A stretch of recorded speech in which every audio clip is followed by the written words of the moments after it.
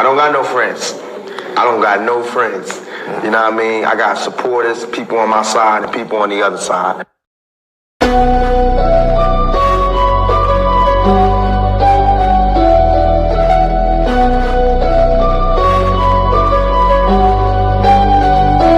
Welcome to the shift where the whole room glows. DMG vibes got the city on go. Stand on what you know, every mind gon' grow. Kiss you flat, I'm with you, let the whole world know. Paradigm light, yo, shine just right. Respect your view, even if we don't align right. We can disagree and still keep the love tight. DMG family, we elevate the mind right. This that channel that be talking back, energy attack. Iron sharp as iron, watch the whole league react. Competition in the building, better tighten up your facts. We ain't clones, but we still mirror how you crack under impact. Every debater work hard, spot a weak, rap fast. You live wrong, paradigm shift and break your stance. I'm the judge, the jury, the pen, the contrast. My bars hit always like a quadruple, bottom to the shift where the whole room glow. DMG vibes got the city on go. Stand on what you know, every mind gon' grow. If you black, I'm with you, let the whole world know. Paradigm light, yeah, we shine just right. Respect your view, even if we don't all align right. We can disagree and still keep the love tight. DMG family, we elevate the mind right. We invite every mind, long as you stand on yours. Walking with respect, leave with open doors. Channel stay lit, views jumping off from boards. STL bounce, yeah, the spot from the source. Competitors, welcome, step up, don't fold. We don't fear pressure, we refine under load. Thoughts heavy, we press them till the truth gets told. Shift so clean, it feel platinum, even willing to go. Come through correct, bring your logic and your proof. Speak your truth, just don't run from the truth. We debate with grace, that's the paradigm groove. Flow so smooth, even turbulence move. Welcome to the shift where the whole room go. DMG vibes got the city on go. Stand on what you know, every mind gon' grow. If you black, I'm with you, let the whole world know. Paradigm light, yeah, we shine just right. Respect your view, even if we don't align right. We can disagree and still keep the love tight. DMG family, we elevate the mind right. Where the home go. DMG Bob, got the city on go. Stand on what you know, every mind gon' go. If you black, I'm with you, let the whole world know. Paradigm light, yeah, we shine just right. Respect your view, even if we don't align right. We can disagree and still keep the love tight. DMG family, we elevate the mind right. Welcome to the shift. DMG vibes, got the city on go. Welcome to the shift. Stand on what you know, every mind gon' grow. Welcome to the shift. If you black, I'm with you, black, I'm with you. Welcome to the shift. We can disagree and still keep the love tight. Welcome to the shift. DMG family, we elevate the mind right. Welcome to the shift. DMG vibe, got the city on low. Walk with paradigm shift, keep it real for.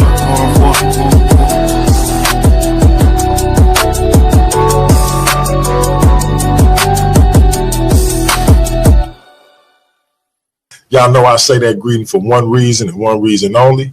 It's because if you black, I'm with you. And I hope that you with me.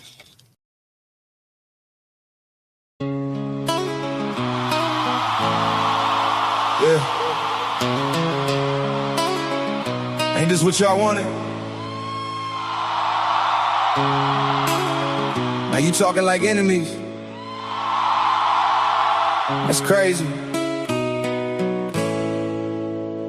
Fake online friends lead to bitter ends. Stop me when I'm not saying what's true.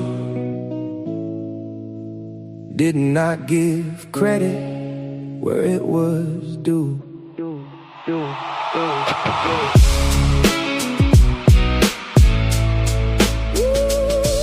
Yeah. Heard they saying they made deep. Made me say, go ahead, make another me. They want the throne but can't carry the pressure. Now resentment dressing up as bad lectures. You built my platform, but is that true? If you built mine so easy, why you ain't build yours too? See, I was loyal to a far defended bad behavior. Every time they cross the line, I still show favor. Now I'm difficult, now I'm controlling right. After years of me sacrificing, maybe y'all was the reason for my plight. How many times did I compromise just to keep the peace? Now I move how I want and suddenly the friendship cease. Weak people call boundaries betrayal, that's facts. Couldn't control me, so now they attack. Wanted titles without warfare, crowns without scars. Talking reckless from the sideline ain't the same as surviving the war. You said I was the wavy on Sean's stage, so where was you when I was in that cage? Did you defend me the way I defended you? Guess silence is safer when the real pressure comes through, yeah. You said you made me, go ahead, make another me. If I was so easy to build, my spot should be easy to fill. Oh, go ahead, make another D, go ahead, make another king. Funny how they hate your name, soon as they can't control the thing. Y'all scream family in private chats, call me brother on live streams. Never thought it'd be like this in my wildest dreams. And truthfully, I ain't even mad at you. Some things you just can't undo. Now that I know you a bad actor, yeah, you're just another non-factor. See, when they can't duplicate your presence, they seek ways to destroy your essence. Then, when it's revealed they a scavenger, they try to assassinate your character. You couldn't organize a card game, but claim you built me.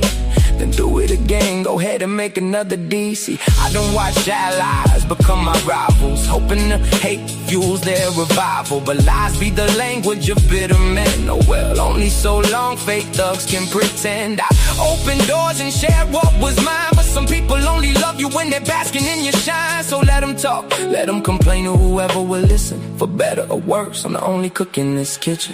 You said you made me, go ahead, make another me. If I was so easy to build, my spot should be easy to fill. Go ahead, make another D, go ahead, make another king. Funny how they hate your name, soon as they can't control the thing.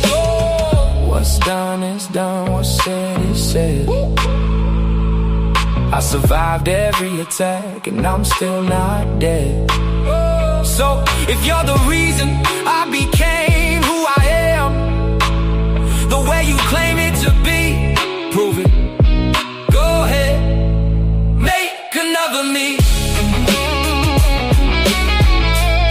The infamous DMG.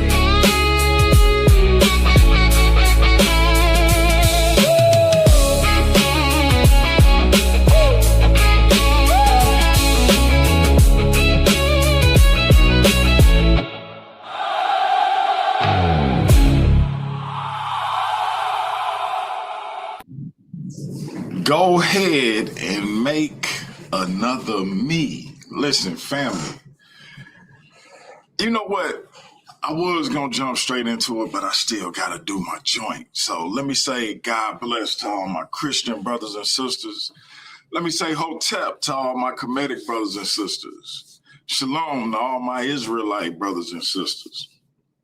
I want to say Assalamu alaikum to all my brothers and sisters in the NOI and Muslim, period.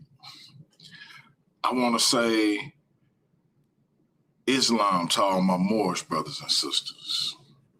Let me get a peace to all my brothers and sisters in the nation of God's and earth, them 5%ers. Let me say what's up to all my atheist brothers and sisters. Shout out to all my Abo brothers and sisters. Big what up to all my Rasta brothers and sisters. Bless up, bless up.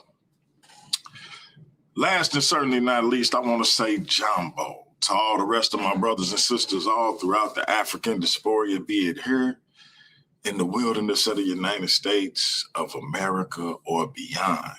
Y'all know I say that greeting for one reason and one reason only. It's because if you Black, I'm with you.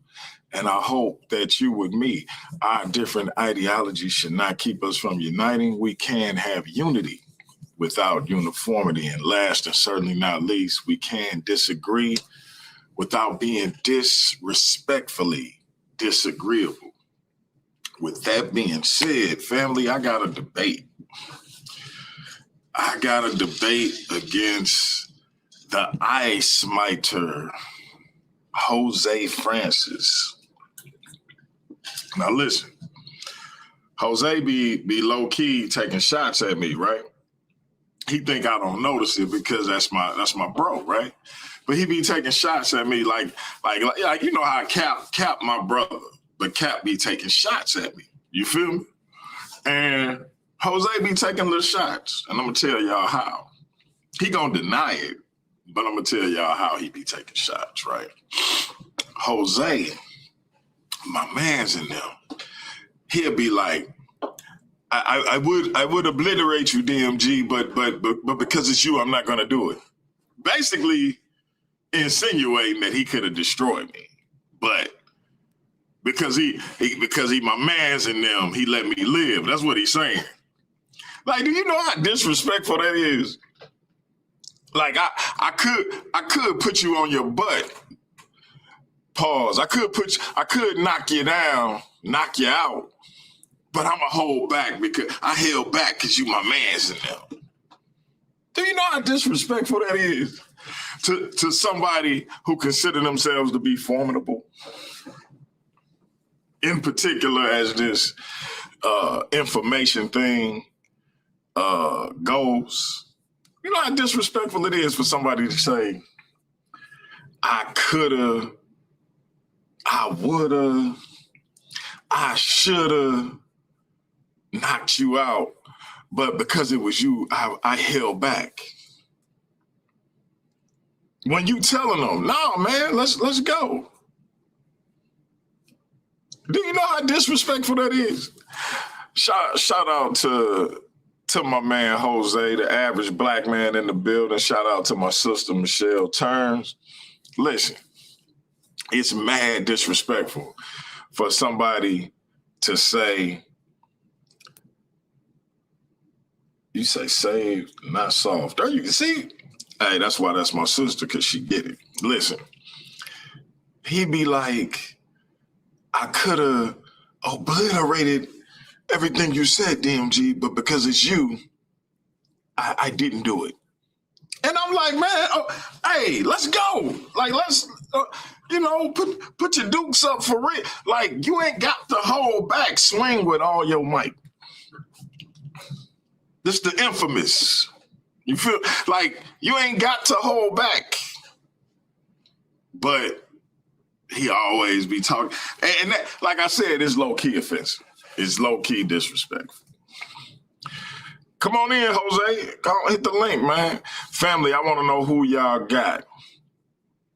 We having a face-to-face this Friday right here on Paradigm Shift. And then a week from Friday, July 3rd. Face-to-face this Friday, a week from Friday, is the debate. Was Christianity forced on African American slaves? And I just, like, we got to get into some definitions, right? We gotta define things, right? So if I ask for the definition of Christianity,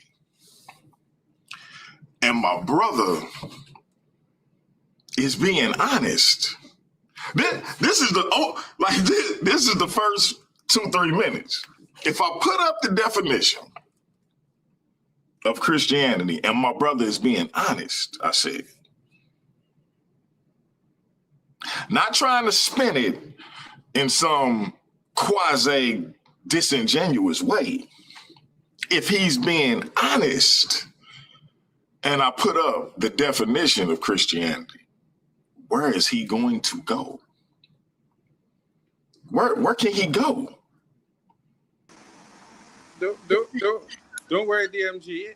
I got my definition too, so we can see where it's going. We can see where we go. Jose, I'm gonna let you rock. I know it's sticking in your craw. I know it's hurting. I know you're boiling. I know you're sweating bullets. But hold your tongue. Hold your tongue. And you're going to get a chance to talk all you want to. Listen, what are you going to do when I put up that definition? Because you got to admit some things, right? When I put that definition up about how a certain group distorted and misused. If you're gonna be honest, see, I'm calling out integrity right now. You feel me? I'm calling out, like, how much integrity do a person have in these debate conversations, or can he have the capacity to be honest when everything in him is telling him to do what he got to do to win? Is he gonna have the capacity to be honest? Because the thrill of victory will sometimes make a man of a certain character compromise. But I want to see if the ice miter, Jose Francis, my brother, I want to see if he got integrity. I want to see if he going to be honest about what Christianity actually is, not what he wanted to be, not what he think he is, not what he feel it is because he got mistreated by some people in the church, not what the quasi blacker than black like CB4 scholars say, because they had an issue with Christianity. I'm talking about the definition, because definitions mean things, family. Unless we gonna say they don't. When I put up that definition, and I ain't even got into my information yet, I want to see how much integrity my brother got. I wouldn't even be mad if he said, listen, I don't even want to do this no more, and it'll just be a first round knockout, the fastest knockout you've seen since Tyson knocked out Michael Spinks. I'm telling my age, look it up. I just want to know, family. Hey, I'm going to mute my mic, though, because I know Jose blood boiling. This is why I can't stand you, DMG. You know that, right? This is why I can't stand you. Because you're always going to try and hit me in the heartstrings and get me emotional. That's a low blow, DMG. That's a very low blow. Because you know I'm not going to sit up here and lie to win a debate. I'm definitely not going to do that. I'm not going to do that. And I know where you're coming from, but we're going to have a debate, and I'm going to bring out the dictionary definition as well as other understandings of what Christianity is. I'll just say that. I won't say too much on that because I know where you're coming from. And I might be able to give you a little bit of leeway in terms of saying it may not be what Christianity originally was. I could give you a little leeway with that. I could give you too much leeway because we still are debating, but I could understand if you want to say that. I can understand where you're coming from. But we're going to have a debate, and I'm going to bring out the dictionary definition and whatever other understandings Christianity is supposed to have, and then we'll see if it was really Christianity or if it was something else. And that's where I'm going with this. I'm going to do my best to prove my point. If I lose the debate, I'm okay with that. If I win, I'm okay with that too. But at the end of the day, the argument will be settled either way. And no matter what, I wouldn't bring it up ever again because it will be settled either way by the judges, whoever those judges might be. And that would be the end of that argument. It wouldn't be our last debate. But I'm definitely going to try and within this debate, set up room for at least one or two other debates. So this is not going to be our last debate for sure. I'm definitely not. So you got a little what they call that when people be you got a little like sadomasochism going on or something, right? You like being punished, right? Well, listen. You say you coming with the belt. I'm coming with the arrow. So we gonna see. You like getting hit, huh? We're gonna see if you run out of belts before I run out of arrows. That's your weapon. Listen, Listen, You can see. I just want to say this, Jose. Again, definitions mean things, good brother, Yes, sir. and you're gonna have to stand on business with that definition. So once I put that definition up, fam, and we get to the Q&A, you did. We get to the Q&A, and I ask you, brother Jose, according to the dictionary, was what was espoused to our African American ancestors Christianity? I'm going to love. I'm going to love to hear your answer, my good brother. Don't Yes, give sir. it to us now, because Nah, I'm not giving that. that's Paradigm Shift TV 314 and HOK business, because it's gonna be simulcast on the HOK, and I need my people over there to put my link in the chat. I'm trying to come out of that weekend with 2,000 subscribers. I only got like 1960 now. According to the big bro Sinetta, I should have way more, but I've been having it like mature settings and letting people curse and all of that. So I'm trying to clean some things up, but I'm trying to come out of that weekend with 2,000 subscribers. I'm only need 40. So I just want to see. This is, again, this debate ain't even about. This debate not even about was Christianity forced on our ancestors, because our ancestors, our African American ancestors, meaning the people who came to what became the United States of America, those people have already told us what it was. Like we can come with our little assertions of it. We can come with our opinions of it, right? We can look back retrospectively with our pain and our church hurt and our disappointment in the way and say what we think it is, but they already told us what it was. They already showed us what it was. So this ain't about whether or not Christianity was forced on our ancestors, even though I'm gonna give you some scholarly information to prove why I say it wouldn't. This debate is really about whether or not Jose has integrity. See, Jose and his level of integrity as a man, or lack thereof, is what's on the line. Because when I come with some actual truths and not conjecture, I want to see if this brother has the capacity to be honest.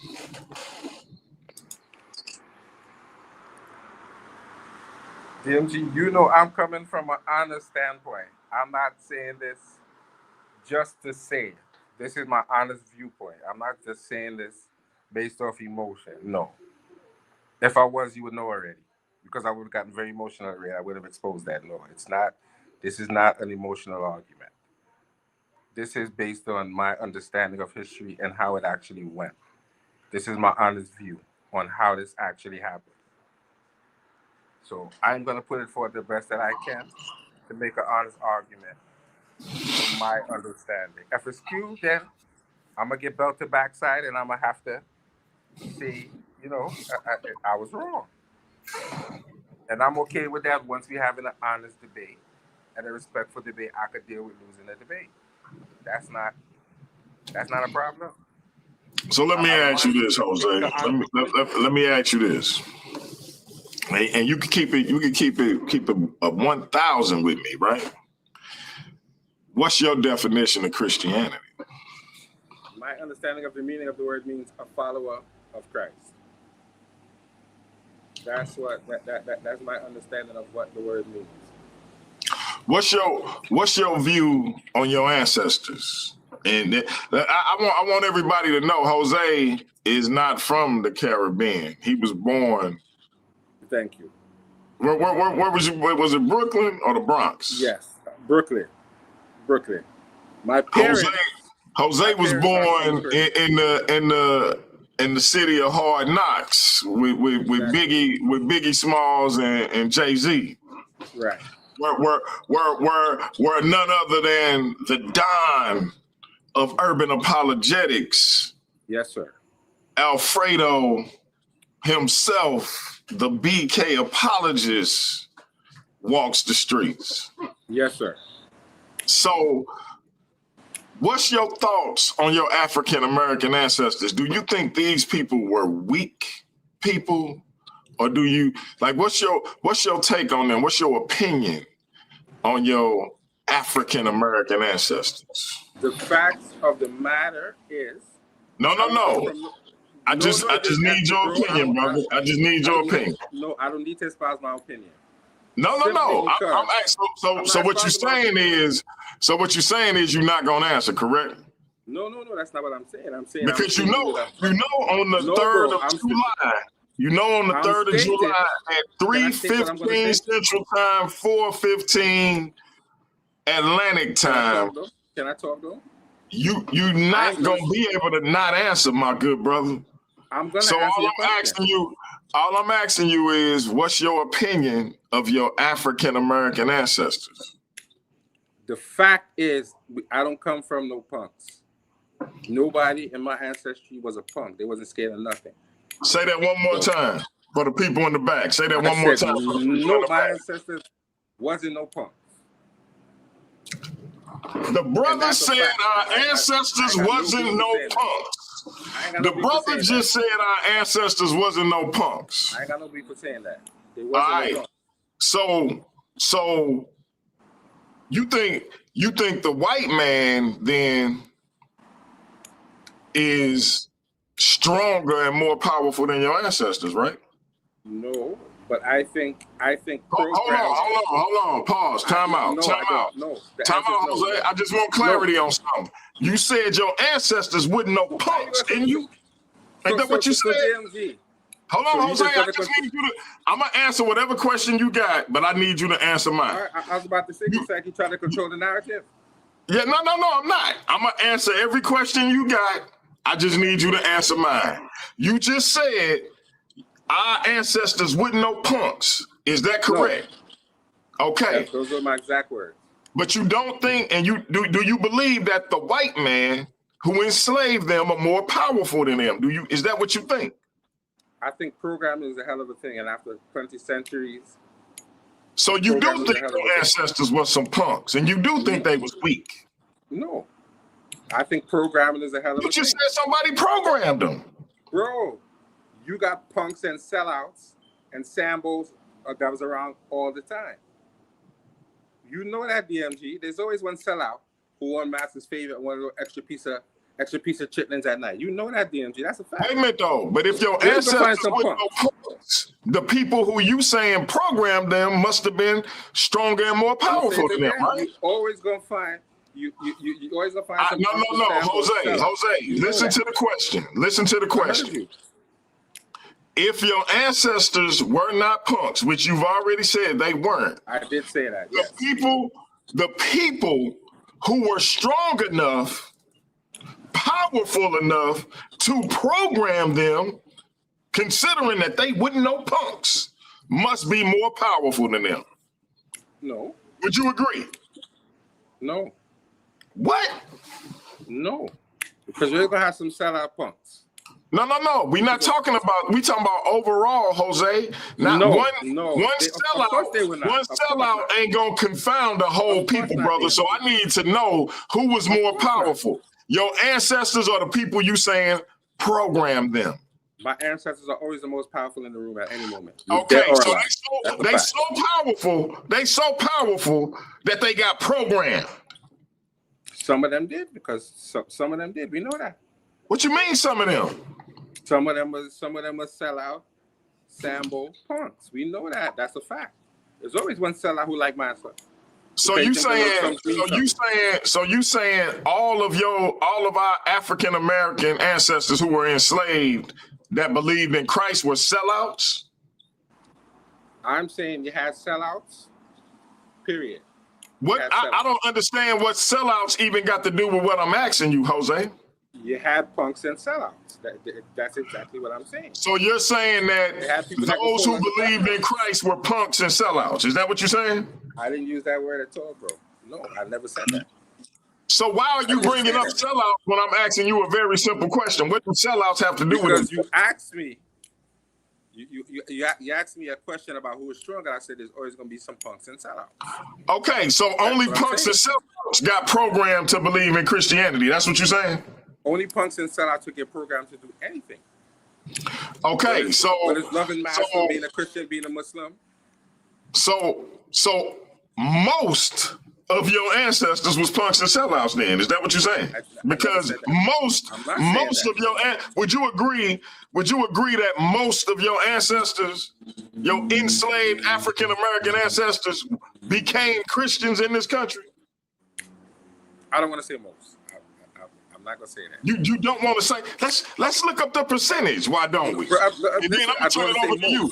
We're gonna look up the percentage, and we ain't even gotta talk about whether it was most or not, because we're gonna look up the percentage, and that's gonna tell us whether or not it was most. And then I'm gonna turn it over to you. So let me go to good old Google. Let's go to good old Google. You did? And let's simply ask Google what percentage of enslaved African Americans became Christian. Let's talk. Let me hit the little mic. What percentage of enslaved Africans became Christian? What percentage of enslaved Africans became Christians in the United States?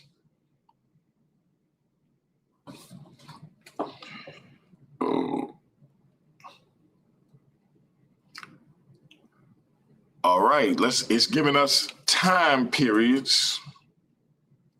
So early era, from the 1600s to the 1700s, many enslavers actively.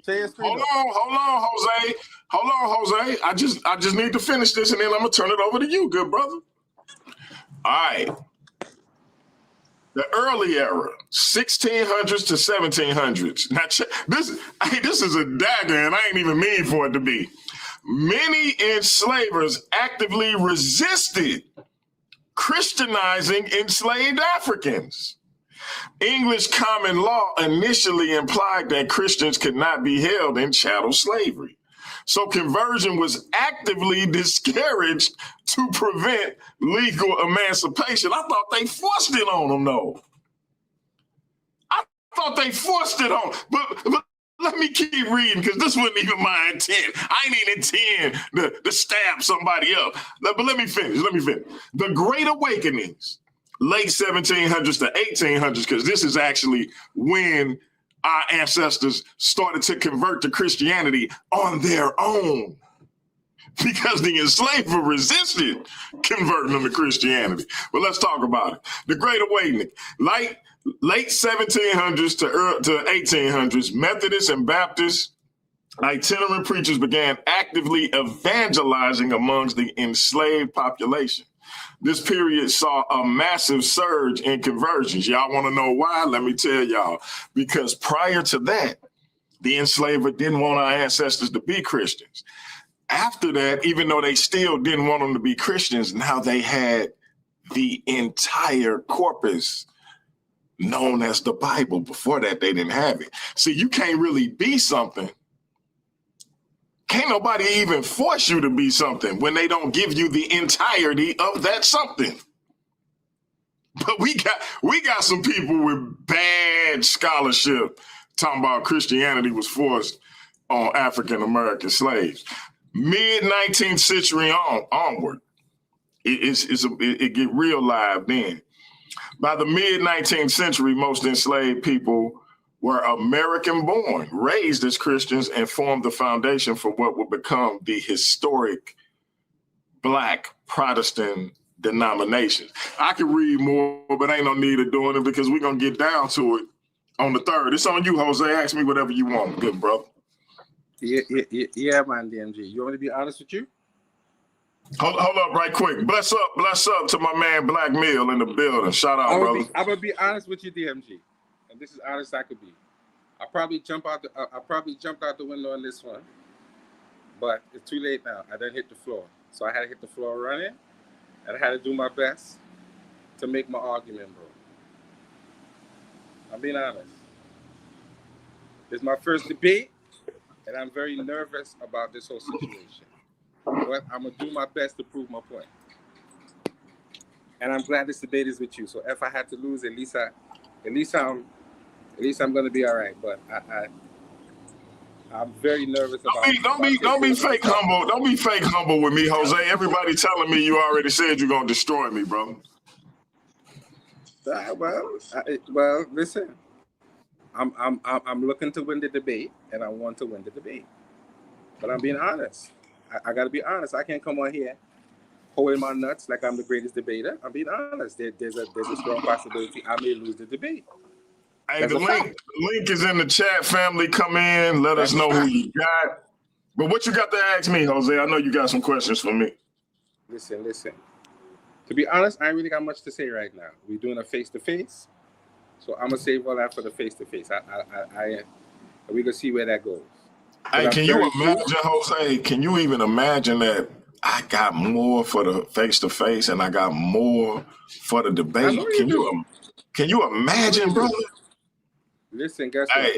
Hey, I don't want you to become afraid, Jose. I don't want you to become afraid and back out. Let me say I don't want you to become afraid and back out, man, because we doing this on the big stage. We doing this on the toughest environment, the HOK. We trying to get these subscribers up, good brother. I don't want you to back out, man, but I know you hurt. I know you hurting right now.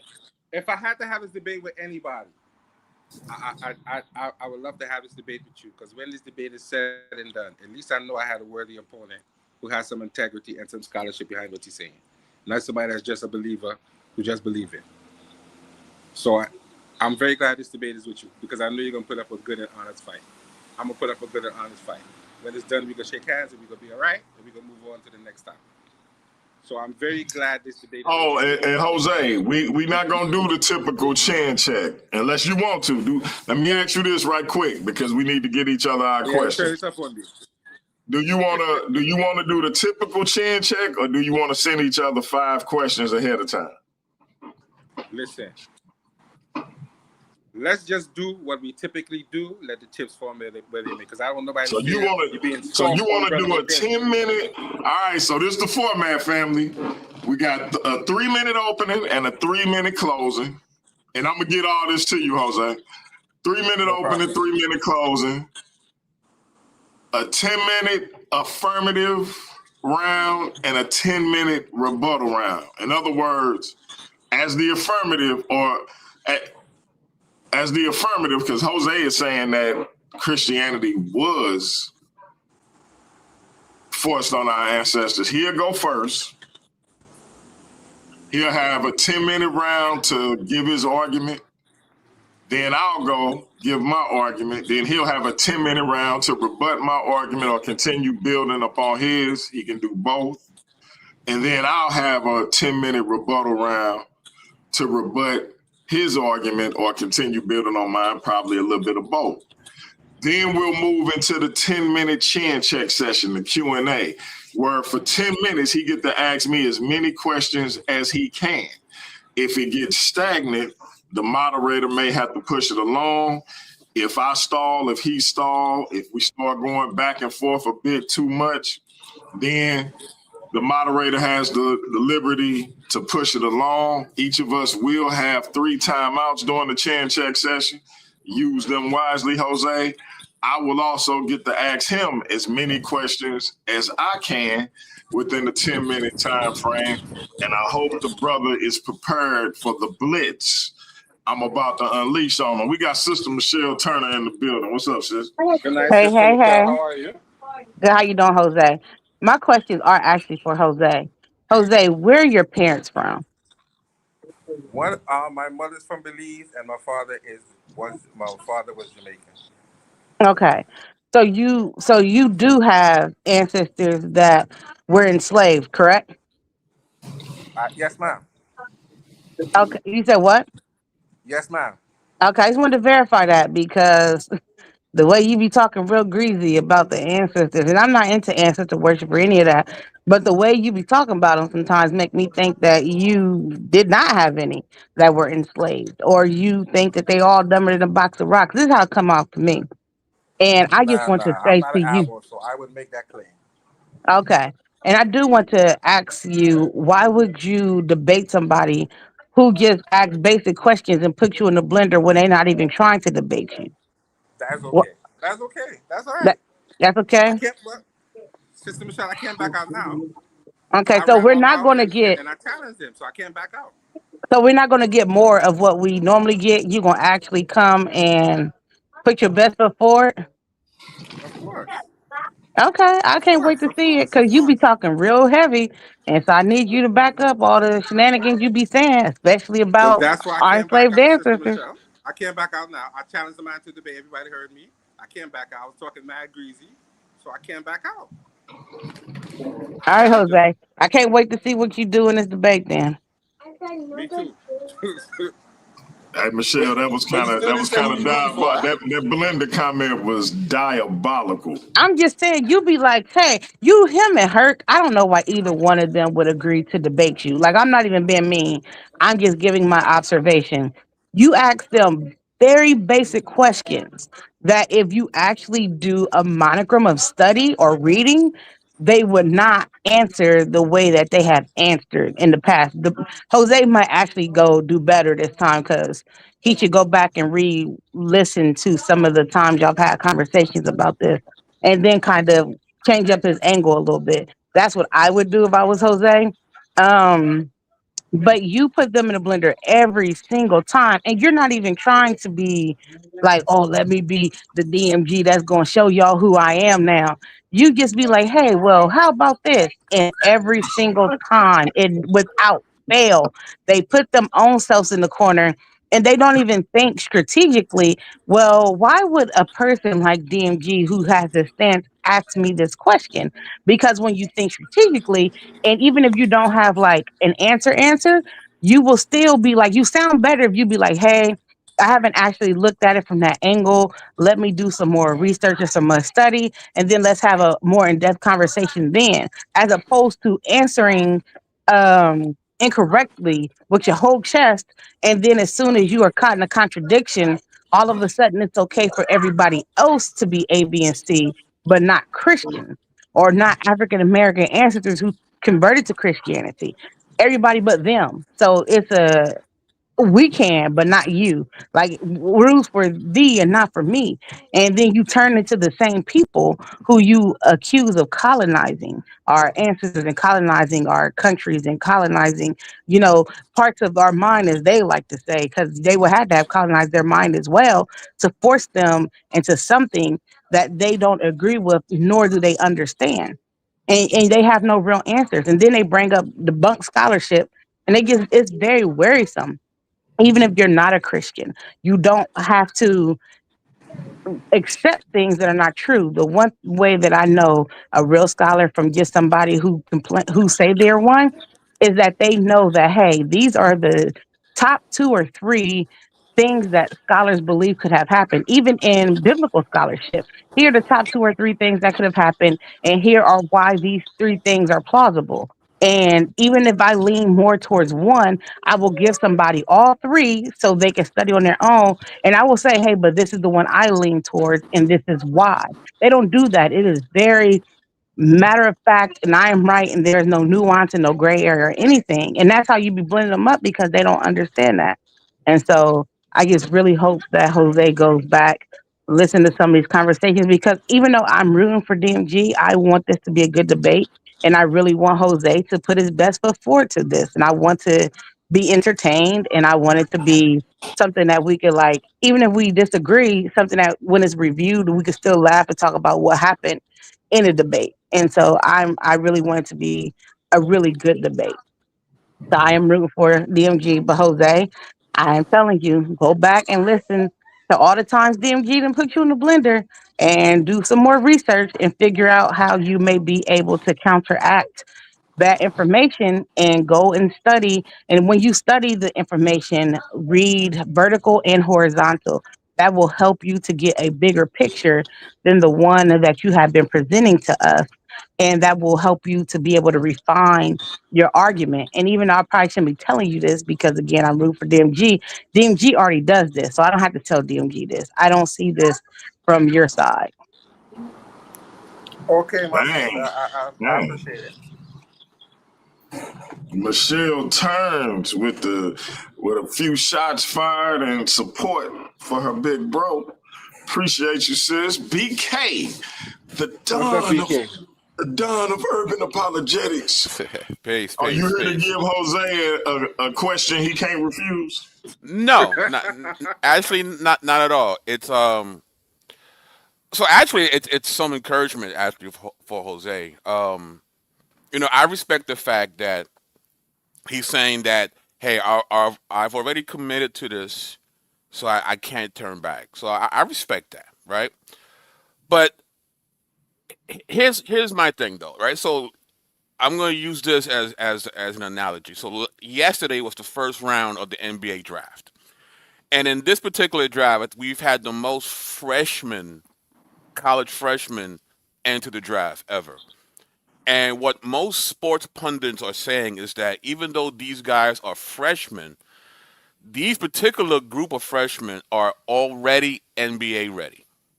They already have the skill sets to make an instant impact in the professional sport of basketball. Why do I bring that up? Uh, I personally, and I say this with all due respect, you're not NBA ready for this debate or any debate for that matter. Not that you cannot be. I'm just saying at this point in time, what I would rather see you do is just work on your presentations. Learn how to, you make your slides and get more comfortable in teaching and presenting your viewpoint on certain things. Then from there, I think you should enter the debate realm. So I feel like you kind of put the cart before the horse. But I think after this debate, I think you should just hone your skill at presenting your arguments first. So that's just my little advice. That's it. I do appreciate it, but once again, I can't turn back from this debate. I got to go through it, and I got to take whatever happens. Because I And challenge a man, I said it with my whole chest. And I would respect somebody if they said something with their whole chest. And then right, because they feel like they can't win, they go run and dodge and hide. I've never done right. that. I backed out of one debate. I can't do that now. I say everything with my whole chest, whether people think I'm right or wrong. And I always Right. do the best that I can do to present my argument. If I lose, it's okay. If I win, it's even better. No, But I I'm never respect going I to be respect that. respected. I'm never going to be respected if every time I think I'm going to lose, I'm going to run and hide it again. No, Leaders and don't I do don't, that. Can't bro. do I that. respect everything you're saying. I respect everything you're saying. But I gotta be, and again, there is a bias because DMG is my man. But No, I got to I be feel honest you. with you. He's in this topic. He's gonna beat the brakes off of you, bro. I can respect that. He's I gonna beat the understand that. brakes off of you because it's the argument that you're having. You're gonna have to really bring a very compelling argument because the topic it doesn't lend you any favors, to be quite honest. This particular subject matter. So, so I am interested in how. Oh, come on, stop, D. But you know what I mean. So I'm very interested in seeing what kind of argumentation you're gonna convey for this debate. So um, you know, so that's it. But again, bro, I feel like you should just really work on your presentations, get more comfortable in using your slides, and be able to break stuff down before you continue. I know you already slotted in for this. I get it, and respect due. But I'm saying after this, you might want to just work on your ability to present an argument first. That's all. All right. Hey, listen. After this, he want to do was there slavery in ancient Kemet? Yeah, that's not a good subject matter for you, bro. That's not gonna. Yeah, don't don't let your bar and these dudes gas you, bro. It's like it's not gonna work. No, I really It's not no. gonna work. I really wanted to do after this one is Christianity Eurocentric or something along the lines of was Christianity usurped by the white man or is Christianity the white man's religion? I wouldn't mind doing that debate. Well, and But it's kind of similar to this debate, right? Because again, it's really based on what are we calling Christianity, right? Because depending on what that definition is, will dictate who has a better understanding of the subject matter. right, but there's also such thing as what people are accepting as Christianity as well. It's not just Yeah. that dictionary definition. That's a different debate, though. Yep. Is it? That's a different debate. It's not really a different debate. It It isn't is. really. Because if Because you're what people accepting something accept as and what something Christianity, then really you can't is argue two it's not different Christianity. things. That's two different things. Yep. That is a What something very different actually debate. is I and would what say people so. consider is two different things. No, what I'm saying is this. If you have certain denominations that are accepted among Christians as Christianity, then you can't argue that it's not Christianity, and all of that counts in the argument, whether the If it goes dictionary against the says it or tenets of not. Christianity, you absolutely can argue that is not Christianity. Yep. Well, Yeah, Jose, let me say this, and then you just tell me what your honest answer is. Again, this ain't really about was Christianity forced on our ancestors. It's really about your integrity. If I said to you, do certain stipulations have to be met for you to be in a particular fraternity? What would I've your never answer been be? in one, but I would think so. From what you know about it, though, you would think so, right?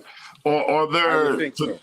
are there particular rules that one must follow to be a Freemason? Let's say. Yes, sir. I would What agree.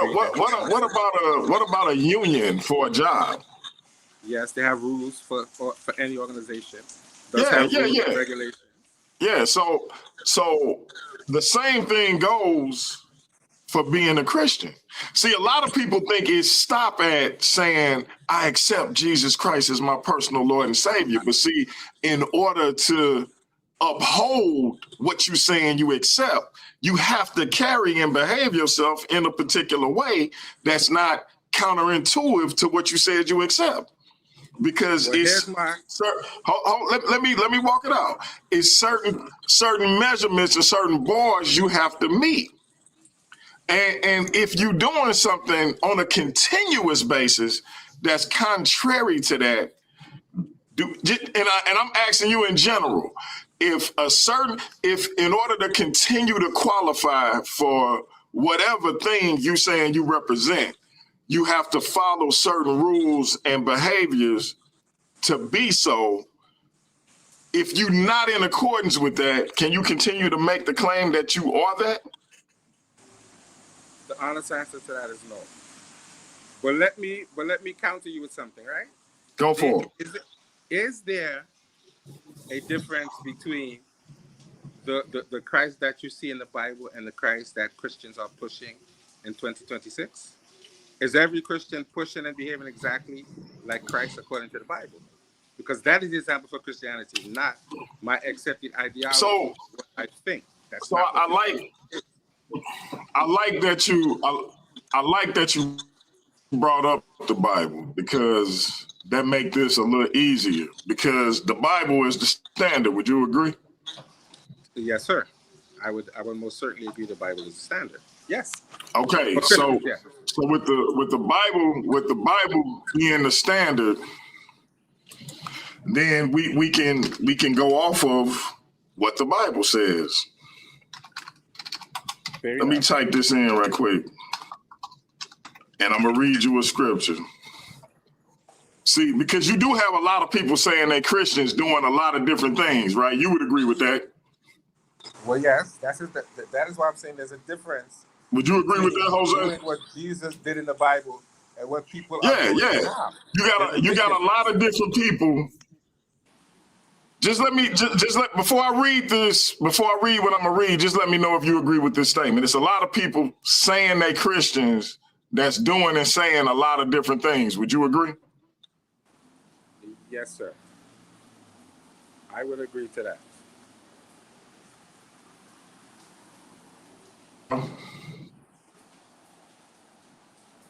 This is what the Bible say about that. Matthew 7:21 through 23. Not everyone who says to me, Lord, Lord, will enter the kingdom of heaven, but only the one who does the will of my Father who is in heaven. Many will say to me on that day, Lord, Lord, did we not prophesy in your name? And in and in your name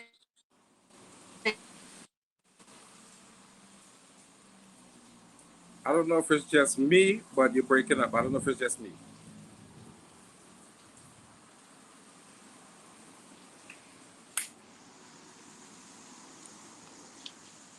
Yeah, DMG, we can't hear you, bro. All right, I thought it was just me for a second. I thought my internet was acting Nah, crazy. nah, it's D. Yo, D. Yeah. Like his internet went out again.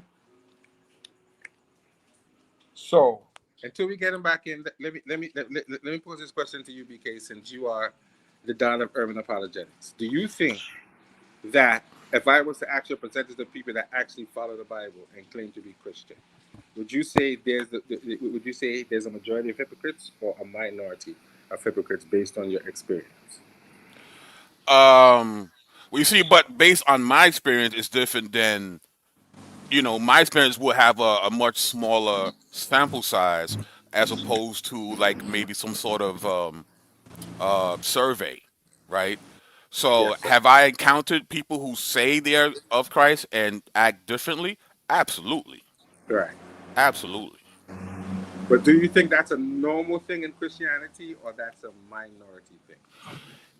It is a thing, right? Okay. It is a thing. You're gonna find people in the church who say that they follow Jesus, but their life doesn't follow their doctrine.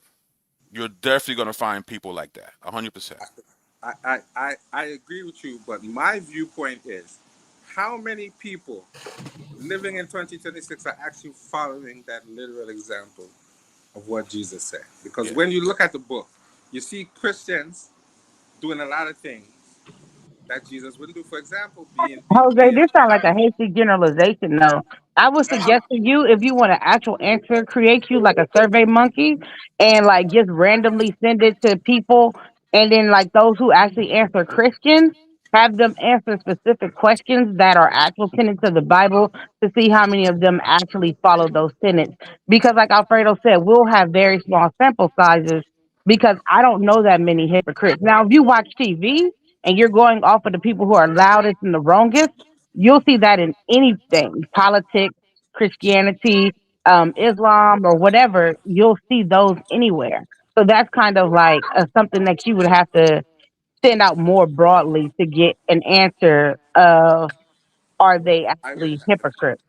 I would agree, but but I hey, recognize brother a lot of things Jose, that Christians generally do is not what Jesus would do. But brother you see, Jose. you answering that actually shows the amount of difficulty you're going to have in this debate. And the reason why I say that is we're not talking about people who operate under the guise of Christianity. We're talking about Christianity proper, I understand right? that. Okay. But when we're talking about Christianity, we have to define if these individuals who were enslaving us were actually Christians by any sense of the word, or were they people who were perpetrating a Right. fraud? And Right. that And, is the- what and And the only you've way we how already do know we lost. that, define that? How yeah, do we Michelle. define that? Because people say if they say that they're Christians, I can say, yeah, he said he was a Christian. So because he said that, I'm going to accept his word and I'm going to call him a Christian. You might say, no, you can't do that because he must live this way. He must live this way. These are the tenets that we have as being a Christian. But Right, once because as again, believers, I don't take it at face value. If someone tells me they're a believer, that's nice. I got to see if they really live. First of all, do they even believe in the right things? And are they living according to those right things? Does their life and doctrine match up? I need to see exhibition of them doing Listen, this. I'm with you, but then Okay. that becomes a nuanced argument that fits into debate. Were these people really Christians? Should we consider them Christians, or should we say that these are people who are hypocritical and were hiding But things, so here's the thing, you still are and not all of those things arguing the are actual topic, Jose. The topic that you guys are debating is, was Christianity forced on our ancestors, correct? yes. And our ancestors describe to you the form of Christianity they actually have. That's what I'm telling you as well. You need to read vertically and horizontally in order for you to get a more robust picture of what our ancestors actually believed and if they knew the difference between the Christianity of a slaveholder and the Christianity that they believe. And I would also like to ask you, do you believe the Bible propagates slavery? The Bible does say slaves obey your earthly masters. So I think that it Okay, is the so case so that the do you Bible know does the propagate some form of slavery. Yes, I do would you say know so. the cultural and historical context of that? And do you know the parameters around that? Well, slavery is slavery, right? Nope. No. So I don't know. No. Slavery is slavery. No, You it's said Slavery not. means Jose. you force someone to work without pay. That's slavery. Jose, how much did you hear before I got kicked off? We heard you say you put up a scripture and then nothing after that. That was it. Yep. Yes. Okay, so y'all didn't even get to hear the scripture I actually pulled up. No. No. You said the scripture was, those who cry, Lord, Lord, will not enter into the kingdom of Yeah, we God. heard that. We heard that. Right. You heard Okay, that part. so And then you start expounding. all right, And so then you y'all, kind of so went out after. all right, got you. So, all right, Jose. So look, here's how I know slavery, all slavery ain't the same because you don't even want to admit that there was slavery in ancient Egypt, and I gave you three types. So And I you told know you we could all slavery argue don't work the that. same because We could while argue that. forced labor, when you don't have a choice but to do what you're being told to do, whether you get compensated for it or not, you have no autonomy. That's slavery. How about when you can be sold to estates and you belong to the nation and you have no autonomy? You're a slave because you're owned either by the state, an estate, or an individual. That's slavery, good brother. Indentured servitude is a form of slavery because while you are under that contract, you have the autonomy that the person who you indebted to gives you. If they want to give you none, you have none. That's in ancient Kemet. Those are the three types in ancient Kemet. And you can't even deal with that. So you know all slavery ain't the same. But Once because again, if all slavery was the same, it wouldn't you're be a making a term new, called chattel slavery. but you're See, they making did a it's nuanced argument. differentiated in the definition. You're making a But nuanced argument. And I could look, argue that all of those things are not necessarily slavery. brother Jose, we got brother Easy Bands in the hold up, we got Black Mill. Black Mill was up here first, but I don't I know know if he these can hear guys us. gonna get me, so let me mute out. Can you hear us, Black Mill? Yeah, can you hear me? Yeah. Yes, sir. You up next, and then we're gonna go to Easy Bands. Yeah, all respect. Yeah. But my camera have a problem, so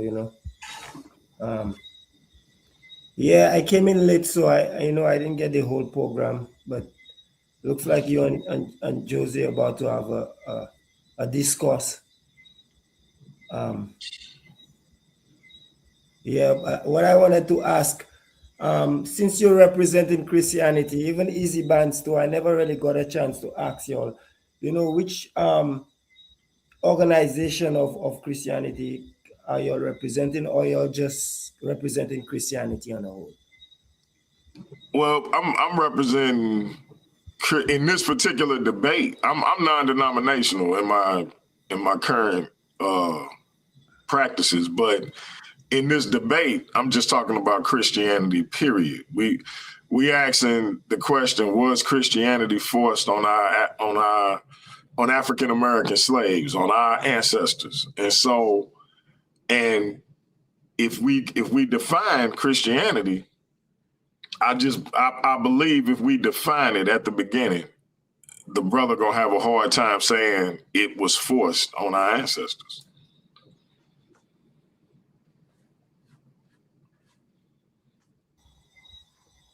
Okay. Yeah. According to the history. Yeah, according to the history.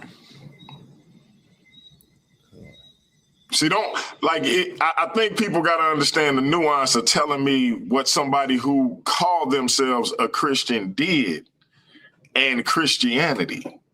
No. See, a lot of times we superimpose people's behavior over what the belief says, and we got to stop doing that. Would you say there's a difference between what we say like is Western Christianity and I mean our African, our ancient Christianity, like what you would see maybe taking place in Ethiopia and these places?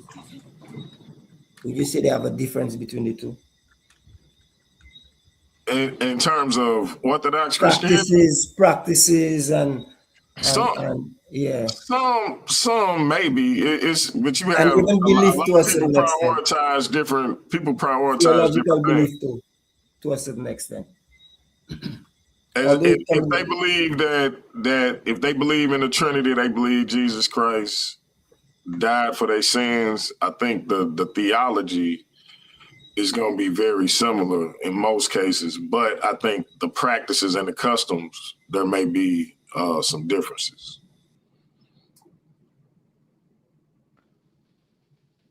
Oh, he bounced. What up, Easy Bands? What's going on, brothers? I think he fell off again. He be putting people in the blender too. And it was just so smooth with it too. I felt bad for Steve for a second. But Steve kept trying to go and Easy was like, no, I'll give it you there. How about this topic? He's like, hey, my brother. What's up, Easy Bands? I got a Muslim brother, an Orthodox Muslim. I think I text you. He want the smoke after I sent him that Sarnetta show, bro.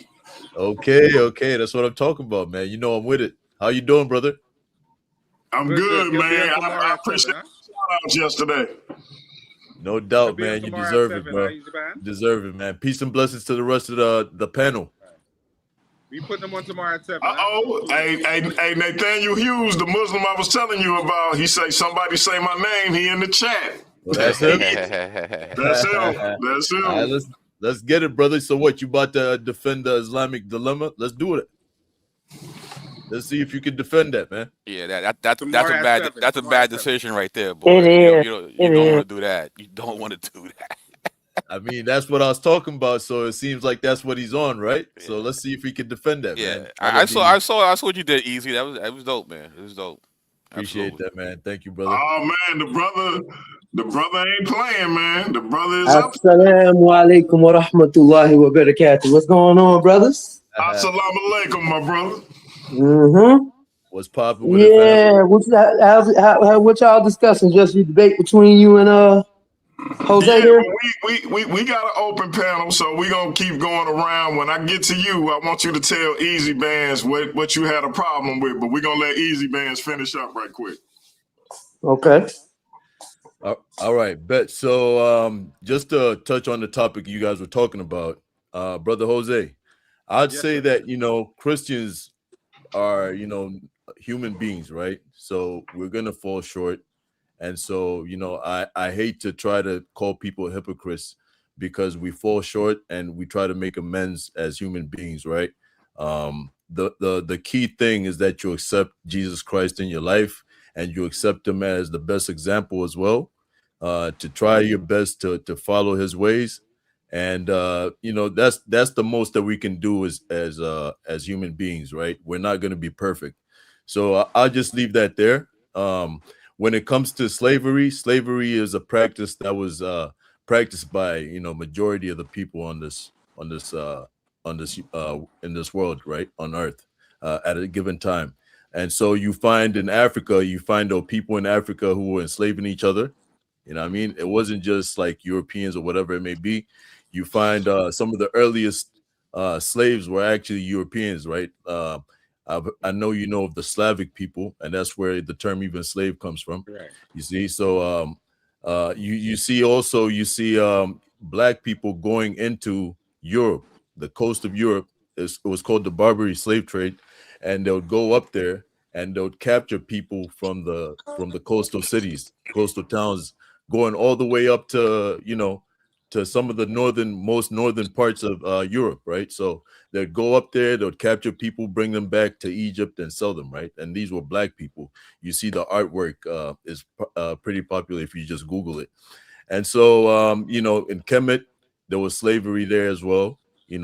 There's it's I wouldn't say like it's documented, but there is evidence that you can find, secondary evidence. For instance, in I think one of the papyrus for one of the dynasties or one of the kings, they mention a bunch of servants or a bunch of people as part of a household, as part of property, right? So that's like some of the evidence that you find. You find clear depictions of captives being taken away. You find the kings and pharaohs bragging about taking captives away, right? And so what are they doing with those captives if they're not being held in a slavery position? So, I mean, we can play semantics if you want to, but there is evidence of slavery even in Egypt, and we know that was something that was practiced. So what do I'll you just think about the debate coming up, though? I want you to talk on the debate because I wanted to say I changed the topic. so the debate coming up, man, that's an interesting topic. There's a lot of nuance. So who you got, Like though? I got my brother DMG, man, straight up. All right, okay, because this is what this is my idea of what happened, right? The traditional Bantu belief system is not too far off or far-fetched from what you find with Christianity. So as soon as people would hear something, the Gospels, right? These African people, as soon as they would hear the Gospels, they'll see that, wow, this is so compatible with what we believe in already, and this message is actually superior, And so I think that that's some of the reasons why they actually, actually just looked ahead to just join Christianity rather than having it forced on them. And also, who knows, man? Some people might have just, wanted to do trade or whatever, and then got into it that way, But I don't think it was forced on like a large scale as it is presented to the people. You get me? Well, there might have been some incidents here or there, but I don't really see that. You can't really force somebody to join a religion and to actually believe in this deity and to take it seriously the way these people were taking it serious. You get me? So I got so far I got zero supporters on Paradigm Shift 314. Nobody supported me, bro. Nobody. Prove us wrong, Jose. Prove us wrong. Nobody, boy. I mean, brother, so if they were actually Christians and they believed they were Christians and they were taking the faith seriously, it's going to be really hard for you to prove that somebody forced them to take a new God seriously. You get what I'm saying? Yeah. So why would nobody agree with me on this panel whatsoever, boy? Nope. I ain't get one sympathy vote, boy. No. Jose, We got love for you, though. We still got love for you, bro. Jose, there's people who came over here as Christians who won their freedom initially because they came over here as Christians. They didn't just become Christians. There were Christians who came here as well. Yep. So you have an uphill battle to go from the start until even, during the emancipation, whatever time you want to include in this, you have a very uphill battle. But we got love for you, though, Jose. I still got love for you. I know that. So listen, I'm gonna do my best, man, and we'll see how it comes out. Yeah, well, public opinion, I'd say public opinion would be on your side, Jose. But then when we actually look at it with a fine tooth comb, you actually see that it's hard for you to try to prove something like that. It's just public opinion, though. Yeah, hey, easy. I asked Jose, I said, when I pull out the definition of Christianity in the first slide, and we demonstrate what that is, yes, where he gonna go after that? Because I'm gonna ask, my first question in the Q&A to him is gonna be, according to the definition, because definitions matter, according to the definition of Christianity, was that forced on our enslaved ancestors. And we go this. I said this earlier, Easy. Yeah. I said this ain't really about was Christianity forced on enslaved African Americans. It's really about whether Jose got integrity. Hey, we gonna find out, man. But yeah, first round knockout. That's what I see, man. So that's Hey, first real round quick, KO. I want to go to Brother Black Mill. Integrity conversation, bro. I want to go to say, Brother Jose? Black Mill, and then we're gonna go to my brother Nathaniel Hughes, because Nathaniel Hughes want to get at easy bands. Go ahead, Black Mill. I know you dropped off for a minute, brother.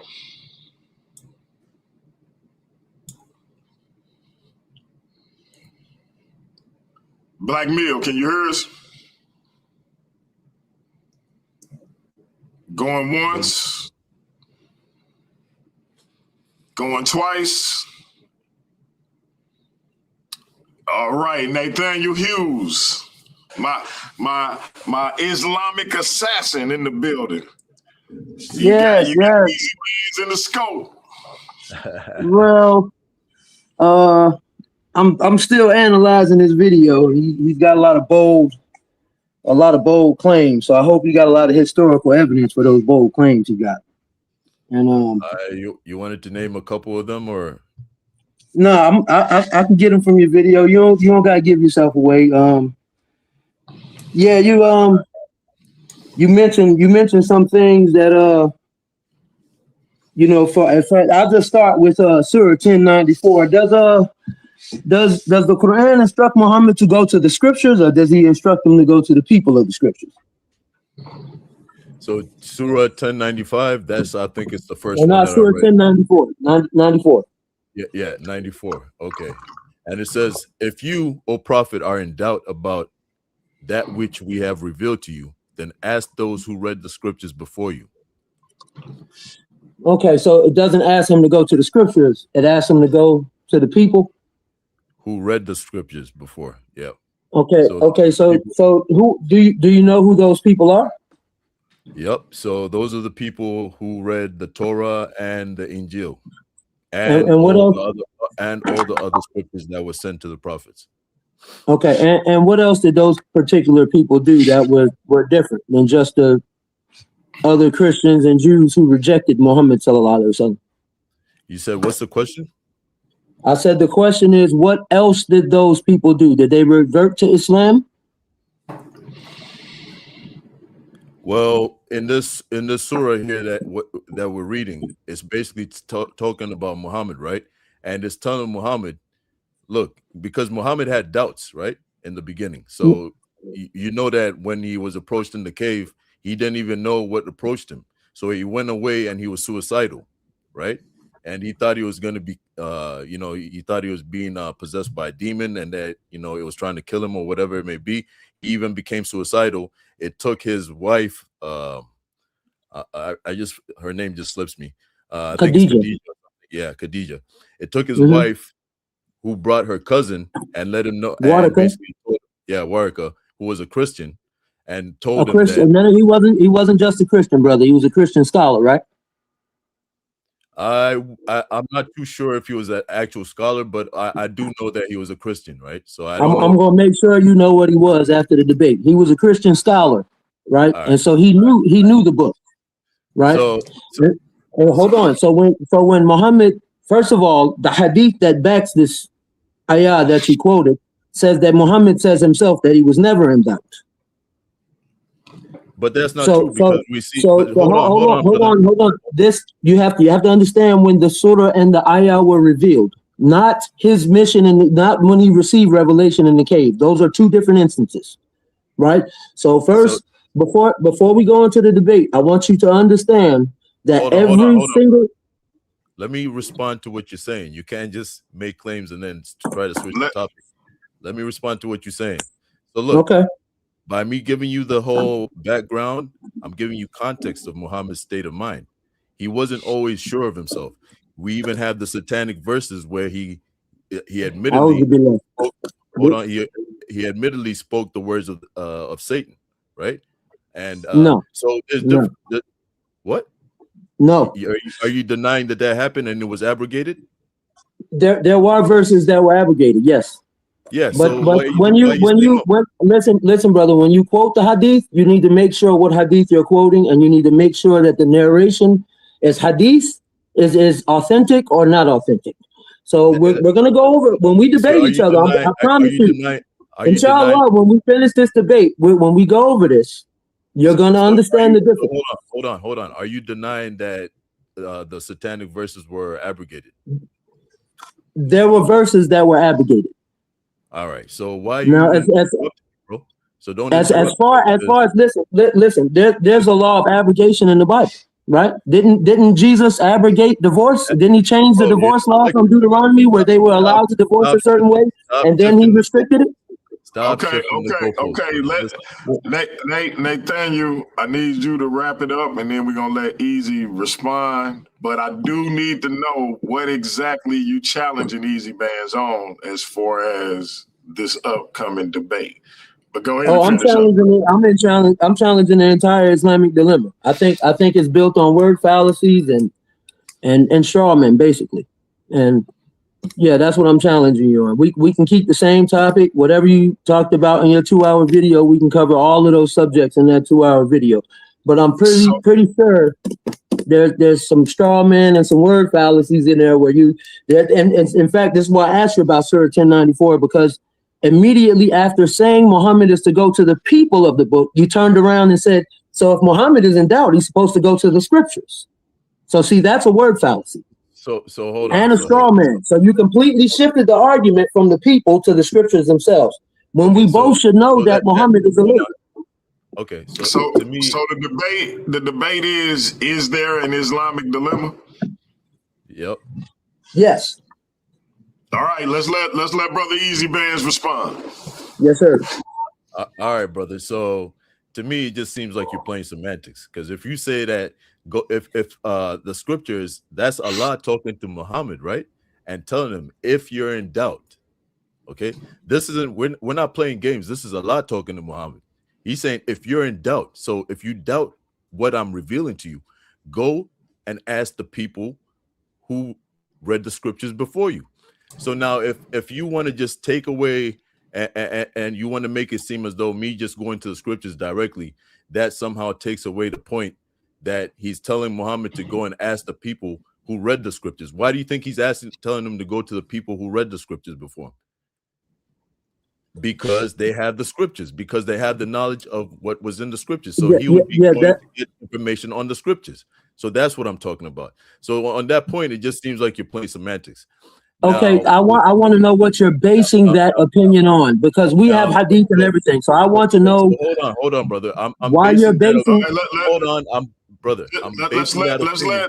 Let's let Easy Bands get it out, and we're gonna let you respond, Brother Nathan. So I'm basing my opinion on clear as day, black and white writing. Clear as day. Literally says, hey, Muhammad, if you're in doubt about what we're revealing to you, go ask the Christians or go ask the people of the books who read the scriptures before you. Okay? Simple as that. I don't have to go to, and then you might want to go to the tafsirs to see what the scholars said or whatever it may be. You have to recognize as well that some of these scholars are commenting. That's all they're doing. They're just commenting and giving their opinions on what they think was going on. All right. And some of these scholars come 200 years after. Okay. So you might find opinions where they're trying to correct what they perceive as a mistake. And then you try to bring that to me as though that's proof, when if we're reading just using the context that's right there, it disagrees with it. So there's various, you've seen I quoted various scriptures in the Quran that basically affirm and confirm the Injil, the Torah, etc.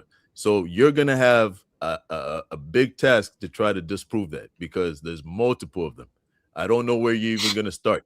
The only way you can do it is by making a claim saying that the Torah and the Injil that we have today is not the one that they had back in the day, and then you have to show me how you could have disappeared an actual Torah and an Injil that was already in public record for at least 200-300 years by the time Prophet Muhammad showed up. So, we'll leave it there. But anyways, that's where I stand with it. I'm using the context of the scriptures right there, plain as day in black and white. We don't even have to go too far. Okay. So you're saying you don't know any of the hadith surrounding that verse? I do know some of the. I am familiar with some of the hadiths surrounding the Okay, verse. so you're familiar with the hadith were taken from companions of the Rasulullah Sallallahu Alaihi Wasallam at that time, right? Well, that's the claim. Now, if we go into the hadith science, you find out from scholars like Yasser Qadi that nobody in academia takes hadith science serious at all. So Okay. if you want to hang your debate on that, brother, and have an academic debate, you're already done, man. So But, you do realize that most Sunni Muslims don't accept Yasser Qadi, right? And he's a modern scholar, like, so he doesn't reflect all of the opinion of the Muslim Ummah, right? No, so my point by bringing him up and saying that is because he was basically telling the Ummah and telling the public that, look, in academia, it's not just him I'm talking about. I'm talking about the modern scholars who are able to go back and read these scriptures and look for evidence with a fine-tooth comb and try to find out what's legitimate and what's not. None of them, and who apply methodology, none of them take hadith science seriously at all. That's how weak it is. And he was just relating that message to the people. Now, if the Sunni Muslims heard that and they got mad at Yasser Qadi for saying that, that's on them. But he was just telling the people the truth. Okay, so you do realize he doesn't. When can we get this debate on, fellas? If I may interject, when can we get this debate on? It's up to him. I'd say, give us a good 3 weeks or something like that to prepare. Does that's fine. Yeah, that sounds real good. So 3 weeks. Let me look at the calendar because we finna lock this in. We got an easy bands debate on paradigm shift. So what's 3 weeks from now? Let's see. Today is 24th. So we got the 1st, we got the 8th. So we looking at the 15th, but let's push it to that Saturday. So July 18th sound good for y'all? July 18th? Yes, sir. Yeah, that's fine with me. I'll be ready. July 18th. Thumbnail soon to come. I'm going to send it to both of y'all along with the debate format. We keep it simple.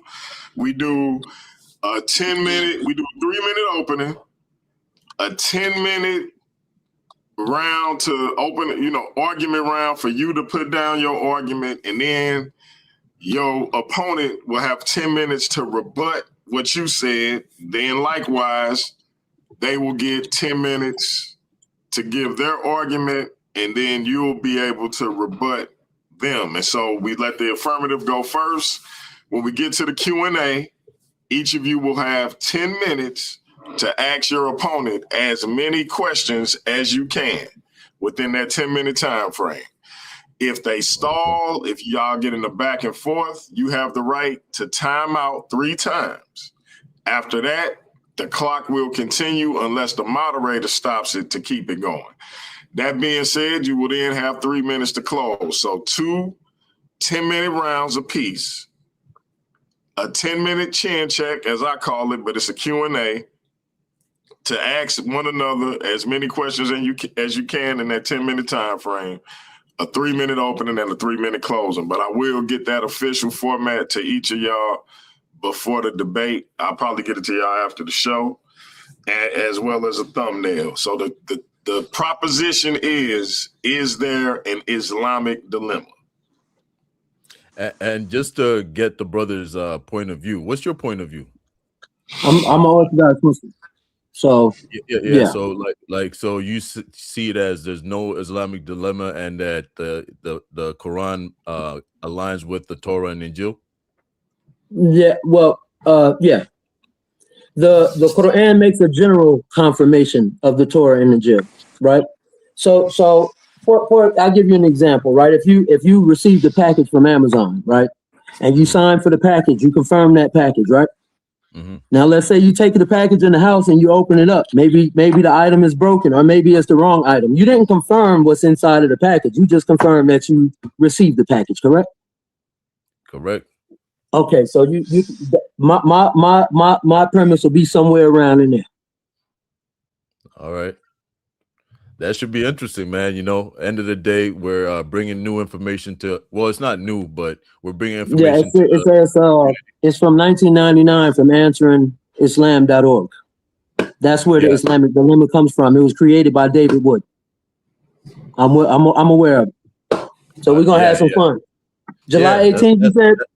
that's Yeah, what we're gonna have some fun, baby. that's what it's all Saturday, about, man. July 18th. Saturday, July 18th. Easy Bands versus Nathaniel Hughes. Yes, sir. Is there an Let's get it, brother. Islamic dilemma? Oh man, listen. And then y'all know we got me and we got Brother Jose. And then on the 5th of July, we got Big Hemi versus Raymo Bantu Esoteric for the Worldview Wars social media title. We got a nice month of debates coming up for y'all. We got this collaboration with me and Sinetta for me and Jose debate. I might holler at him about this Islamic dilemma debate. We trying to get up to 2,000 subscribers. We only 40 away, so tell a friend, tell a family member, tell people you don't know to subscribe to Paradigm Shift TV 314. Brother Jose, man, what you got to say? Me and Nathaniel are doing a show tomorrow to let him put his official response to what you said out there. So we're going to do that tomorrow at 7. So you can tune in to say what you have to say. So we're setting up his premise on what he's saying as far as his response. So I have that Perfect, coming up. man. Then we have Friday, the face-to-face of me and DMG. Then on the 3rd, we have me and DMG's debate here and on Sinetta. Then on the 5th, we have Big Hemi and Raymo Bantu. Then was it 18th? It's Nathaniel Hughes versus Easy Bands. Yes, Is sir. there an Islamic dilemma? I'm gonna tune in for that one because I want to see how this one's gonna go. Hey, Jose, you might be, you know how I be going with me, man. The wife might want to go on a date night. You might be moderating that joint. Well, I ain't mad at you, man. Word, Yeah, yo, I know you want to be a spectator, but I'm gonna try to make sure I buy roses and cards and massages and mani pedis so she don't be mad that I'm spending my Saturday night with y'all. Hey, man, yo, you want to move it to like a Thursday night then? It's up to you, brother. I'm down with whichever way y'all want to go. I can go. Saturdays are actually better because I got a 9 to 5 and a couple of businesses. So when I get off my 9 to 5, I'm going to do another job. So weekends are actually better for me. All right, cool. Maybe we can do it around, I don't know what y'all schedule is like, but maybe we can do it around 2 or 3 Saturday afternoon. Yeah, in the afternoon, man. Get it out the way so in case people have things to do, you know. Exactly. Yeah. How would that work for you, Brother Nathan? You know I'm flexible, so however it make it easy for everybody else, I'm down with it. So let's make it for 2 p.m. Central. Depending on where y'all at, that may be later for you, or that may be earlier for you. It's gonna be a little later for me. I'm in the Sunshine State, so it'll be 3 o'clock for me. You Brother guys Nathaniel, know DMG. Yes, sir. Nathaniel, I just want to say, man, I respect it, man. You like all the other Muslims ran away, man. You're the only guy, you know, that stepped up. So I respect it, bro. Salute. Hey, Easy Bands, when I was watching the show, I'm looking and I'm like, man, I thought they was gonna come up there and challenge Easy Man. But I knew I had Brother Nathaniel. I'm like, I know who I'm gonna send it to. I knew when I sent it to him, I was like, yeah, he gonna want to see Easy Man. Word. He's gonna stand on his. Hey, I respect it, man. You know, a lot of them, you know, see me up there, you know, seeing what I was talking about. They're like, hell nah, man, I'm not dealing with this. So I respect it, bro. Okay, well, hopefully, inshallah, we can learn from each other, and like the brother say, even if we disagree, we can walk away with the love and type. You know what I mean? Already. That's what it's all about. And you know, we're gonna help you come back home, man. I don't know about that. It's been about 27 years since I've been there, so I don't think I'm gonna be going back no time soon, inshallah. So yeah, man, never say never. You know what they say. Yeah, well, I'm saying never. They want to bring me back to Christianity too. They had a whole prayer Yes, circle the sir. other day, last week Yes, sir. Thursday. They hit me with the "We love you, brother," trying to make a brother All cry. right. So, Jose, you know that ice around your heart. Hey, Jose, that ice around your heart melting, and it's gonna be melted even more after our debate. No, Right. DMG. That's why I'm having the debate, because they already think I'm soft. So let me ask a question concerning the debate y'all got going on Friday. Is it was Christianity forced on black people in the beginning, or what? Like, is it like a time frame, or ever? Like, how? What are the? Was Christianity forced on our African American enslaved ancestors? Period. On the African American slave ancestors? Yes. Was Christianity? Yeah. The debate is called, was Christianity forced on African American slaves? Yes. Yeah, you might have a hard time with No that particular time frame. one. You might have a hard time with that one, Jose. I ain't gonna lie. And I'm not a Christian, and I'm telling you. You too, Nathaniel? Yeah, and I say that because it's just too much historical evidence to back that there were Christians, right? So there were Christians that came before. They were already Christian before they came. So that's you know what I mean. So you're gonna have to you gotta. I mean maybe you can do it. You know what I mean? But I'm just letting you know it's an uphill battle. You got some powerhouse in there from history. I mean, I just named one. I just named one just to get you started. Harriet Tubman was a Christian, right? So just to name one, Harriet Tubman was a Christian. So you're gonna have a hard time proving somebody forced her to be Christian when her whole identity is based on Moses and Christianity. So and her hymnals. And I actually just did a study on her for the Black Hebrew Israelites that I want to eat. That's who I'm really waiting on. And I just did a study on her because one of their claims is that the people of Ashanti are somehow connected to the Hebrews. So, yeah, you're going to have an uphill battle with that. Hey, man, don't scare him too much, man. We need him to make, we need him to make the debate. I mean, listen, we don't know what he's coming with. He might have something to, you know what I mean? So I ain't counting nobody out, but I'm just, you know what I mean? I think he does. I honestly think he being fake humble and he gonna try to hit me upside my head. Yeah, yo, let me tell you something. I think he's got brother Jabari in his corner, so I think they might try to, give him a 1-2 here and there. Oh, we'll see. I could go up to ask him, but I can't. I wish I could, but I can't. So this is brother Jose. This is brother Jose. Either gonna have the best debate of his life, or gonna get a serious cut there. Either way, what am I gonna do about it? At the end of the day, the argument's gonna be settled. You're never gonna hear me talk about it again, right? And we're gonna move on to another debate. Was there slavery in ancient Kemet? And I'm very confident that I could definitely talk about the nuances of that. Damn, you really want to have that debate? Hey man, I think he got some, I said this earlier, Easy Bands. I think he got some sadomasochism going on. Like he like pain. What they call it, a humiliation ritual? That's what you like, want to you taking this debate and then you want to do, did they have slavery in ancient Kemet? That's crazy. Look, he thought he got me.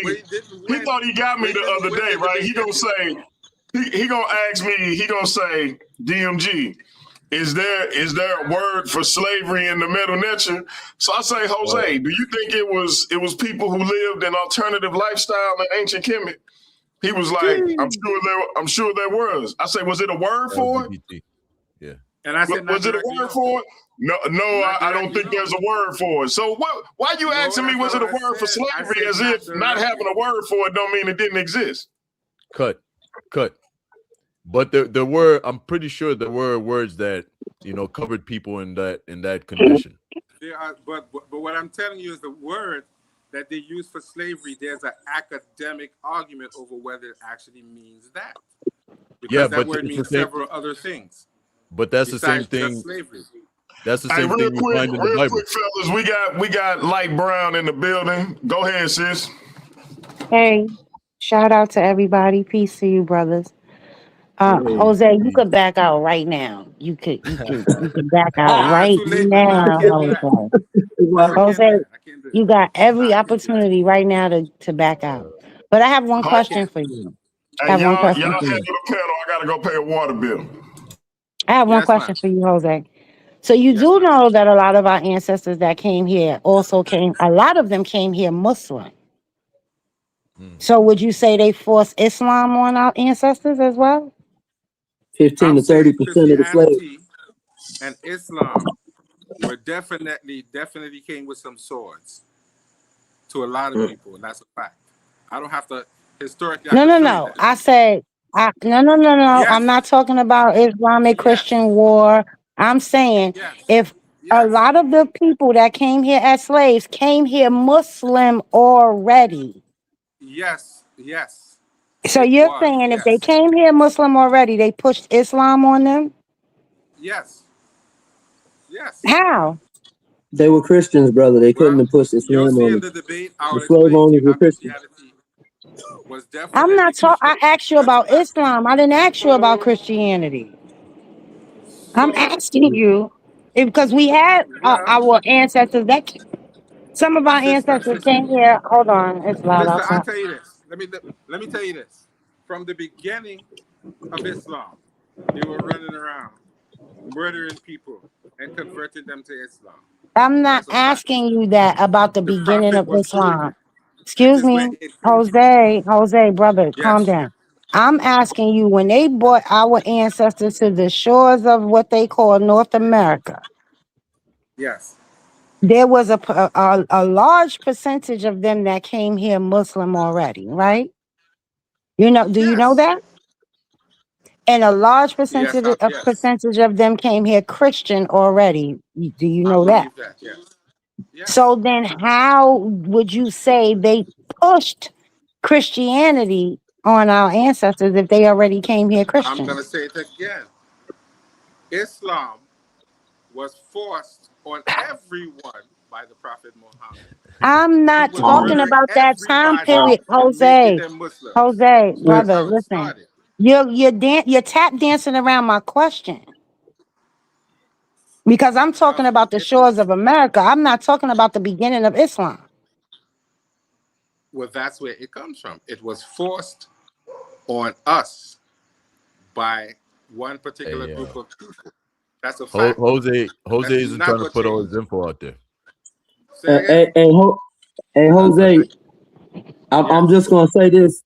You might want to look into Ethiopia. There was a Najashi there, a king there that the Muslims migrated to. They didn't force him to become Muslim. yep. He became Muslim on his own. King Najashi became Muslim on his own. So that's. You're gonna say That's cool. you can say what I you will want in there. say this: if you want to keep down that line of talking points, me and you can have a debate after me and Easy get done. Yo, I knew Nathaniel was getting offended by some of the stuff you're saying, brother. I know he was gonna say it. I knew he was gonna say that. So let me Yeah. let me deal with DMG, and then we'll One see thing where at a it goes time. I from got there. But I'm I still think gonna Jose maintain. I'm I still think gonna maintain. I If think you're brother calling Jose is something, hiding his cards, man. I don't know, man. But I I'm gonna think say you. this to you, We'll have to see. Nathaniel. I'm gonna say this to you, Yes. Nathaniel. If you're looking at places like North Africa and they call it an Islamic invasion, that's all I need to hear. They didn't call it a let's sit down and have a meet. They called it an Islamic invasion, and they showed you that some of the indigenous people, known as Nubians or Magi, were fighting them and shooting their eyes out because they didn't want that. And after they gained a foothold, they wrote a letter stating that we want to enslave these black people. That's a fact.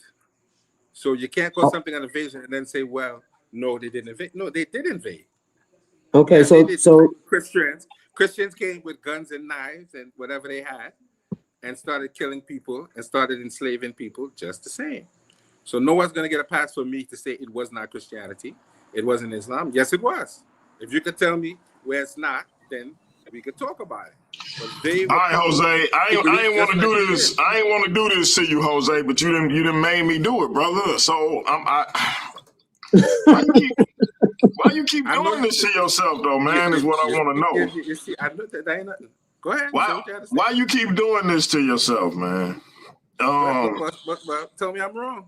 So what's the definition of Christianity, Jose? I know what the definition of Christianity is. Okay, do definitions matter, Jose?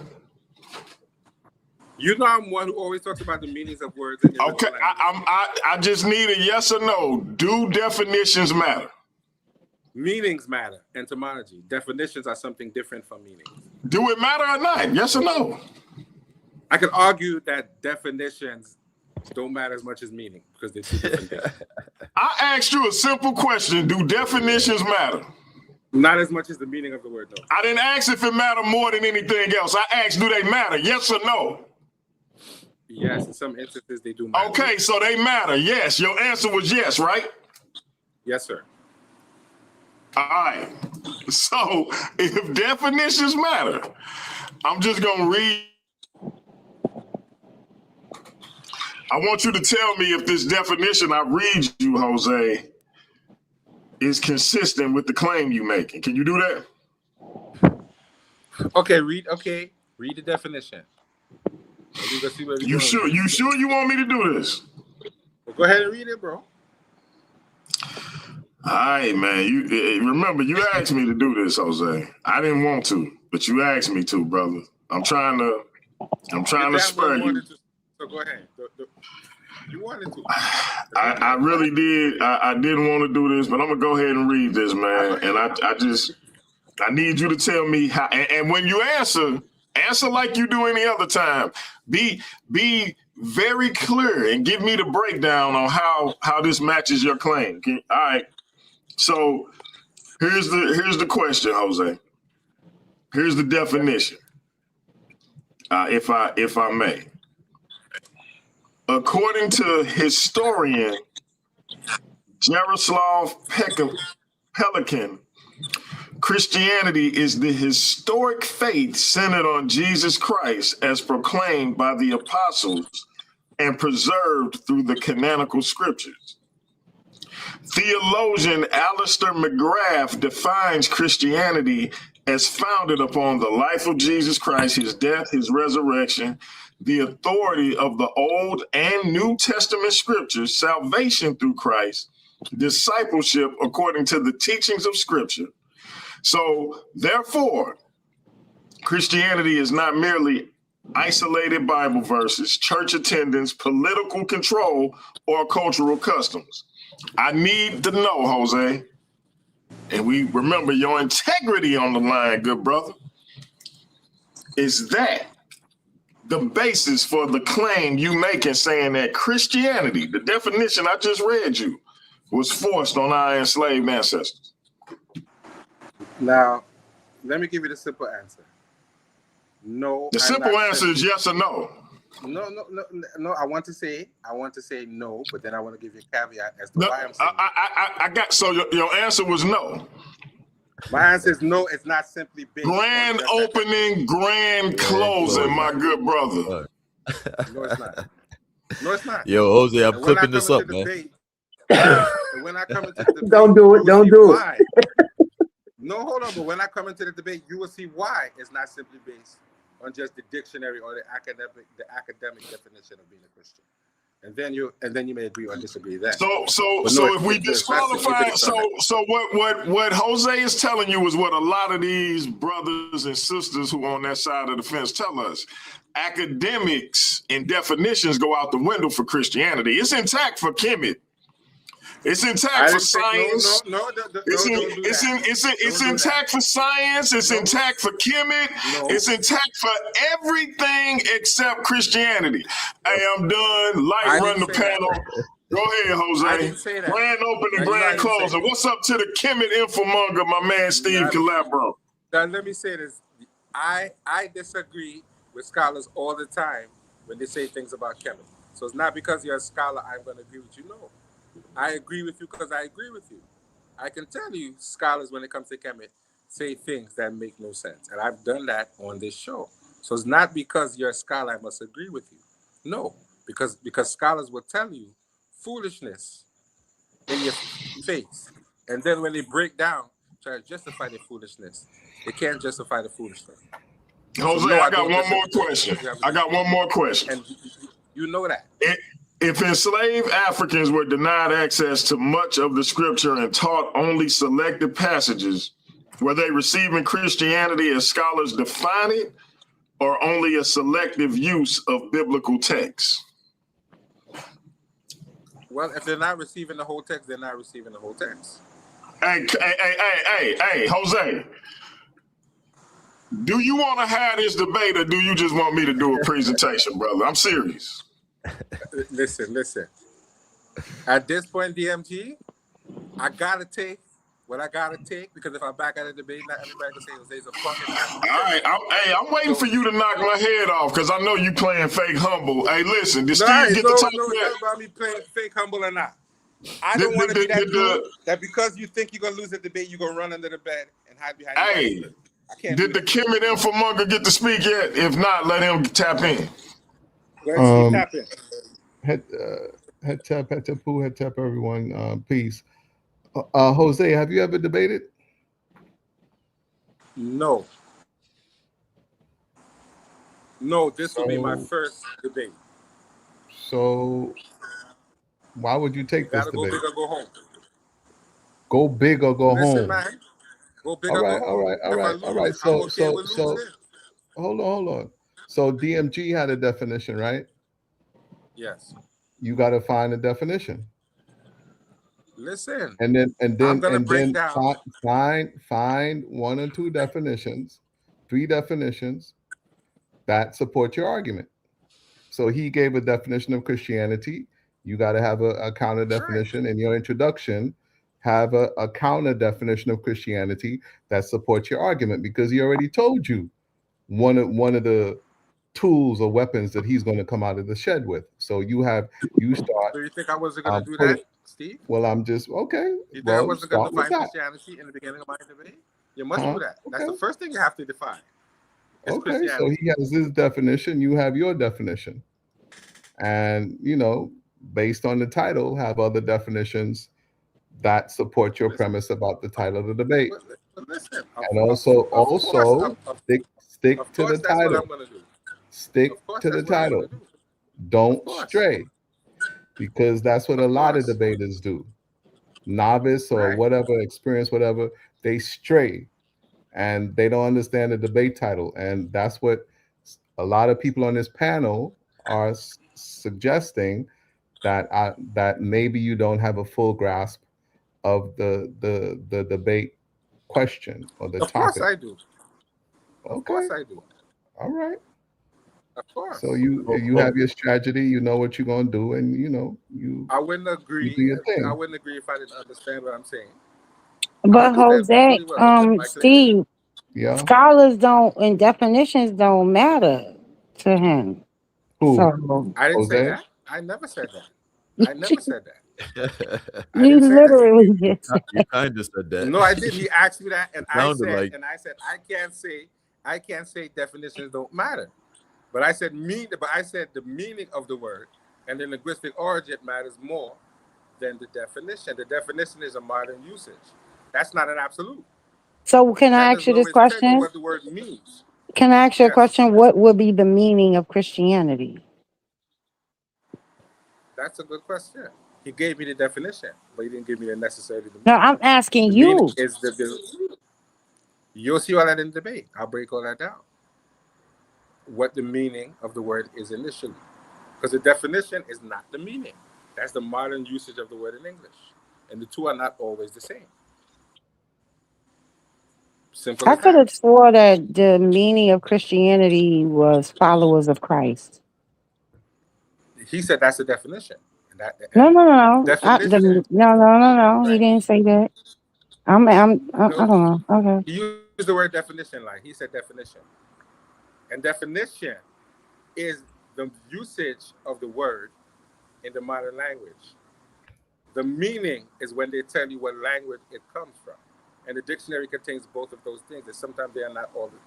So you're saying the etymology of the word is the meaning. The definition. No, I'm saying so you're saying the definition is different from the etymology.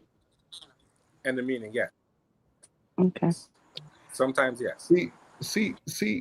Definitely. I can See definitely these make see that these argument that they nuances often are. when you could try to have hold on, Jose. You could try to have a nuanced debate, but when you do that, understand that some people they ain't on your level. You understand what I'm saying? So if you keep it like factual and what does the data say, what does the information see that the nuances about etymology and all the judges ain't gonna be into that, the panel ain't gonna be into that. Just keep it factual, like maybe the numbers, what does the data say, right? Percentages, right? But once you start getting into nuances of etymology and meaning, and I'm telling you, my brother, I'm telling you, remember is being judged. You're gonna have 2 out of 3 judges, and so craft your debate or your style or your reasoning skills to the judges to appeal to the rationale, the reasoning of the judges. But when you go off starting about these nuances and etymology and all of I that, hear what you're saying, Steve. mm-hmm. But I want to be authentic about what I'm saying. I don't want to craft something just necessarily to win. Listen. It's nice to win a debate, bro. Why are you but debating? Why? Hold on, Jose. Why are you debating? Why am I What's the debating? main Because reason for debating? What is the main reason for debating? the reason why I'm debating is because I have a disagreement with the brother, No, and I no, want I'm to prove talking my about point. anybody.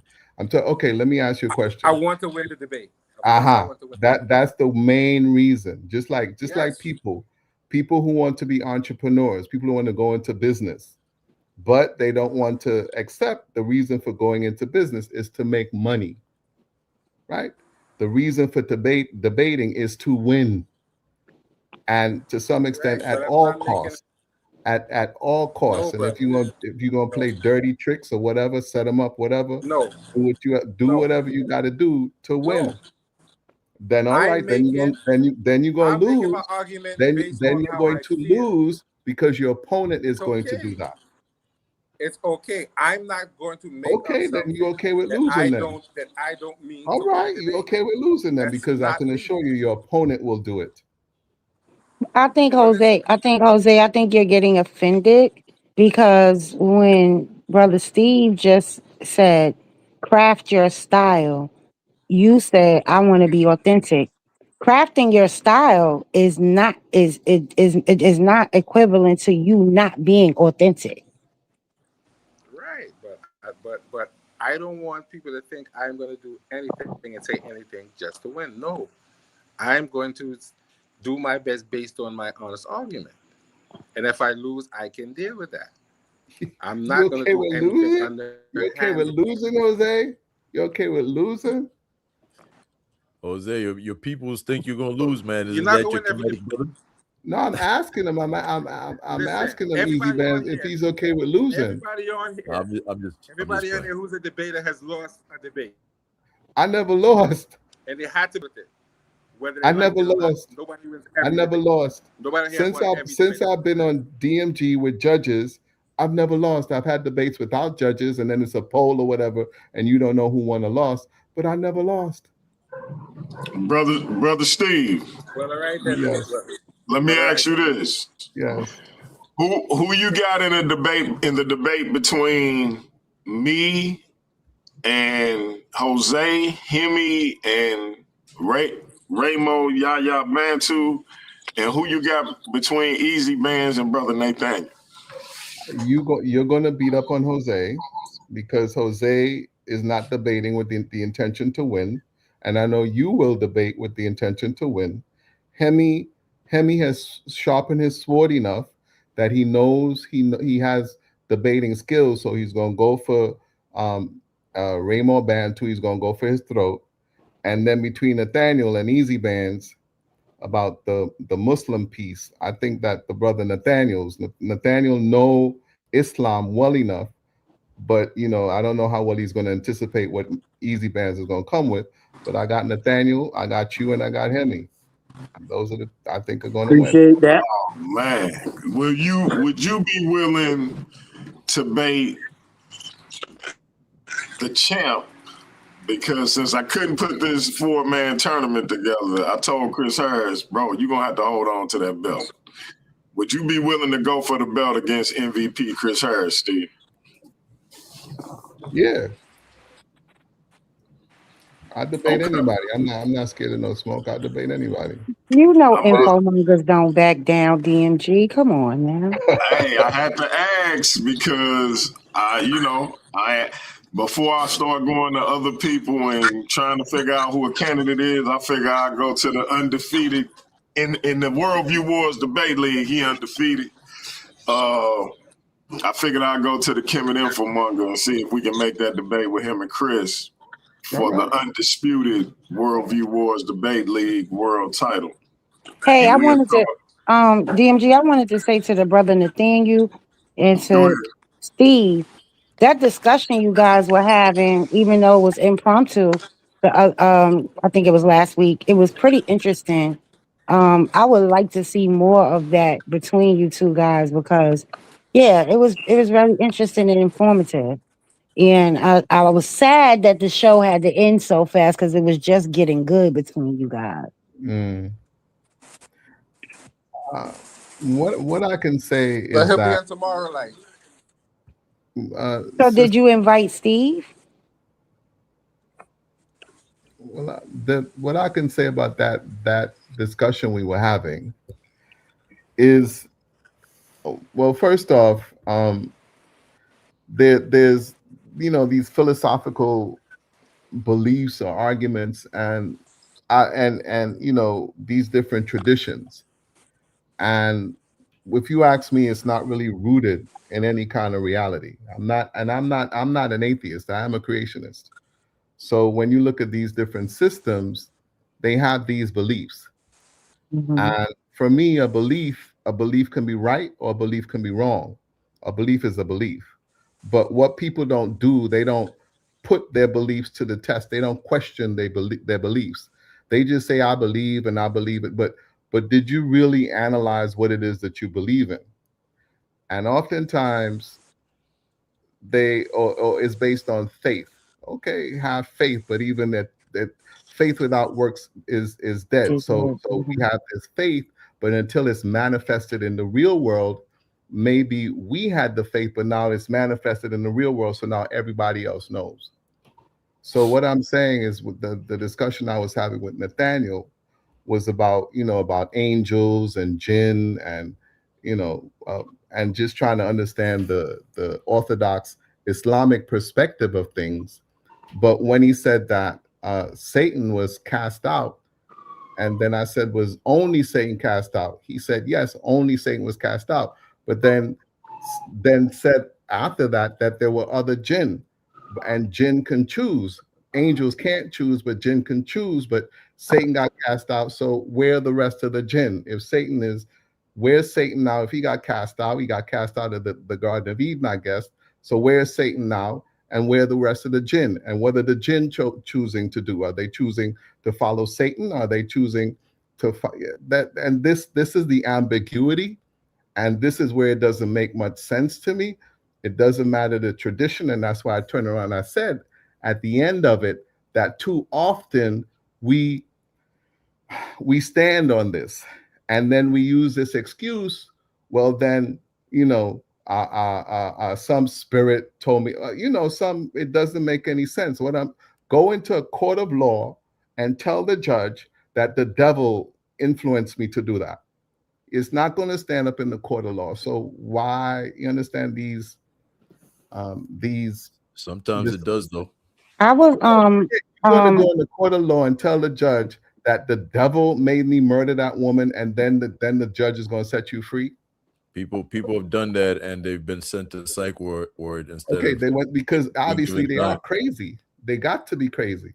Well, I just wanted to say, as a listener, right? I was listening to you guys, and it was getting pretty interesting. And just as it was getting pretty interesting, I don't think that Brother Nathaniel had enough time to actually explain it in full. So that's why I was asking if you're going to be invited to the panel tomorrow, because it was a really good conversation between you guys. You were asking all the right questions, and he was, answering them, but he didn't get to fully explain Why? Because Well, that's Jose ended the but show. that's from the Islamic's perspective. But then Right. Christians say that angels can't choose. So or angels. That's sometimes Christians say angels can't choose. Well, if Lucifer was an angel, how did he choose to disobey God? These are the discrepancies, and Mm-hmm. it doesn't make any sense. Can right, I ask Brother Nathaniel It something? doesn't make any rational sense. Yes, It sir. doesn't make any sense. but he was But that's saying, why. That's but why. he was Hold on, fellas.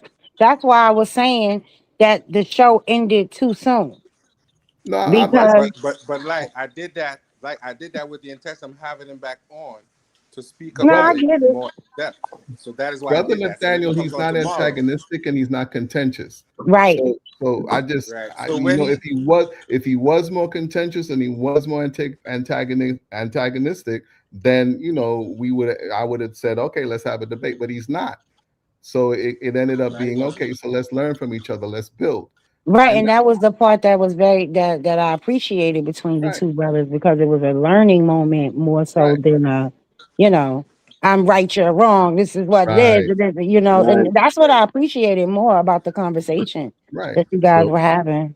right. so can I just read the brother Steve something right quick from Second Peter's 2 You could verse 4? excuse me, bands, Yeah, easy bands, yeah. quoting scripture to me is not going to make a difference.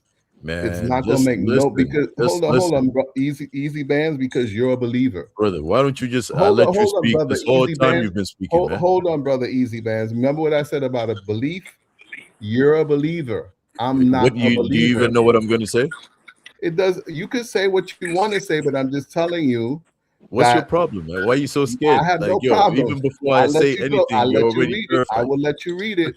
But that's the So thing. just let me read it, brother. Relax. Just let me read it. Just let me say it. No, no, no. You Oftentimes, relax. You relax. Stop you're better interrupting me, man. off I'll let you preaching to speak. believers, I'll right? let But All you right, I'm speak not a real believer. Come quick, on, brothers. Come on. real quick. Listen, Easy Band's gonna respond, and I guess he gonna respond by reading the scripture. Steve, you will have full ability to respond in kind.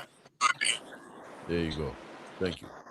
So you made the claim that Christians we basically hold to the position that angels don't have a choice, right? That's what you said. Hold All on, right. hold So on, I'll take. brother. I'll, Brother. Easy bands. I don't know. I don't know. Right? man, Christians what's may going say, on with you "Oh, guys, bro? hold on." If you're going to read a verse that says angels have a choice, great. Angels have a choice. If you find another verse that says angels don't have a choice, that's great. Angels don't have a choice either. But I'm telling you, I'm not a believer, so it doesn't make a difference to me. Yeah, well, It really doesn't. But you're making claims and saying, "Oh, hold on." You're making claims and saying, "Oh, this doesn't make sense because in Christianity it says that angels don't have a it choice." makes sense. It makes Whereas, sense to you, brother Bands, well, no, Mr. Bands. It hold makes on, sense brother. to Let me you, just finish. You're Mr. Easy saying Bands. Does it make you're sense to coming to a you? conclusion. Does it Hold make on, sense to you?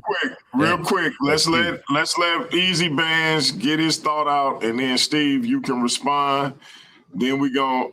Hey, like when they get done, let Nathaniel talk about his debate with Easy Bands, and maybe we can get something set up with the Infomonger and Easy Bands. That's what Word, it's looking like. word up. Because Steve, I don't get why you're not trying to just have a cordial conversation and let me speak and you can speak like grown men. Let's not play the silly games, brother. What So silly games am I playing with because you? you keep on Okay. interrupting me as I'm speaking, so that's a Okay, silly brother. game. Let's All go right, so ahead and read your verse, please. yeah, 2 Peter 2 verse 4 says God did not spare the angels when they sinned. Okay, Jude 6 says the angels who did not keep their own position of authority but abandoned their proper dwelling. So that just shows you that angels have a choice, and sometimes they do make the wrong choices. All right. You came up with a conclusion saying that it didn't make sense to you that angels were apparently didn't have a choice in Christianity, and that was a faulty premise. So you're saying that it doesn't make sense to you, but you're making these Okay. conclusions based on faulty premises. You get what I'm saying? Sister So it Light, should matter to you. when you allow me to respond, I'll respond. Yeah, you can respond. I have one question. There's a difference between angels and jinns, though, right? Yes, Well, I Yes. don't know what a jinn is. To be Christians Okay. honest A with don't you. dream is So a that's creature where made from the so smoke I of think flame. that's where I think the problem comes in that, right? Because there is a difference in Islam. There's a difference between angels and jinns. In Yep. Christianity doesn't speak on jinns, but they do because they kind of call them demons, right? Kind of the same thing, right? Yeah, so we speak on Okay. demons, but I don't know if that's what the Muslims would have to ask Brother Nathaniel if he considers the My jinn like demons. Okay, so we're gonna let Steve respond to you, and then we'll get to Brother Nathaniel my after. my question is, are angels Christians? Yes. Okay. So hold on. Angels are Christians. Yes, Brother they follow. Nathaniel, hold on. Brother Nathaniel, are you there? Yes, sir. Are angels Muslim? That's a very good question. I'm gonna be honest with you and say I have to. I would say yes because they submit their will to Allah. Okay, So yeah, okay, I would say hold they are. on. So Brother Nathaniel and Brother Easy Bands, how can angels be Muslims and Christians? So can I respond first? So Go ahead, brother. what you're doing doesn't make sense because you're forgetting that me and the Brother Nathaniel represent two different religions. So you can't Two hold different us to the same paradigms. standard. Hello? Yeah, two different paradigms, two different Okay, religions. So you so can't hold us to the same standard. understand why as a non-believer, Right. and I told you from the beginning that I'm a Mhm. non-believer, it makes no sense to me. Because What you're saying that angels are. I from the beginning I said I'm a non-believer. I don't function on belief. I'm going to put it to a test, and then if it doesn't make any sense, I'm not going to live that. That doesn't become knowledge to me. So I think maybe for you, what you're saying is knowledge because you're living that. I think maybe for Brother Nathaniel, what he's saying is knowledge because he's living that. But you're saying that angels are Christians, and Nathaniel's are saying angels are Muslims. And I would say is that it doesn't matter to me because I'm not a believer. So I because you're not a And believer, let me ask Steve this question. Since yes, you're not a believer, right? An yes, angel would just be an angel to you. that's Doesn't right. matter. Right. That's right. Okay. An angel is just an angel. Okay. So you And have three different that's perspectives. my issue, sister. Like that's my issue. That's my issue. That the Muslim God is better than the Christian God, and the Christian God is better than the Kemetic God, and that I as a pagan, and I'll admit that I'm a pagan, but I don't worship statues. I don't Right. worship everything. My day is not spent worshiping everything. How could I accomplish anything in this world if I'm worshiping air, an air conditioner, a laptop? How could I do anything in my life? And So is it yes, so is it that your premise that there's only one true creator God?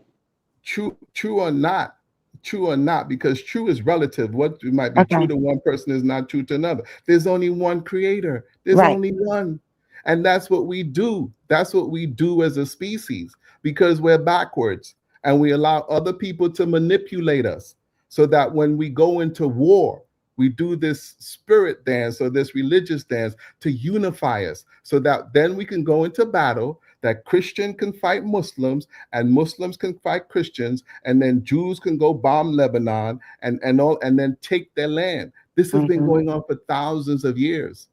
And That's not. yeah. now in the modern era, some people expect me to do the very same thing. I'm not buying that. So Jesus, okay, so Jesus is the highest and the only God or whatever. That's cool for Christians. Allah is the highest and the only God or what? That's cool for Muslims. But I'm not going to argue over this because it's to me it's others. It doesn't make any sense. It's just people manipulating other people to go and rob and kill, and then all the loot, all the booty. Guess who it goes back to? The ultra rich. So to me, a lot of what you're saying doesn't make sense. All right. Okay, well You then it don't basically make sense. even the questions that you asked and the Hey, statement that you if made. I may, Easy Bands, I'm just gonna interject for a second. I gotta shout out the elder, the legend, Reggie Mabry in the building. Salute to you for being in the chat, brother Reggie. Appreciate you, bro. Salute, brother Reggie. Go ahead, Easy Bands. Yeah. So you made a statement, basically saying that you wouldn't be able to get anything done if you're worshiping this and worshiping the air or whatever it may be. It seems like you're basically saying that that's all Christians do, or that's all Muslims do. I'll speak for Christians as a Christian myself. But I didn't say that. So what did you say that? I mean, why are we doing this anymore, man? I didn't say right, that. bro. Don't put words in my mouth. I did not say that. So you I didn't say that that's what Christians do. You didn't I say didn't what could you get done. Do. I didn't say that's what Christians do. So why'd you bring that up then? Because he said that's what he doesn't do. He doesn't spend his day doing that. Because as a pagan, a pagan is an evil, wicked person. As a pagan, these are labels that have been put on me as a pagan, and I embrace it. Pagans supposedly worship everything. That's what pagans do, right? So I worship everything, right? Mm-hmm. Not Christians. I don't know what you worship if you worship or you don't. Because you guys are monotheists. And as a monotheist, you only worship Jesus, and as a you only worship Allah. But I am a pagan, so which means I worship everything. I wasn't talking about Christians or Muslims. I was talking about myself. I know the labels that are placed on me. I know I know. I've sat in the pulpit. I sat there and I've heard it. I know what they say about me, my own black people. I know the ignorance. But Steve, here's the point that I need to make to all of those Christians, Muslims, and Jews arguing. They don't have any different God. It's the same God. There's only one. Because the Christians inherited their God from the quote-unquote Israelites. And if you are from the pagans, Arab-speaking Christian, you only say God one way. So there should be no argument. And Yahweh and El go back even before what you call Christianity. And don't tell them that. That the roots of their tradition is in paganism. That's all conjecture. No, it's not conjecture. No, that's all. We could debate that. So hold on, brother. That was presented to you, and you didn't choose that one. Let me ask you a question, brother. Easy Bear. Brother, me and you, we can debate Kemet versus Christianity. No, I'm not doing that. I'm not doing that. I don't know. I don't know what's better for nobody. That's officially what we're supposed to do when you ran. So I didn't run from nothing. I presented you with some titles, and you presented me with some titles. So brother Easy Bands, let me ask you a question. Yeah, go ahead, brother. I didn't got clipped out. I'll wait till it goes go ahead. No, you still here. Brother Nathaniel, I can hear you, bro. Go ahead. All right. So you were saying that they're not the same God. Are you aware that Arab Christians call God Allah? Yes. And are you aware of what language Jesus spoke? Yes, he spoke Greek and Aramaic. And what is the word for God in Aramaic, brother? Eli. Allah. Eli as well. Right.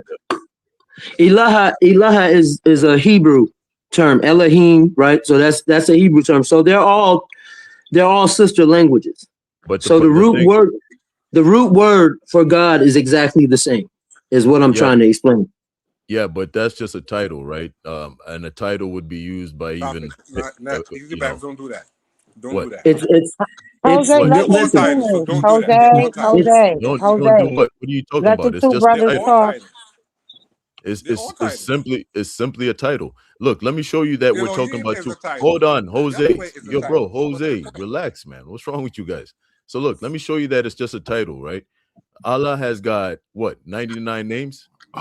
99 attributes. Let them two brothers rock. Let them rock for a minute. Allah has 99 attributes, yes. Yeah. And can you show me any one of those attributes or names or titles that's Yahweh, which is the Israelite God's personal name? No, but then again, you won't see Yahweh in the New Testament either. So there's that. Yeah, but we know that we're talking about the same God because there's a continuity. There's continuity in right. The faith, right? We're still talking about. So what we're talking about, right? So what we're talking about is a language gap, not really a different God, and that's what I'm saying. It is a different God because in the Bible we have the personal name of God, Yahweh, which he gives himself, right? And with Islam, you don't have that. On top of that, you have where in the Bible, God is called the Father. In Islam, that is strictly forbidden in any sense whatsoever. So you already know these are two different gods that we're talking about.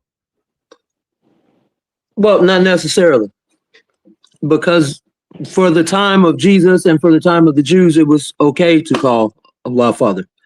It's a new Sharia. So the Quran is a new law for us. And in that law, we're not permitted. I'm giving you my explanation. You're already shaking your head no, brother. Yeah, go okay, ahead. so like I haven't even said the whole words yet. You're already over there. No. So listen, it's a new Sharia. It's a new Sharia and it's a new law. And under that law, we do not call Allah Father in any sense. So you're right there. But it was permitted for him to be called Father in Jesus' time and in Moses' time. So let me respond to that. So let me respond to that with Galatians 1 verse 8. And it says here, but even if we or an angel from heaven should preach a gospel other than the one we preach to you, let them be under God's curse. Okay. So when you see the Quran making these abrogations that you're claiming that it's making, where you're not allowed to call or come to God as the Father, the way that you're allowed to in the Bible, even Jesus Christ in one of his when he's teaching the people how to pray, he basically teaches them the Lord's Prayer, which begins with Our Father in heaven. You feel me? So that's Jesus giving instruction to Christians, to the people, on how to praise, how to pray to God. And he starts with Our Father in heaven. So if you're now telling me in this new gospel that you're preaching with the Quran that that's forbidden in any sense, shape, or form, actually that that is haram, then okay, so let me ask, which doesn't align with this. Let me ask you this: was it forbidden for the Jews to eat pork? Before you ask me that, right? How about hold on, before you ask me that, how about you respond to this right here? Okay, go ahead. The same Galatians 1 verse 8. To respond to Paul? Yes, Paul. Do you want me to respond to Paul? I don't believe anything that Paul taught. So okay, well, there's that. So there's that. Then you're going against Islamic literature, which does recognize Paul. So Islamic literature doesn't recognize Paul. Yes, it does. You just don't it does know. not. Hold on. Okay, well, I would love to see it. Maybe that should be something you save for the debate. But these are Muslim. Okay, so in the Old Testament, is it permitted to eat pork? Hold on, let me just read something. Right? This is from the Berkeley Institute for Islamic Studies. And it says this, I'll just read the abstract, but there's a whole bunch of information where it directly talks about, it quotes some of the literature on Paul. But it says this research paper explores a plethora of pre-modern Islamic references to St. Paul of Tarsus. Paul is spoken of in positive terms by prominent Muslim historians, exegetes, including Ibn Ishaq, Ahmed al-Yabi, al-Ya, Kubi, al-Bagawi, Ibn al-Jazwi, Ibn Kathir, Qurtubi, Ibn Asakir, and Shawkani. He's often associated with the story of three messengers in chapter 36 of the Quran. This represents a consolidation of Christian history by Muslim scholars, creating a shared Abrahamic reverence for pre-Muhammadan figures. Furthermore, this paper reviews some explicitly negative references to St. Paul found in early Shiite literature.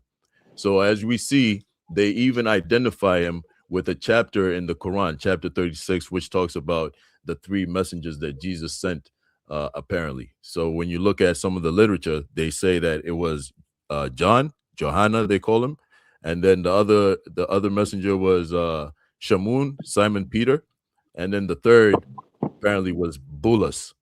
Okay, so I just want to make clear. So now we can use those sources to prove in academia now. No, so I was just showing you that. So Ibn Ishaq and all them, they're scholars, right? Because earlier you said we couldn't use those. So no, I was just showing you, brother. That, okay. look, No, I'm just showing you in your literature. I'm showing you that in your literature, Paul is Okay. accepted. So I'm gonna tell you the Islamic view of Paul. Don't shift the goalposts. Don't shift the goalposts. You said you don't believe anything that comes from Paul. I showed you. So I showed you that he's part of Islamic literature as well, and I showed you the exegetes. I showed you all the scholars that basically mention him and even relate him to chapter 36 in the Quran. Mm-hmm. Yeah, we have to cover those exegetes and all those statements that you made first before I can confirm that. So now to my question, is it permitted for Jews in the Old Testament to eat pork? No. Is it permitted for Christians to eat pork? Yes.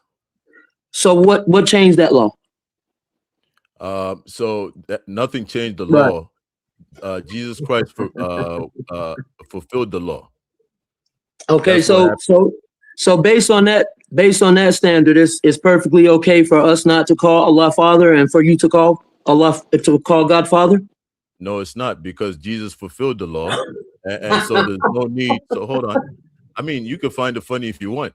Jesus came and fulfilled the law. He's the one that told us how to pray. He's the one that told us to address the Father when praying. He's the one, that basically gave us salvation. So right, but you don't see the double standard there. You're basically saying, okay, our law can change for us, but your law can't change for you. And because that changed, then it's all false. The law didn't change. The law was just fulfilled so that, some of the practices that were happening don't have to happen going forward, especially with the Gentiles. The law was fulfilled. Whereas with Islam, where is Muhammad coming from? Like, what's he coming to fulfill? He didn't fulfill anything. But there was no prophecy about him coming or anything like that. He's not part of a continuity or any such thing. So you're saying there's no prophecy in the Bible about Muhammad sallallahu alaihi wasallam? The only prophecy about Muhammad in the Bible is in Revelations. I forget which verse exactly in Revelations, but it talks about how the serpent and his prophets will be bound up and cast into the into the lake of fire, brother. That's the okay. So in Daniel chapter 2, verse 44, when Daniel predicts the breaking of Rome, who broke Rome? What broke what? In Daniel chapter 2, 44, the prophet Daniel mentions 4 empires. Yeah. Right? And the last of them is Rome, right? Mm-hmm. Right? So the last one he mentions is Rome. And then he says the 5th kingdom of God will come and break Rome. Who destroyed Rome? You said the 5th kingdom will come and break Rome. The fifth kingdom of God will come and break Rome. It will destroy Rome.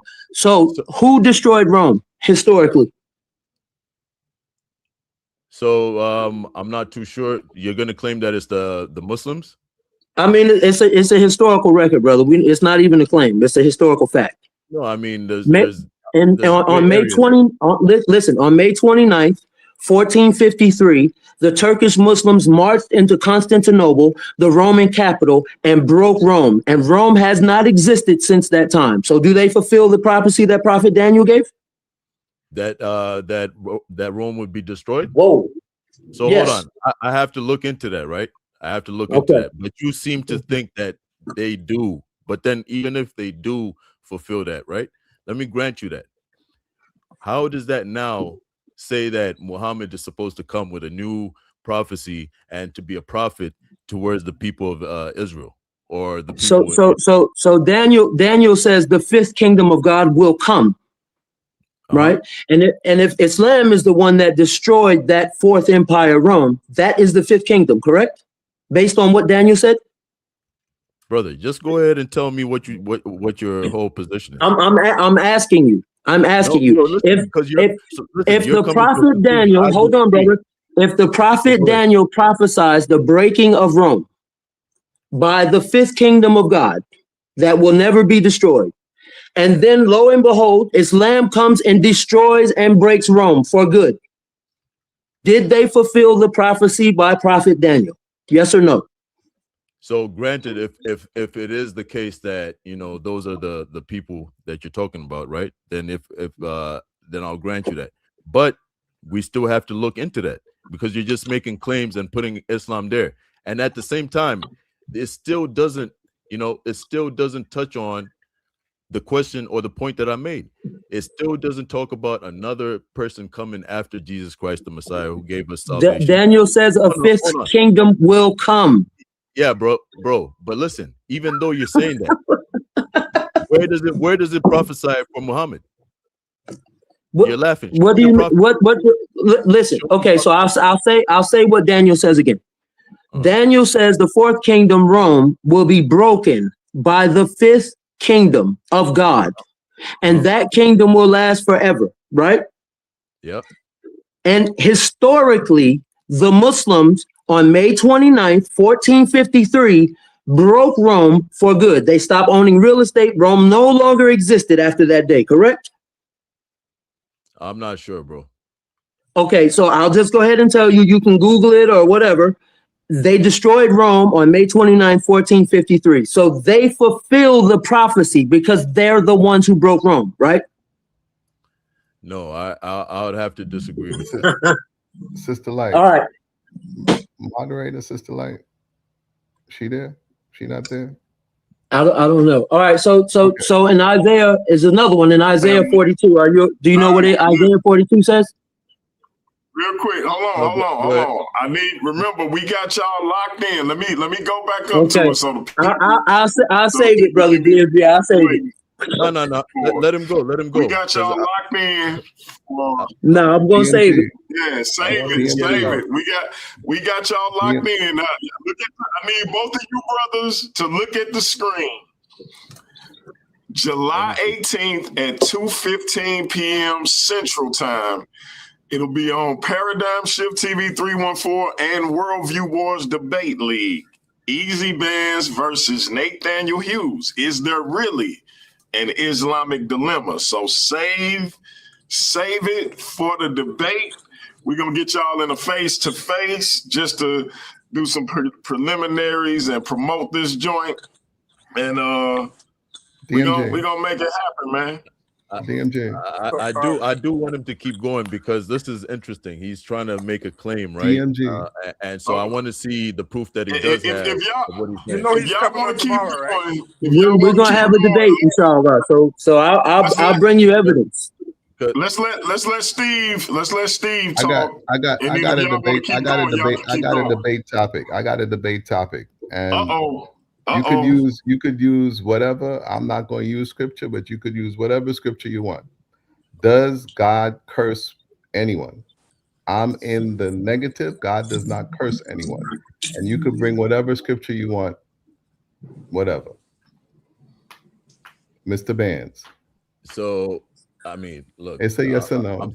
I'm still thinking about what the brother was talking about with Rome, right? Because what I'm seeing is that Rome was split up into two empires. Yes, right? yes. So the brother is wrong when he says that Islam broke Rome. Okay, so you're going to talk about the first Roman Empire that was the one in Europe. To be honest with you, bro, so right. You did your research. Right. To be honest with you, bro, listen. To be honest with you, bro, that doesn't really, interest. Because he's talking about Constantinople. He's talking about over there in Turkey. Which was the capital? Which was the capital of Rome? It doesn't matter if Rome was broken. Rome ended. You just made a claim. You just made a claim that was Daniel says this will be the end of Rome. Not broken into separate kingdoms. So this will be the end. The end on May 29, 1453. And if so, do they fulfill that prophecy from Daniel prophet? It's real simple. Yeah, you made a false claim, brother. You made a false claim. But okay, it's okay. You want that debate? Easy Bands, you want that debate? The debate about what? Curse anyone? Does God curse anyone?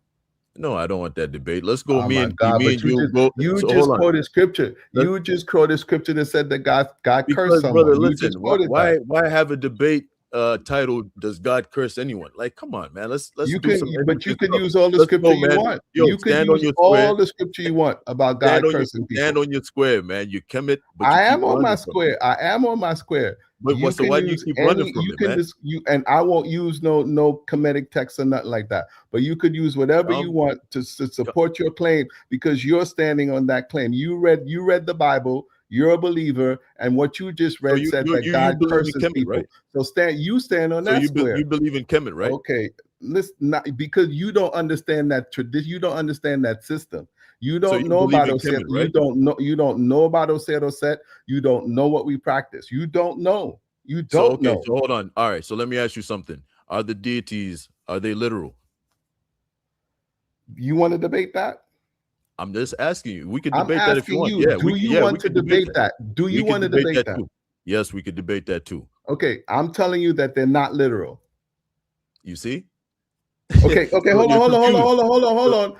Are the So are they deities actual? literal? Are they I real, am in actual, or the literal? negative, and I am saying that they're not literal. So you're So, saying they're which means not that you literal, would they're have to not be in the actual. affirmative, and you're saying that they are literal. Let's Okay, so have that debate. let's get it clear. Let's get it clear. So No, you're let's saying, have that so hold debate. on, let's get it clear. So you're saying that they're not literal, they're not actual, and they're not real, right? Listen, my brother. Let's just stick to they're not literal, and we could do all the No, other I stuff want, brother, later we don't on. want Just agree to semantics. you want to I agree don't to want that title. semantics. I want to lock this in. I'm not. No, that's the title. Are the deities literal? Hey man, you And see, he I'm wants to saying play that they're semantics. not literal. He wants to play semantics. That's what's going on here. Because why would you No, be afraid to represent what you actually no, believe? Are they real? Are they literal? And are they because you actual? already got your debate with Nathaniel. Where if Here you you want go. to You do a about to face run. off with me and do all that other stuff, we could do that. But let's do this one right here. You Are about the to run. deities literal? Yeah, are they real? Are they literal? And are they actual? Let's do that. Look, how you want to add all of that? No, now you want to keep at. Now you want to add all of using that. the word literal, and that's clear about what he means by Right. literal. That was it. That was it right there. Yeah, because there's a ask lot him of what he means by semantics. literal. Hold on, No, exactly, ask him right? what he means by literal. Exactly. That's But the he point. wants. Then he wants Ask to him that build all question of and that he'll into the answer. title. Then That's he why I'm wants to saying. add all of that into the title, and now it's giving him an advantage. Let's just stick to are the deities literal. Yo, how is it giving me an advantage? Just being Are you clear. just Look, going to stick look, to are listen, the brother. deities literal, and then we couch our argument and we build it out and we define what literal is. But when you now want to build into the title your definition of literal, well then no, you're going too far. Let's just stick to are the deities literal, and I'm in the negative. I'm saying that they're not literal. You scared? It's okay. You I'm scared? not scared. I'm not you scared. Now, Steve. Yeah, because listen, I don't know why you would not want me to. But you started with specify. are the Hold on. deities literal, and that's what I don't know agreed why to. I don't know why you wouldn't want us to clarify and specify the debate. But why you want to put in the so title? I'm not agreeing to put that in the title. It's giving you the upper hand. The reason why I want to do that is so that we're clear and we're not playing games of semantics when we start debating. Okay. That's why I want to. So leave it as literal, and then when we debate, you use your definition of literal, and I use my definition of literal. So what's the point of that? Because that's how debates are, my brother. How many debates have you had? That's how debates are. How many debates have you had? So listen. He had a couple debates already, Steve. No, well then I'm not going with it. Listen. Are the deities literal? Then in your introduction, you define literal. And then in my introduction, I define literal. And we build out our case from there. But you're not going to put your definition of literal in the title of the debate. That's giving you an upper hand right there. Are the deities, so let me ask you something then. Are the deities real? Real. Come on, that's stutter, subjective, man. my brother. My brother, man. That's subjective. That is subjective. My guy started stuttering, bro. Because you're making it subjective. You're making it subjective, and subjective is hard. It's hard to debate the subjective. I'm not going to. Let's stick with literal. Let's just stick with literal. Why are you running from literal? You said literal. Let's stick with literal. Yeah, that's cool. I don't mind that. Okay, cool. So that's it, Jose. You got it, Jose. Are the deities literal? Hold on. I'm in the negative. That's it. You can continue your discussion. You can continue the discussion. Are the deities literal? I'm in the negative. You can go on with Brother Nathaniel. Brother Nathaniel's gone. I'm about to be out because I'm not doing this right here, right now. We could do it another time, Mr. Bands. Mr. Oh Easy man. Bands, we could do it another time. But the debate title is, are the deities literal? And I am in the negative. Jose, you back? I mean, I'm sorry, Nathaniel, you back? So I so am in the so you negative. so you so you just think you run things, like you just say what it is, and that's what it is. That's what you think. Like, well, that's That's not the what we're doing, title. bro. That's just the Listen, title. no, That's that's just the not All how it's right, title. going down. real quick, Listen, if I can interject, we got an esteemed elder statesman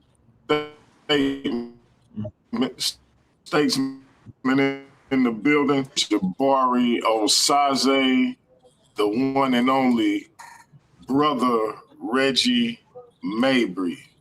Let's make some room for him. Go ahead, brother Reggie. Saber Reggie. Put some respect Oh, on it. It's Saber well, Reggie.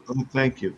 I only have 3 minutes, 4 minutes. I am going to debate Jabari Sase on House of Consciousness, Dinetta Studios, on the title or the Naturals Literal, right?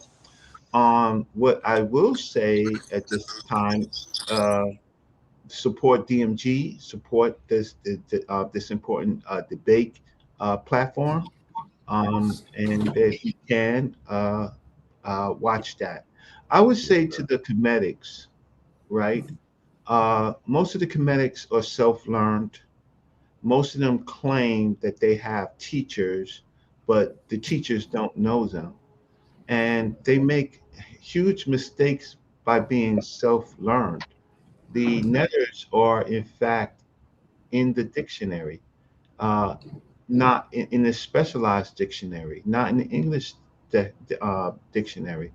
And so when people say the netters are not literal, uh, then what you're trying to do is like Jabari is trying to do is you're trying to use a English word in the wrong context, yeah, right? It's in the wrong context. What the ancient people of Egypt said, whether I believe it or not, right, or anybody believes it or not, they have writing, and they don't use the word necessarily literal. They don't use that word because they don't have to use the word because it's defined in their culture. So yes, if you're going to come on and say that you're a comedic, I don't know what that means. It's like metallic, right? It's like metallic. It's an ick. You're like Kemet. You're not Kemet. And when you come on and you do things like that, then uh, you should watch my debate. But after you watch that debate, then I'll talk to Easy Bands personally because I don't like when people are hijacking Valley culture and making it not believable, right? yeah, And that's what you do when you say it's not their gods, their divine agents are not literal. Then you're destroying the culture. You're true, you're actually saying that it's all make believe, and the yep, worst thing is comedics are doing it. yep, So I will you should watch my debate, but I have a stern I have a stern warning against uh, comedics who claim that they know the culture, and then when I ask them who's their teachers, they say your teacher, my teachers are your teachers. I'm 61 years old. I've been studying this for 40 years. Most of my great teachers are no longer functioning, but y'all weren't there. Jabari was not there. So Jabari was not there when this was being formed. He got bequeathed by Samaj, and who bequeathed Samaj, right? So anyway, DMT, you're doing a great job, man. I've heard some really important things. I did put in a comment. The problem is on angels or angels Christians. The Christians have to be baptized.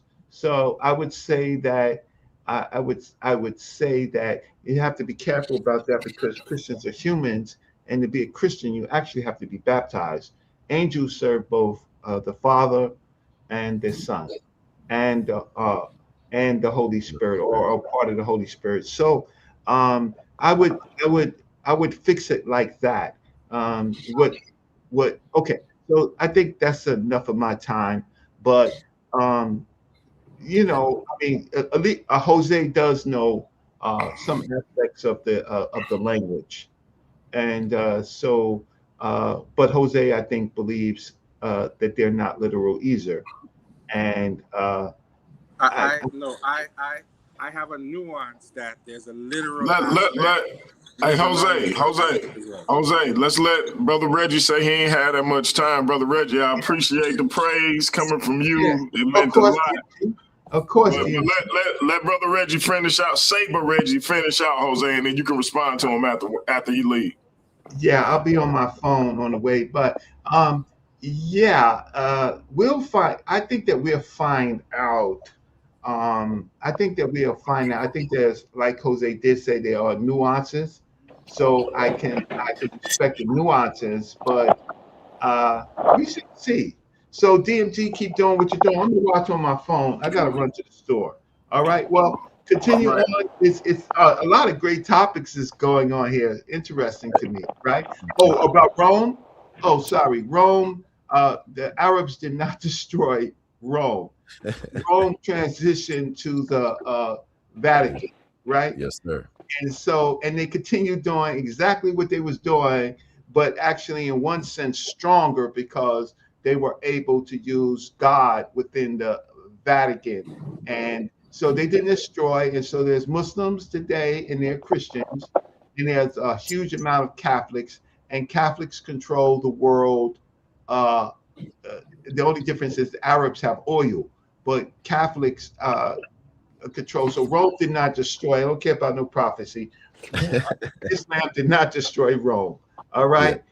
Peace to you. That's Salute, those are my salute, comments. All right. Peace. salute. Hey, Brother All Reggie, right. just Appreciate before, you, Saber. Thank you, DMG. Brother Reggie, I wanted, I hoped, I was hoping that you wouldn't leave so quick, but I wanted to ask you about, Brother Jabari coming on earlier. That was yesterday or earlier? It was yesterday, I think. Yeah, it was yesterday. Yeah. And so he came on, and I feel that he tried to, like, pour water on the debate. Yeah. And I feel that, for lack of a better word, he was trying to gain sympathy and also trying to turn Sonetta against you. You. But I could tell you one thing that he did. He put up. He called Dr. Ricchetti, who is a teacher of mine, who I respect, and he put up her personal comments. And I don't think that. I think after this, I don't think that she would be returning any more of his phone calls. So that's one teacher less that he can claim, because you don't put up personal comments of a teacher. You call yourself doing ma'at, right? You don't do that. If she gives you some words of advice and says, don't do it, don't do this, or whatever the case, don't use my words because I'm not there to defend it. That's what she said. Yeah. Well, that's a true statement. She's not there to defend her own words. So don't use her in absence, because we're not going to let her be misused by people who are meta nature dropouts.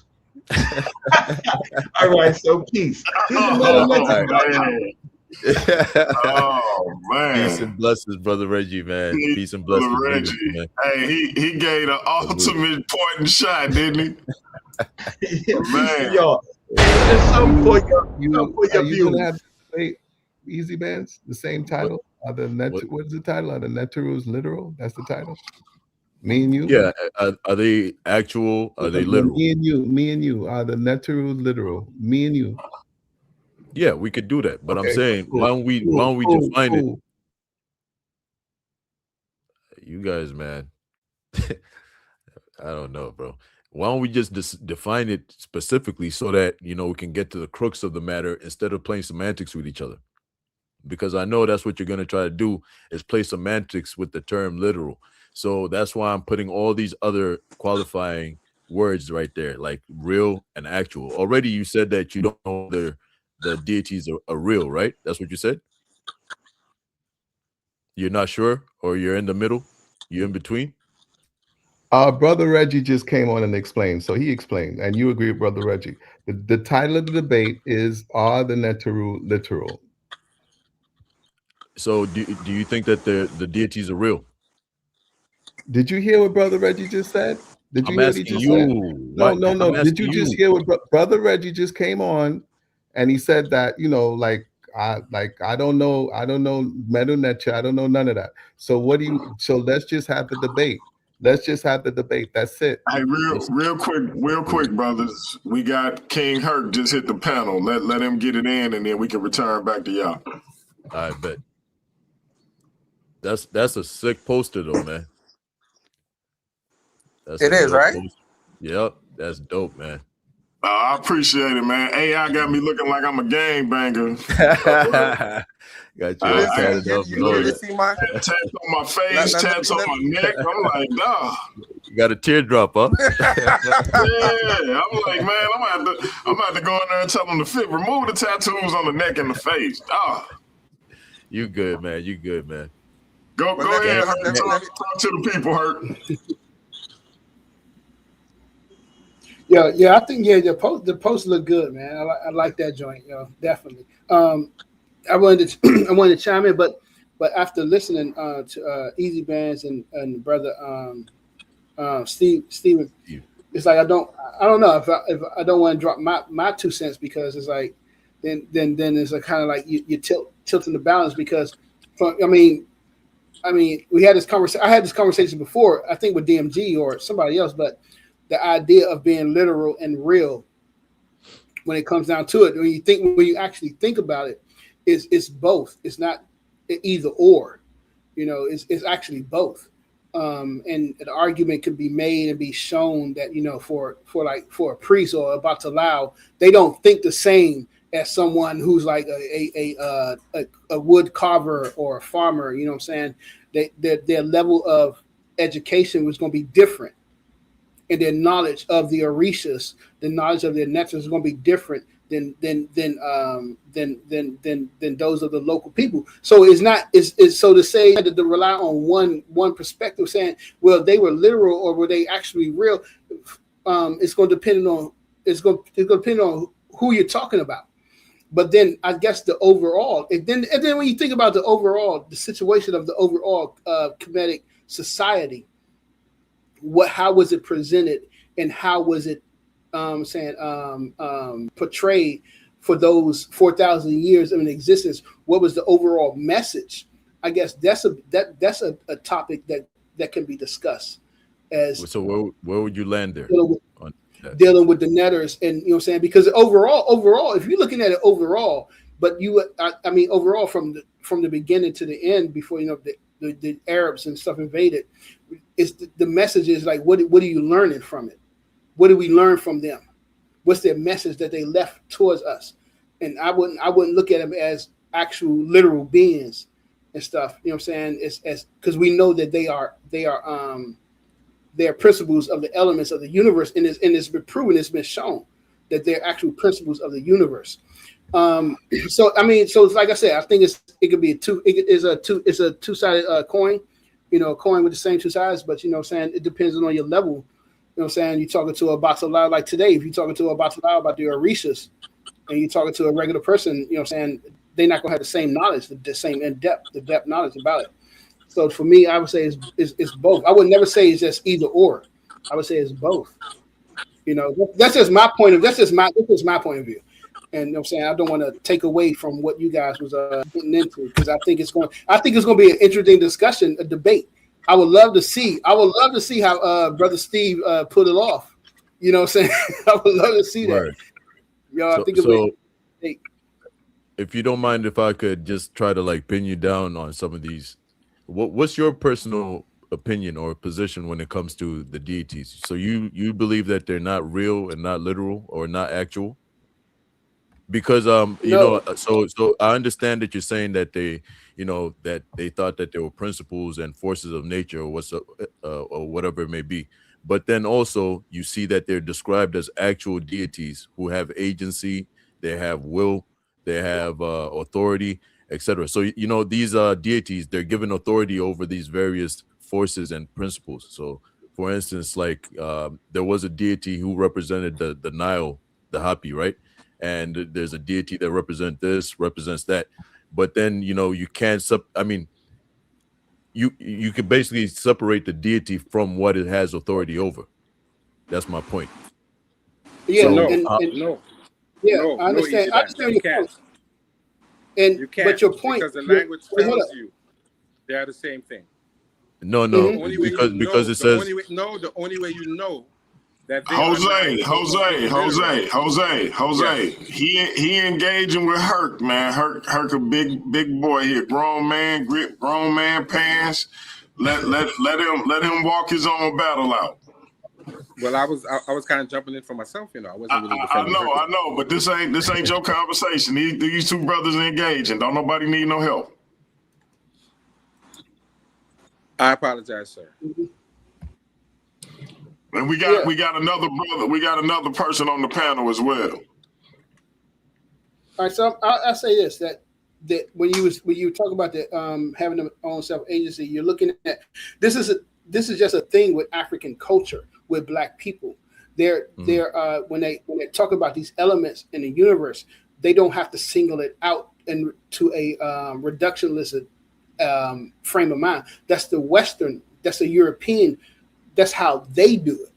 African people, when you look at all the spiritualities, they always have these characteristics. They always have these defining characteristics of the elements to let you know what they are and who they are. And when you look them up, and actually when you look up the characteristics, it matches exactly what the element is. So the reason I'm saying to say that they have these characteristics, and when they talk about these elements, these fundamental elements in the universe, and just because they put these personalities on them, it's not a flaw. We seem to take that as a flaw only because we was raised in the West, only because we were raised by a Western education. We seem to take that as a flaw, but it's not Brother a flaw. Hurt. Brother Hurt. Mm-hmm. You're a mathematician, right? Yeah. And you got a PhD? No, just my bachelor's in mathematics. So you got a bachelor's in math. My bachelor's is in biology, chemistry, and I have a minor in history. I also have a minor in like literacy acquisition, teaching people about literacy, how to that's my master's is in literacy acquisition, and my undergraduate, right, is in biology, chemistry, and history, right? I see how you're reasoning. I don't. How was it go? But I could, I could deal with them. Don't worry. I know how to break it down and make it make sense. I know where you. I know where you're going. But that's why I want the debate. I wouldn't give them all. You understand what I'm saying? I know where you're going. But you know what I'm saying? Make it make sense to a 5-year-old. You make it make sense to the judges. And you understand what I'm saying? But people who don't have this background, you understand what I'm saying? You got a background in math and science, right? I'm a biochem. You understand what I'm saying? We think differently. And then also we have the Afrocentrists. So we understand the holistic paradigm. We understand what African people were able to do, the educational system. You understand what I'm saying? When you're teaching, you compartmentalize it to make it, accessible to your students, but then you have to carry out synthesis at some point, and that people have a hard time with the synthesis. So Western academia, they tend to compartmentalize it and they want to keep it there. But when are we going to synthesize it? When are we going to see the bigger picture? When does it become holistic? And it just so happens that I don't know. Maybe they weren't my ancestors because I don't read Medu Neter. I don't know what it is, right? But it's the more holistic perspective, right? But even that, let me go talk to the Batala or some other traditional African spiritualists, and they'll explain the same thing, right? The same thing that you're saying, right? It's a different worldview, and thank God for DMG, and it's called paradigm shift. We're trying to help folks to just understand a different paradigm. That's all. So and I would be able the way I can formulate my argument in that debate. I can very well do that. what I take from what you just said is basically an appeal to authority, which is flawed in this instant. You're not an Yes, Egyptologist. I am You're going not. to appeal to Oh, authority hold because on. You're not an that's You're what I not an do. Egypt. You're It's not an consensus. Egyptologist. It's Stop no, I'm interrupting not an and have some Egyptologist. decorum. No, I'm not an Have some manners. Egyptologist. I'm a Have some scientist. discipline. I'm not Have some I'm not an manners. Have some Egyptologist. I discipline, don't brother. have to be You an just spoke. Egyptologist. I let you I'm a speak. Have some scientist. discipline, brother. I'm a scientist. That's what I One Have am. mic, some discipline. one mic, brothers. One mic. Easy Bands gonna speak. Steve gonna respond, and then we'll go back to Herc or Jose. Brother Steve, why is it so hard for you to have some respect and have a cordial conversation? Let somebody speak, man. I don't get it. But anyway, so I was saying, you're appealing to authority, and it doesn't make sense because you're not an Egyptologist. You're not trained in that field. So all that stuff that you just brought up is irrelevant. Okay. We just heard somebody who's been in the field for about 30 years studying the Meduneta and etc. He came on here and he basically disagrees with what you're talking about. So you trying to claim to have this authority over the topic is just nonsensical. Now, to get back to the brother King Hercules, I'd have, so I'm African, right? I was born and raised. So I don't know. Are you talking about, because when you're talking about this worldview of Africans, you're making it seem as though Africans are atheists, like we don't believe in actual spirits and actual deities, like real, literal, actual deities. Is that what you're saying? Is that what you're implying? That contemporary No, Africans don't believe in that? Or are you just saying the ancient Cometians didn't believe in that? no, brother, stop playing. Stop playing with me, Easy Bands. Stop. No, I don't. Hey, Herc. Once you respond, we got somebody else on the panel. I want to get to that, brother. So go ahead and respond. Well, I'm just making it real short. No, what he was just saying, because it's not the first time we talked. Easy Band. I don't know if we talked actually on video, but I think we talked in the chat. But answer your. No, I'm not. Can I respond? No. Can I respond to him? So what exactly do you believe? Do you believe that these deities are real and actual and literal, and they have will and agency? Brother, Easy Bands, come on now. You wake up every morning, you see Ra as soon as you wake up. So don't. I mean, come on now. DMG, can I respond to him? Just because the ancestors gave it a name and personality does not mean it is not real. We see Ra every morning. We feel Shu. We feel Yin and Ya. We see Shango. We see these things. You know what I'm saying? Just because they gave them personalities doesn't mean that they're not real. You know what I'm saying? That's what. So we, like I said, I say this every time. We were raised in a Western educational system. You told me you grew up in Canada, so you have a Western. I grew up I was born and raised in Africa, but then I finished my high school in the U.S. and then moved to Canada. Yeah, I lived in Ghana. I lived in West Africa. My dad passed away in Ghana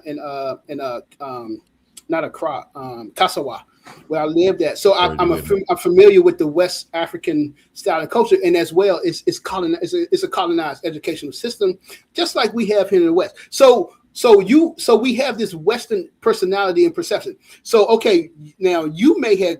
I mean, some people do have a African-centered education, but not the majority of us. So when you're looking at things, when I hear you talk, you're talking from a Western perspective as you're analyzing the African traditions, even though you grew up in them. And you're shaking your head, but that's all I hear. Can I respond to you? So can I respond to you? You'd be absolutely false by saying that. Yes, I am familiar with the Western mind view and worldview, but I'm also familiar with the African traditional worldview. All right. So I lived there. I was born and raised there. So I understand the culture. Now, maybe you went and visited for a little while. That tends to happen. And then people come back and think, oh, nah, I know everything about African culture. But that's not really how it works, right? I wouldn't claim. Where are you from? You're from LA or California, right? Right. I agree.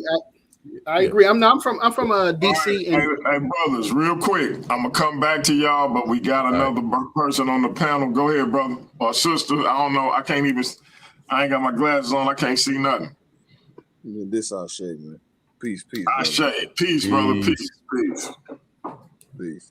Man. Peace. On the topic, this listening to Hercules, he agreeing with you, Easy Ben. So I don't even see how y'all having a disagreement. He literally just said that you can feel these things, you can see these things. That means it's literal, right?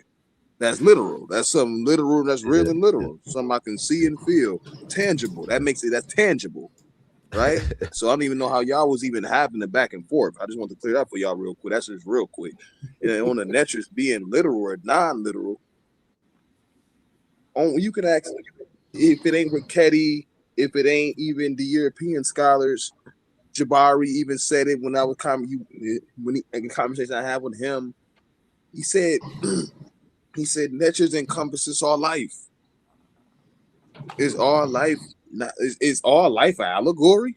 I don't think my life an allegory. You know what I mean? I think like these are the things that's coming out of the people's mouths. Like I listen to these men, and this is the thing. So when you looking at, and this is what the Netris are. Like let's not forget that when you asking this question, are the Netris literal or non-literal? You got to understand that this is a linguistical term that exists within these people's language. So what does that encompass within their language? Can it encompass things that are non-tangible? Absolutely. Can it encompass things that are tangible and observable? Absolutely. So when you're dealing with it through the actual cultural lens that you're supposed to, nobody can put that absolute statement on there. Say, no, it's not literal. Or say it is literal. Nobody can make that. You just can't do it. So the right side of the debate will always be it's both. Because you get anthropomorphic with it, and you get super spiritual with it. You enter in and you go into the afterlife with it, but you also have living representatives as well. Is those living representatives not actual? Are they not considered? Are they not considered Netris? You know what I'm saying? There's people that was Akus. There's people who are deified. Are those people not Netters? Y'all gotta dig. Y'all gotta understand the culture that you're looking into before we get to throwing around these terms, because a lot, and this is my last point right here. A lot of times I learned that coming with some knowledge, y'all. Hey man, hey, brother, hey, I shake. We might have to have a sit down, have an interview, and flesh this thing out, bro. Oh, absolutely. I wouldn't mind. Yeah, I got Put your contact in the private chat. I'm gonna hit you up. And okay, absolutely. I got you. And I'm gonna end it right here. I'm gonna end it right here. But because this is what I was taught growing up in the conscious community, and always fact check to confirm, was that the Netris are not gods. So a lot of times we get confused with that God term getting thrown around. You get what I'm saying? Because when you're talking about a god, now you are talking about something that's absolutely non-literal and something that's going straight into symbolism, directly into symbolism, right? Zeus, god of thunder, and yeah, you going into that route. But the Netris are not gods. When you're looking at El, Yahweh, all that stuff, those are gods, and they had deeper, and they were representatives of something deeper in their antiqual times. You get what I'm saying? Like, their God wasn't really just a fish dude who was beefing with the God of the Bible in his times of antiquity. That was a grain god. You get what I'm saying? So when the grain grew, they think they God, and they was like, that's their God. You get what I'm saying? Inanna wasn't just some chick who was stealing the ME tablets from her drunken uncle. No, she was a rising and falling deity, which represents the observations of the seasonal observation. That's what we was originally looking at. But over time, man's ego, woman's ego, just man's doing, you see these things, they evolve and they turn into stories that sound just like dudes and men. And that's when the confusion comes along, and now we killing and warring about this stuff, when in antiquity, bro, this stuff was just representations of things that they was dealing with on an everyday basis. When man comes around with the covenant talk, with the bloodline talk, with the chosen people talk, that's where the confusion comes. Right. So I want y'all to know the young brother Ashe just came with a deep cut. he say the goddess Ayana was a dying and rising. I don't know if y'all caught that. I don't know if y'all caught that. Hey, he came with some. Hey, I can't wait to interview this brother. Make sure you put your information in the private chat, man. So I never been hiding you. But man, I think we doing this thing. Hey, Jose, hold it down, man. Let the brothers build for a minute. I'm gonna tap out because I gotta be up at like 4:30 in the morning. But I appreciate y'all, brothers. Keep the build going. And Ashe, I'm gonna be hitting you up. Make sure you let Herc talk, man, because I'm gonna see if I can get Herc in the ring next. But tap in with Steve, get back to Easy Bands, let Herc go, and you go as well. All right. So it is both, but that's the debate, right? So who can argue their stance better and sway the judges? So we can't go in. The debate isn't whether they're both. I'm saying that they're not literal. You're saying that they're literal. So then we would have that debate. But as far as so-called appealing to authority goes, usually appealing to authority that's where you get your facts. That's the consensus, right? And often that's what sways the judges. But why do I need to have a degree in Egyptology in order to have a debate about the Neteru not being literal? And then also, I was an educator for 26 years, so I do know how to form a lesson. So I don't see why because I have a background in biology and chemistry and history that I can't debate whether or not the Neteru are literal. I didn't make that objection at all. Oh, I was okay. just simply pointing out because you brought up your whole history, your whole academic record or whatever it may be, and you basically said that that's why you're able to understand ancient Kemet the way you are, and you basically said you and brother King Herc are able to understand it the way you do because of your academic record or whatever it may be. And I was just pointing out that is irrelevant to the discussion or the debate because your academic record is not in Egyptology. Okay, hold on. What I'm saying is that in building, in pedagogy, right? It's a matter of distilling it down and making it accessible to the audience or making it accessible to the judges. It's so these lofty ideas, right? When you stay up there in the heavens and in the abstract, then people aren't going to understand what your argument is or what you're bringing out. So what I'm saying as well is that I'm not going to say forget about the bio and chemistry. I'm not even going to say forget about Kemet. What I'm saying is about making the information accessible to the audience. And that's the other thing that some debaters do. They don't make the information accessible to the audience. Some of them, they like to go and quote PhDs, and they don't even know what the PhDs are saying themselves, right? So taking it from the abstract and then making it something that's accessible, watering it down that it's accessible, and simplifying it to the audience and the judges. Not and yes, it is both, but I'm arguing that it's in the negative. So most of what I'm presenting would be something saying supporting that that the Neterus are not literal. I wouldn't attempt to make your argument for you, and I would be always arguing against what you're saying. But Steve, So the language itself lets you know when something is a man with a man determinative, something is a woman with a woman determinative. When they have a stroke next to it or under it, it lets you know that it is what it is. It's something literal, so we don't have to argue if you know the language. When it's an abstract idea, there's a papyrus roll next to the thing. So we know that already. So we don't have to argue once you know the nuances of the language because it tells you what's literal, what's not literal. Right. Even when you look at these anthropomorphic images, all baboons are not Jehuti, all bulls are not Apis. Right. We know that because we understand how they use it. Every single animal did not necessarily represent Jehuti Right. in terms of the ibis. Somebody who's We a know that. They disciple. didn't, Right. all cats were not boss. We know that. Right. They were Some symbolic cats of were that, just so they cats. did mummify some of them and hold them in a high esteem, but it wasn't every single animal. We And the know ones that. that they We know the mummified, name of that the bull doesn't was mean not that Igris.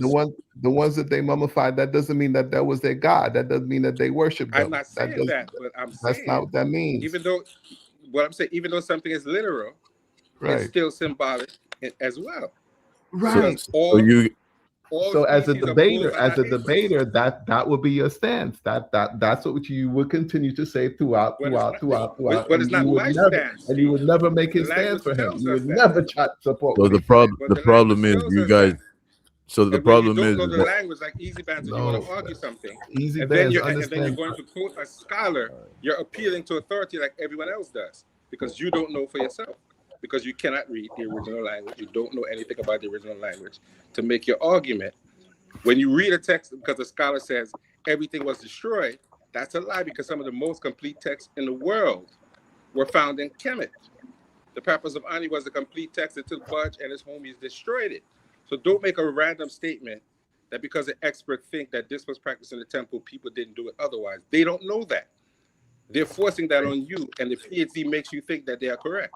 But some of them who are talking that can't read the language either. They're Brother Bands, presuming just and understand it. assuming, and they're so let forcing me their opinion on let me you. just respond to It's it. just Let the me just style, respond. Brother Bands. It's just Let me no, let me respond. You said something, he Go said something too. So let me ahead. respond. So when you talk about the appeal to authority, the reason I'm not saying that you can't appeal to Egyptologists. That's actually opposite of what I'm saying. I'm saying that he's bringing up his academic record and history and saying that that's why he's able to understand Kemet and that's why he has a better understanding over Kemet. But I'm pointing out that all his academic record is not in Egyptology. So it's It doesn't irrelevant to have the to be. conversation. It Jose, doesn't you're have not to be. understanding what I'm saying, brother. It doesn't I don't have I to don't know be what's for him going to on. So you bring for him to I put didn't say it falsehood. has to be. Look, I didn't say it has to be. I said you talking about all that is just flim flam because it's not relevant to the discussion. We're talking about Egyptology. So if you're talking about your chemistry degree and your this degree and your that degree, that's well and good. I got nothing wrong with that. But then if you're trying to bring that into the conversation that we're having about this debate, it's irrelevant. That's my point. Now, if we're talking about an Egyptologist, yeah, I will appeal to an Egyptologist. Word on the topic. Yeah. Of course, I will. Now, I'm talking about life. I'm talking about a now, life But you understanding. do know, now, now. So hold on. but Easy I want Bands, you do I want to understand. respond to a few. Yo, you You do kept saying a understand that bunch of stuff, bro. Egyptologists do flim You flam you too. you said a bunch of stuff, bro. So let me try to even remember what Right, you're but hold saying. on. You do know that Egyptologists do flim flam you and put extra sauce on things. And when you look at some of these things, they put words in it that are not in there. Yeah. So you bring For an clarity, so Egyptologist. you have to know, but you have to know the difference. So When they're Jose, making a you're shifting the translation. goalpost, bro. You're No, shifting the no, no. I'm goalpost. saying something to you. When you're reading a No. But translation, Jose, the point that was being everything in the made, you translation is not you can't necessarily you have to what you concede see to the point that on the text. you have to concede that you're wrong in the point that you made. Don't try to shift the goalpost I am and not talk wrong in about how anything that I said. Egyptologists flim flam. I You was can't basically appeal to when I was authority talking when you about. don't know So yourself. You don't we're know. just gonna speak over each other, bro. No, I'm saying you're appealing to authority just like everyone Yeah, else, but and you don't while know I'm for yourself. speaking, while I'm speaking, you speaking over me, bro. Go ahead. I Yeah. apologize. So what I was saying, it's all good. So what I was saying is, I'm all right. My point is that if you appeal to an Egyptologist, all right, and what they're saying about the topic, I'm cool with that. That's good. That's what I want. All right. What I was saying is that he was appealing to his academic record that's got nothing to do with Egyptology. That was my point. Okay, I don't think that was his why point does either. it have to? Why does it have to I'm be? I don't think not that was saying his it has point. to, bro. I'm not even saying it has to. I'm just saying Then it's why bring it up? irrelevant. You are saying that it has Bro, to. listen, You are you're the saying one. that it So has hold on, to.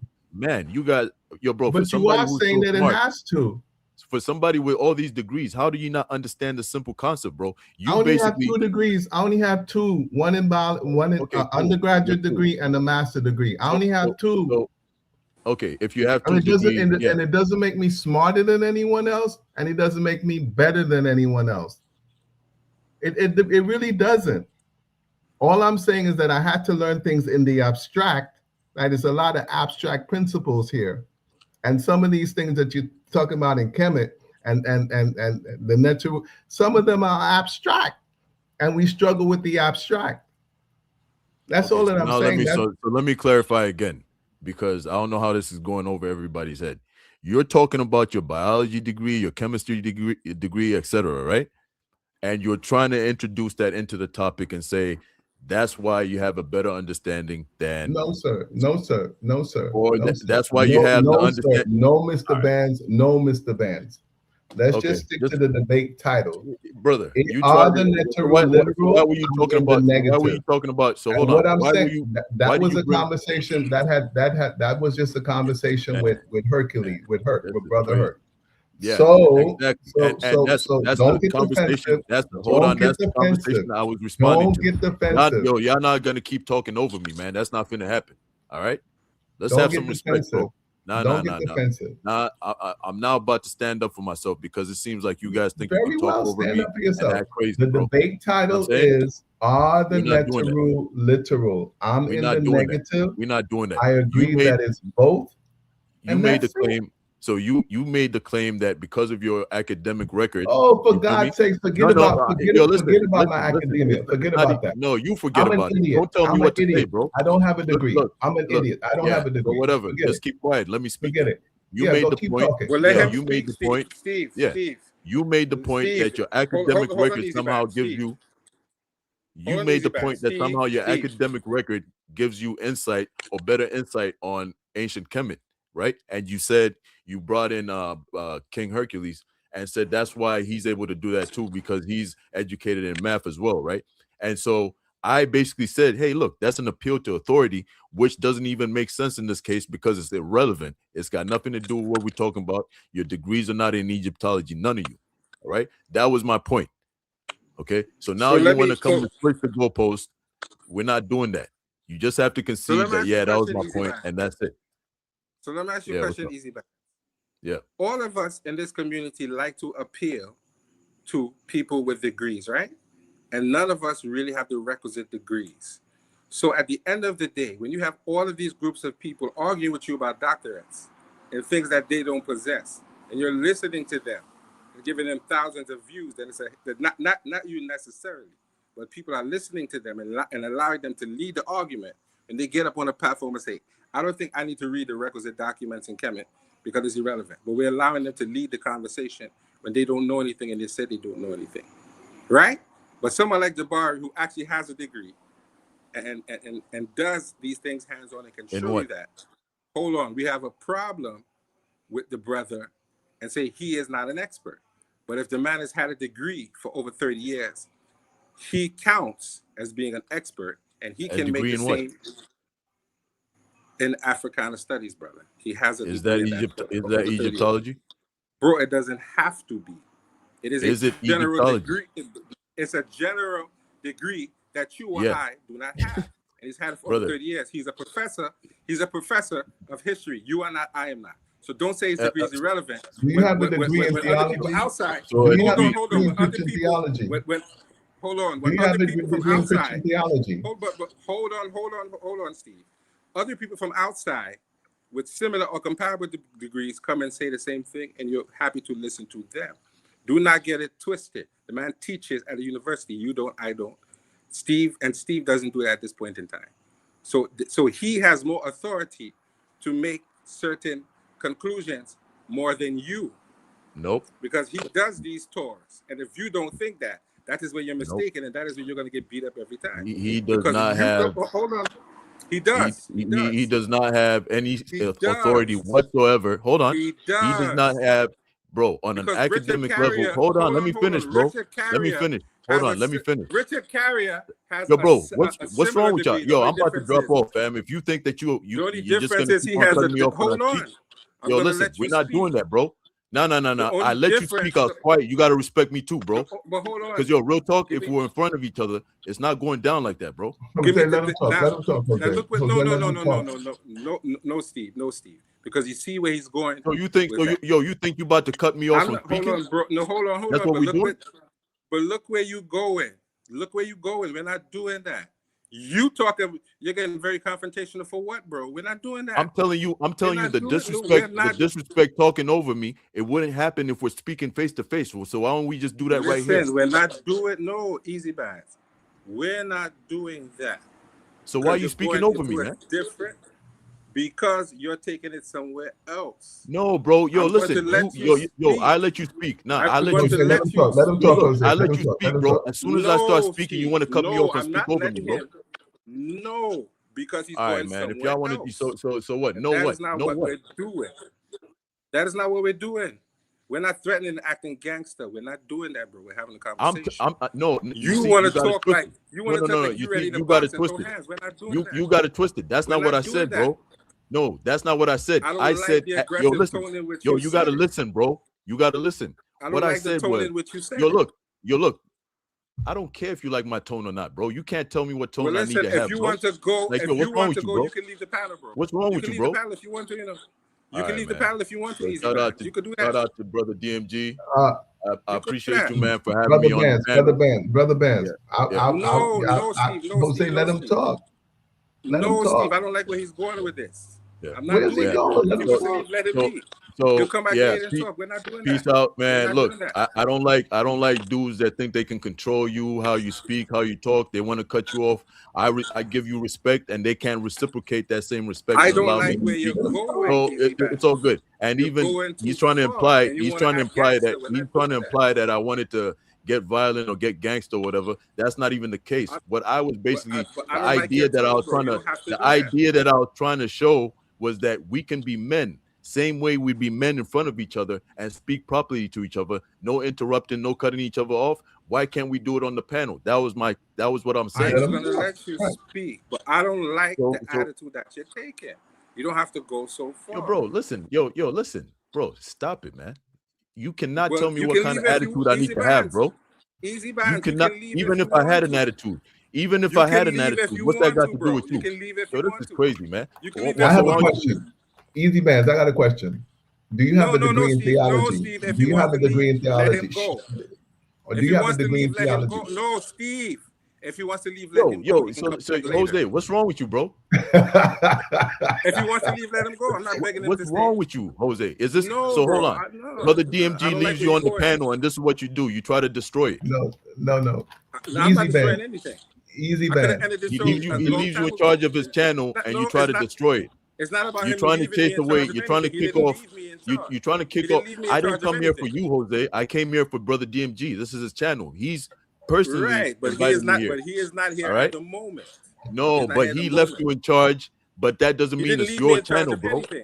He didn't leave me in charge of it doesn't mean it's your channel. It doesn't mean you can cut people off. He fell off of the panel. Brother Bands. He didn't leave me. He fell off of the panel. Jose, can I ask him this question? Yeah. Do you have a degree in theology? No, I don't. Okay, so because you don't have a degree in theology, and what you say when you express yourself about your beliefs and so on and so forth, does that mean that you should be discredited? Brother, I didn't try to discredit you, and that no, I'm not saying that you did. I'm not saying that you did. I'm just asking you. I'm not saying you just. No. I'm just saying. Step. So hold on, Jose. Wait, Jose, wait, please. I'm talking to Step into the light that she can hit the link and come in. Okay, no, she got. Let her come back on. But this is what I'm saying, though, brother Bands.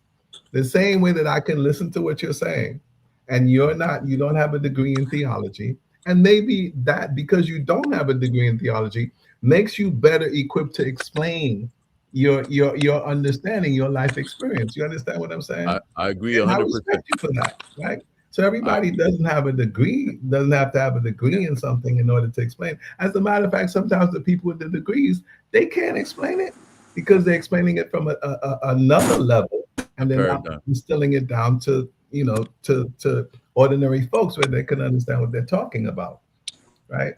So what I meant was, don't get me wrong, is that has been my experience where I had to take abstract information and make it accessible to my students. So what I'm saying, I would use that same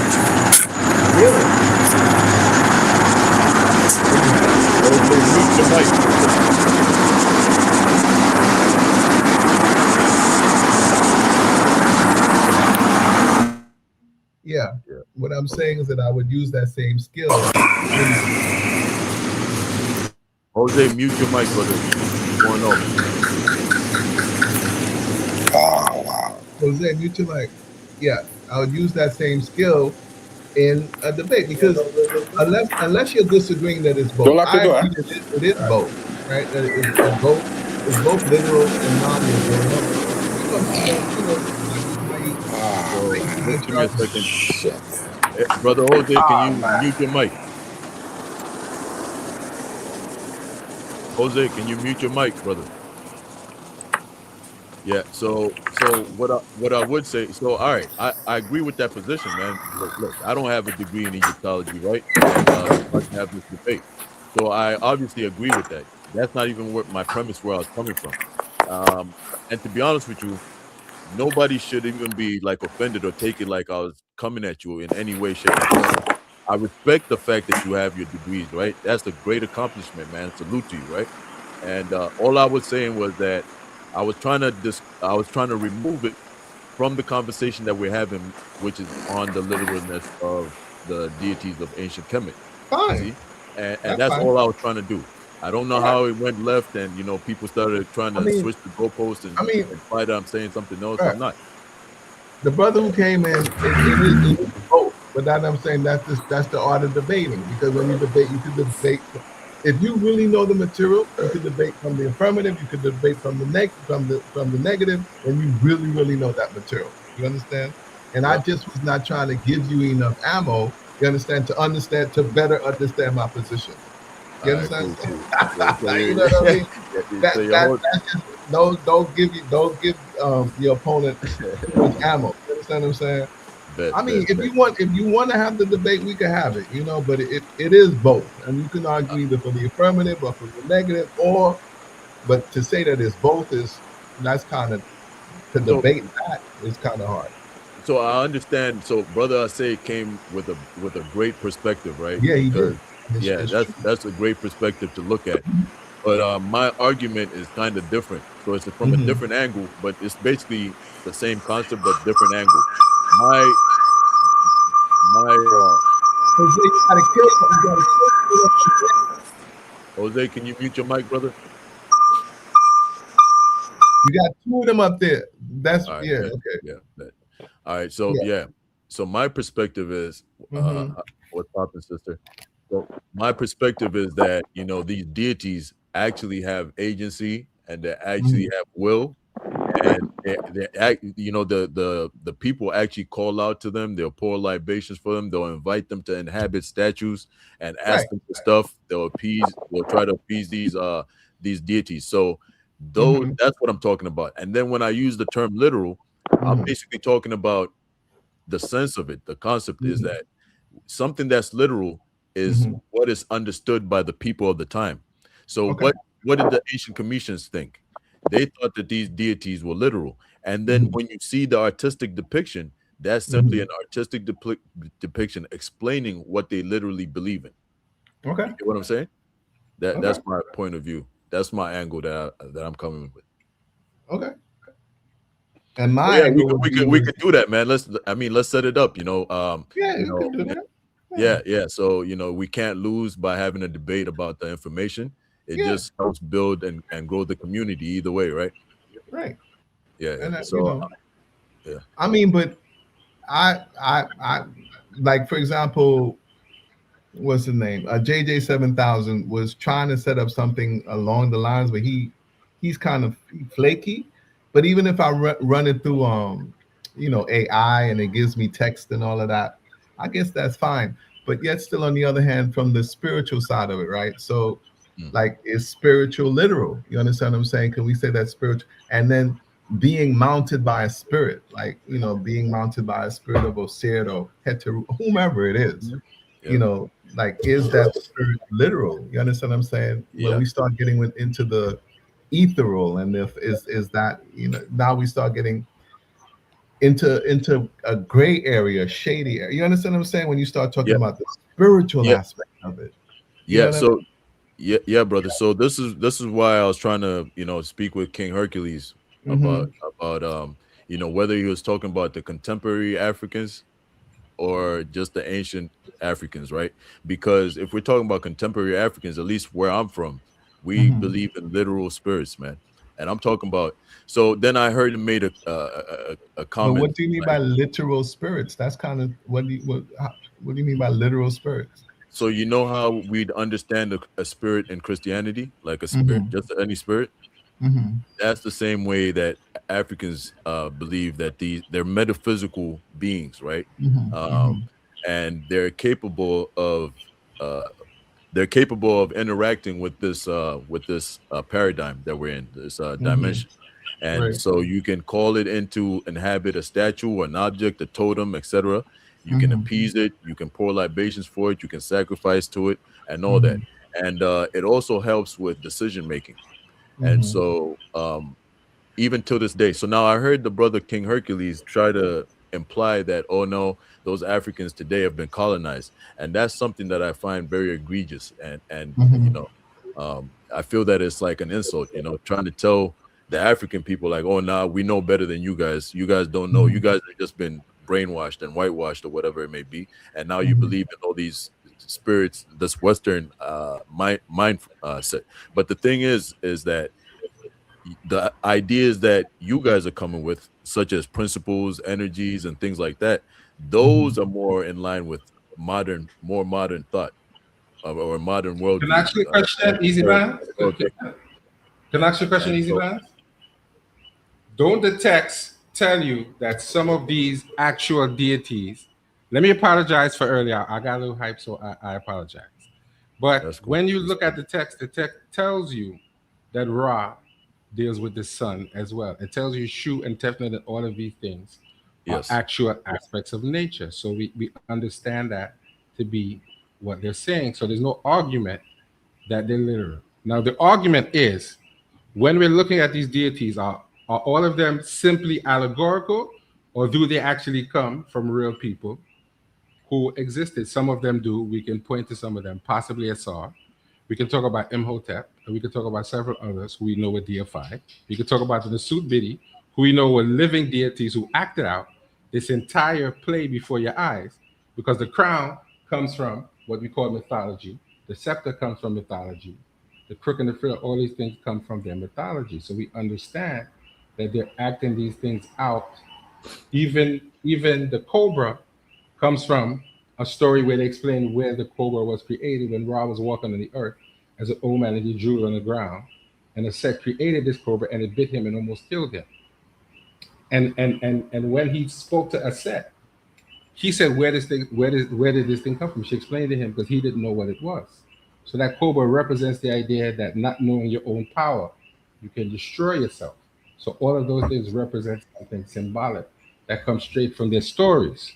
So we can't just argue it's literal or it's not literal, because the language tells us that it's actually both. And some we understand that.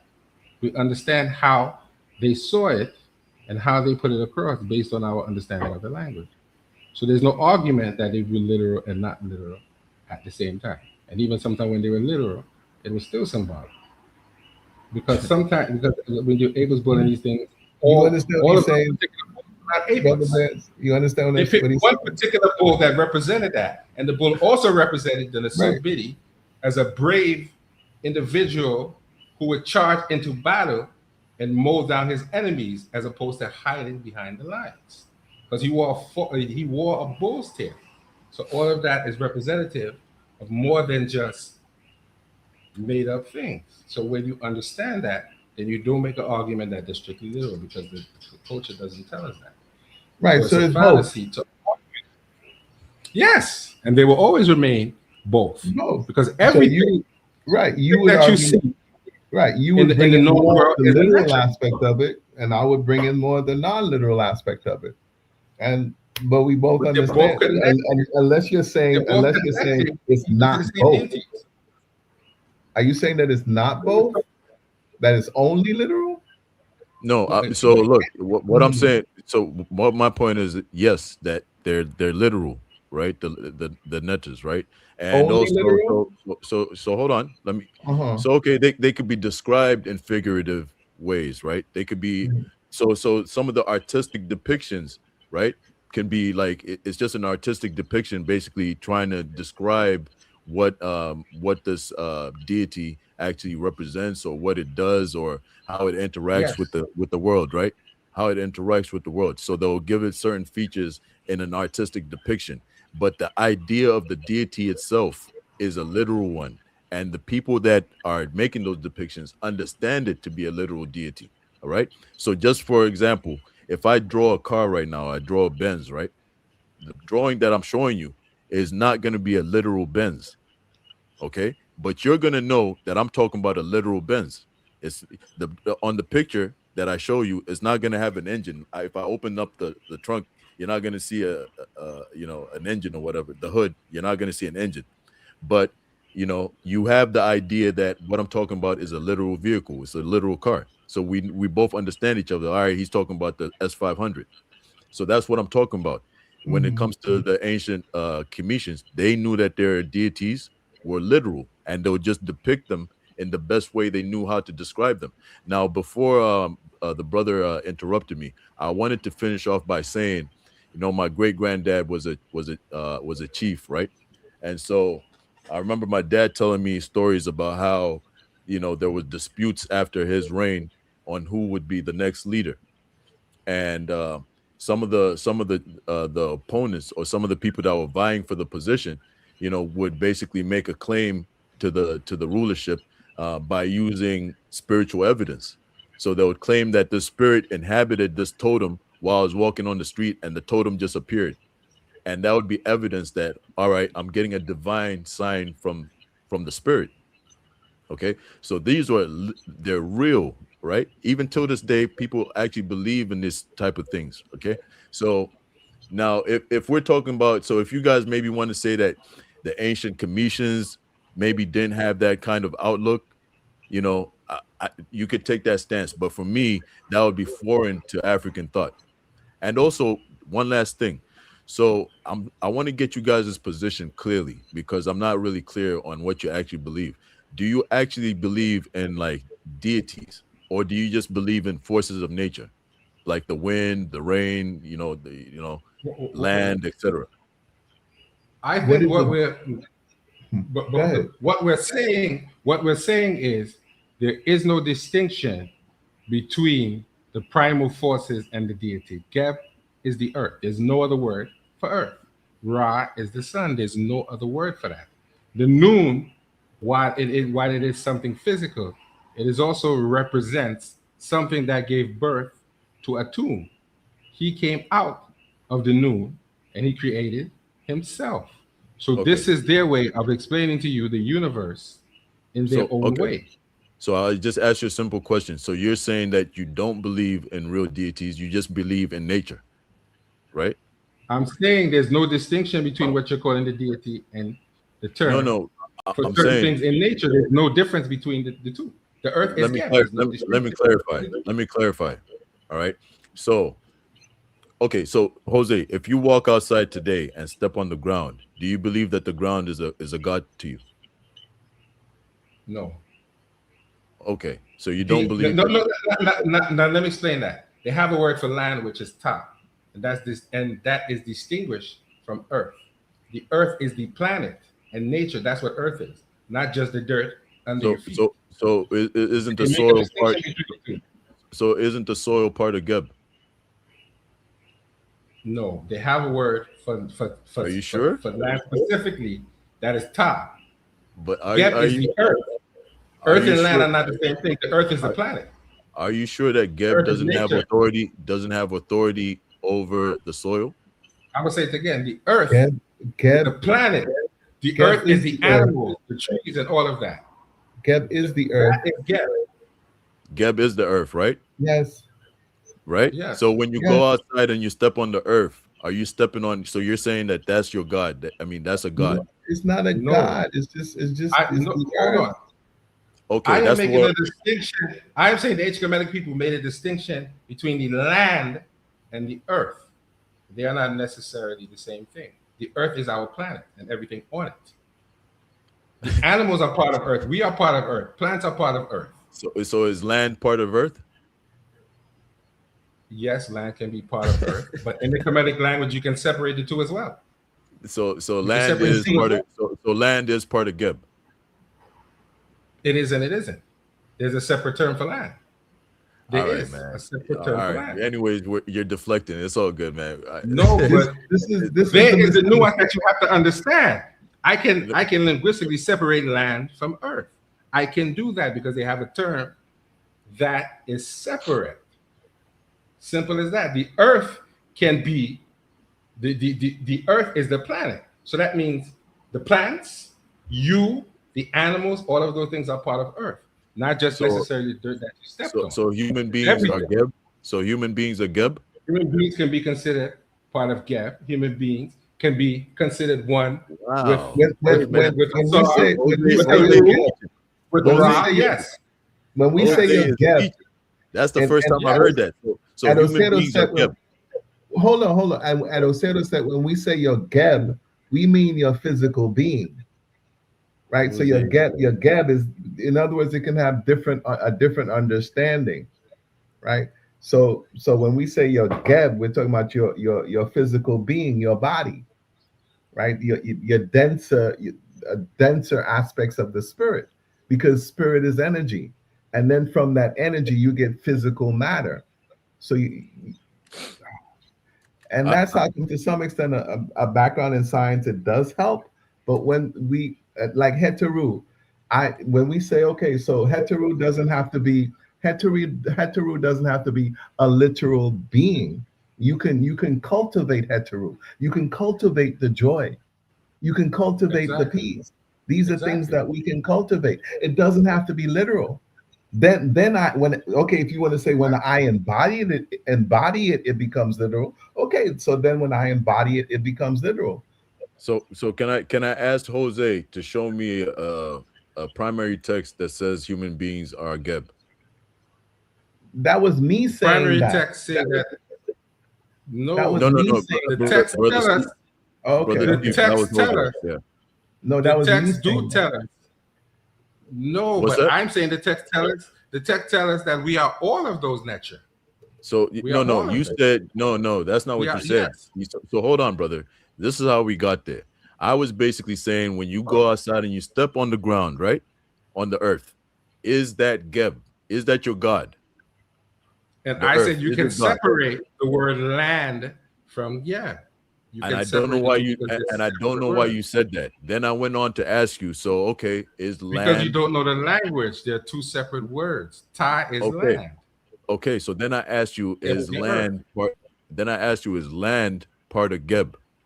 And you said yes. I said, and we are part of Geb as the earth. Okay, the so animals then you are part said, of Geb as the earth, as far as nature is concerned, and the plants are part of Geb. Okay, as far as the earth is concerned. So then you said exactly. You said human beings are part of Geb, plants are part of Geb, etc. Right? So I'm asking you now, can you show me a primary text that actually shows that?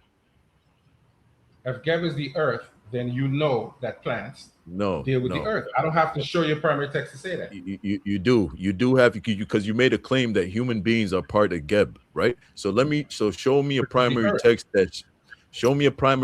that says human beings are part of Geb. Here's what I can say. We can come on at another time and have that conversation. And I'm quite sure I can show you primary texts that do talk about that. Yo, imagine, Jose, imagine if me as a Christian, I used to give those type of responses. Oh, let's come on and let me go do some research first. So and then come back on. We would accept it. The fact of the matter is this: you want me to lie to you?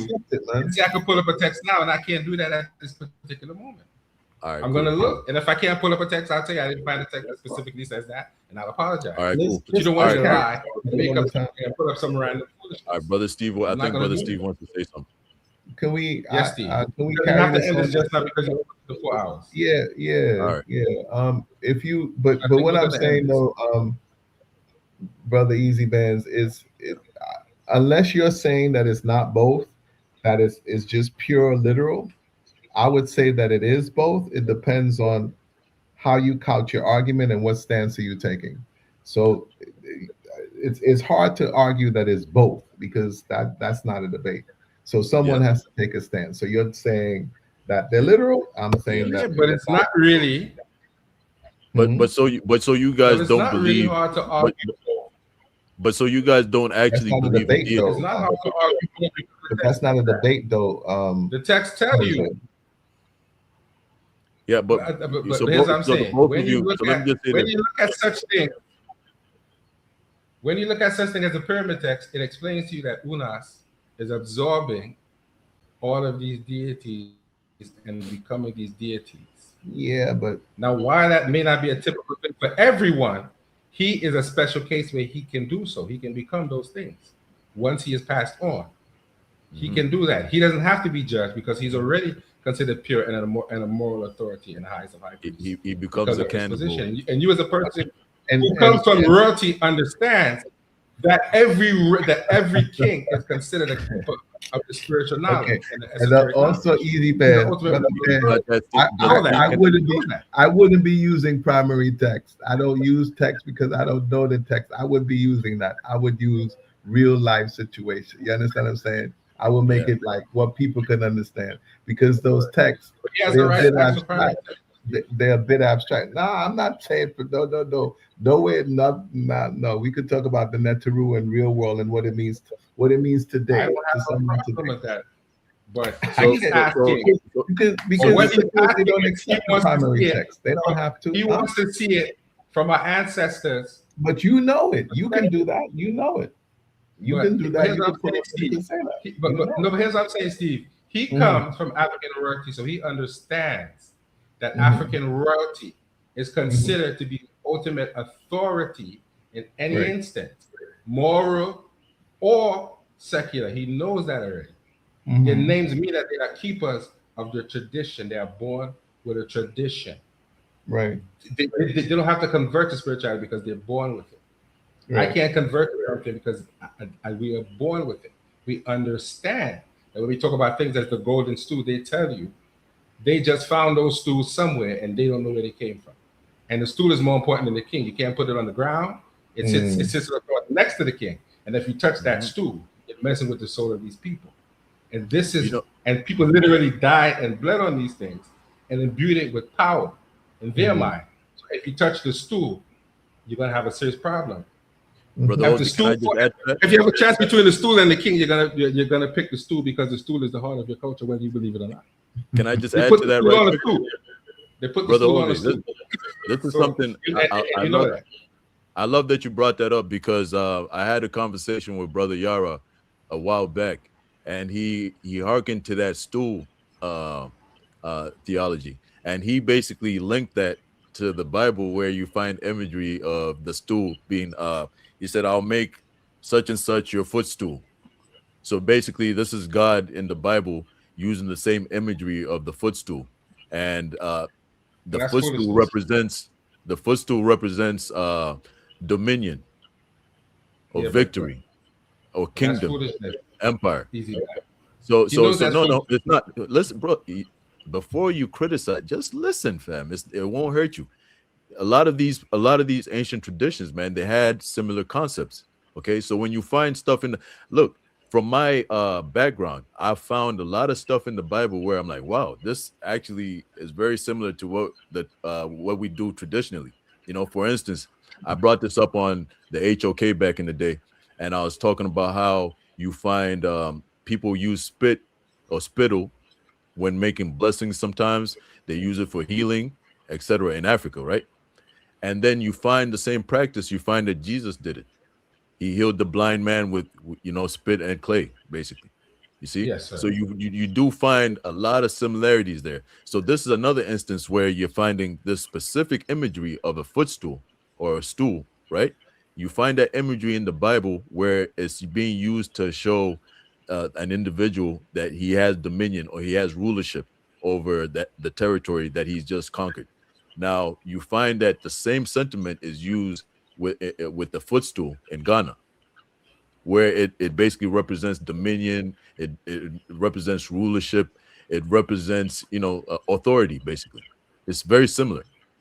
That's all. I was just trying to add a 2 cents. I'm not saying they copied it from the Bible. I'm not saying that. I'm just saying the concept is a similar. It's a parallel. You know, maybe it comes from. No. Go ahead. I'm gonna disagree because if you mess around and put your foot on one of them golden stools, you're done. Because the stool is more important than the king. But this is the thing. The what stool is on a stool, and the stool sits on the throne next to the king. So you can't put your feet on it. Yes, but look, I'm talking about the concept of it, the imagery. So when in the Bible the footstool is used, it is used as a sign of authority, of leadership, or rulership, of dominion. When you look at Ghana, the footstool is also used as a symbol of authority, dominion, of rulership. Do they have a footstool? Do they literally have a footstool in Ghana? Is it a footstool? I'm asking you the question. You might know more than me. I know the golden stool. It's not a foot. Isn't when you're in stool. That's what you sit on. That's like your throne. Yeah. Well, it could be a stool. It could be a footstool. It's a golden stool. It represents authority. You don't put your feet on that. It's not the same thing. The stool you're stuck on putting your foot. So look, there wasn't a literal stool in the Bible where the king put his foot on. It was just it was poetry. That's a bad imagery. Hold on. It was imagery, right? To represent the same. Brother Steve, do you get what I'm saying, brother? Please. Yeah, I get you. I understand what you're saying. I understand. I don't get what's wrong with Jose, man. He just can't let it go and just but easy bands. Let me tell you what's wrong with me. My problem is when people like Elder Yara, who never pull up a primary or secondary text, tell you things like that. I don't want to hear nothing about Kemet from him. That's the problem. I don't respect anything he says about Kemet. That's the problem. That's why we can't. That's why nobody. That's why nobody can talk to you, bro. If you can't just sit down and have a conversation and just hear an idea out, think about it, and say, "All right, does it make?" But you don't even want to do that. You just, Yara said it. All right, F it. I don't care what Yara said. Yara don't know anything about reading primary text, so he can't tell me anything about Yara disrespected him. I think Yara disrespected. And I'm going to say this to you: if you're telling me something about Africa, I'll listen to you because I know you're African and you know better. Right. But that's what I want to say. The information come from is important. It's very important. You don't listen and give people who don't know nothing any leeway to talk about the text when they don't read them. Right. And they don't know nothing about it. I'm not respecting anything he said. Elder Yara, man, to be honest with you, he's a great researcher and he does a lot of academic work. All right. So in terms of research, you say that. I don't respect him. I'm never going to. Okay, you have your personal reasons, brother. That's good and dandy, right? So, all right, that's up to y'all. All right. All I'm saying is the idea that he was talking about, it was really interesting to me because I did see the parallels. And I'm saying that you do find a lot of other parallels, bro. And that's why I don't disagree. I don't disagree. And that's why I was trying to explain that, it wasn't so hard or far-fetched for Africans or my people to actually believe in Christianity because the two faiths or the two theologies, doctrines are compatible when you look at it.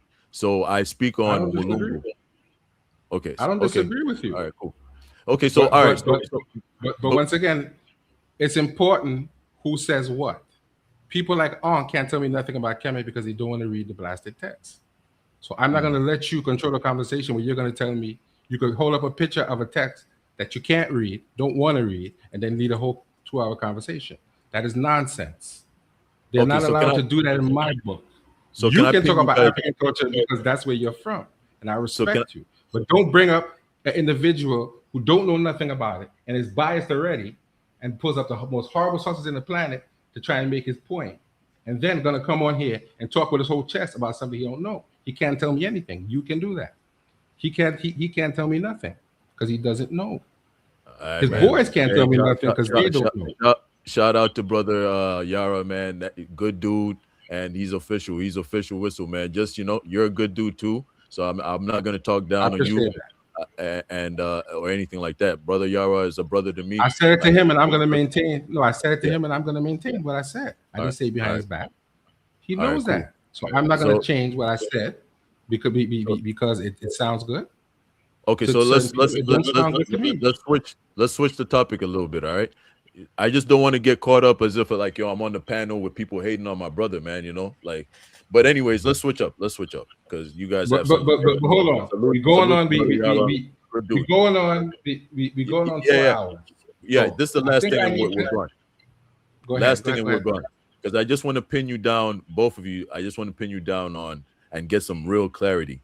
So you guys don't believe. I'm going back to the question I asked. So you guys don't believe in an actual deity.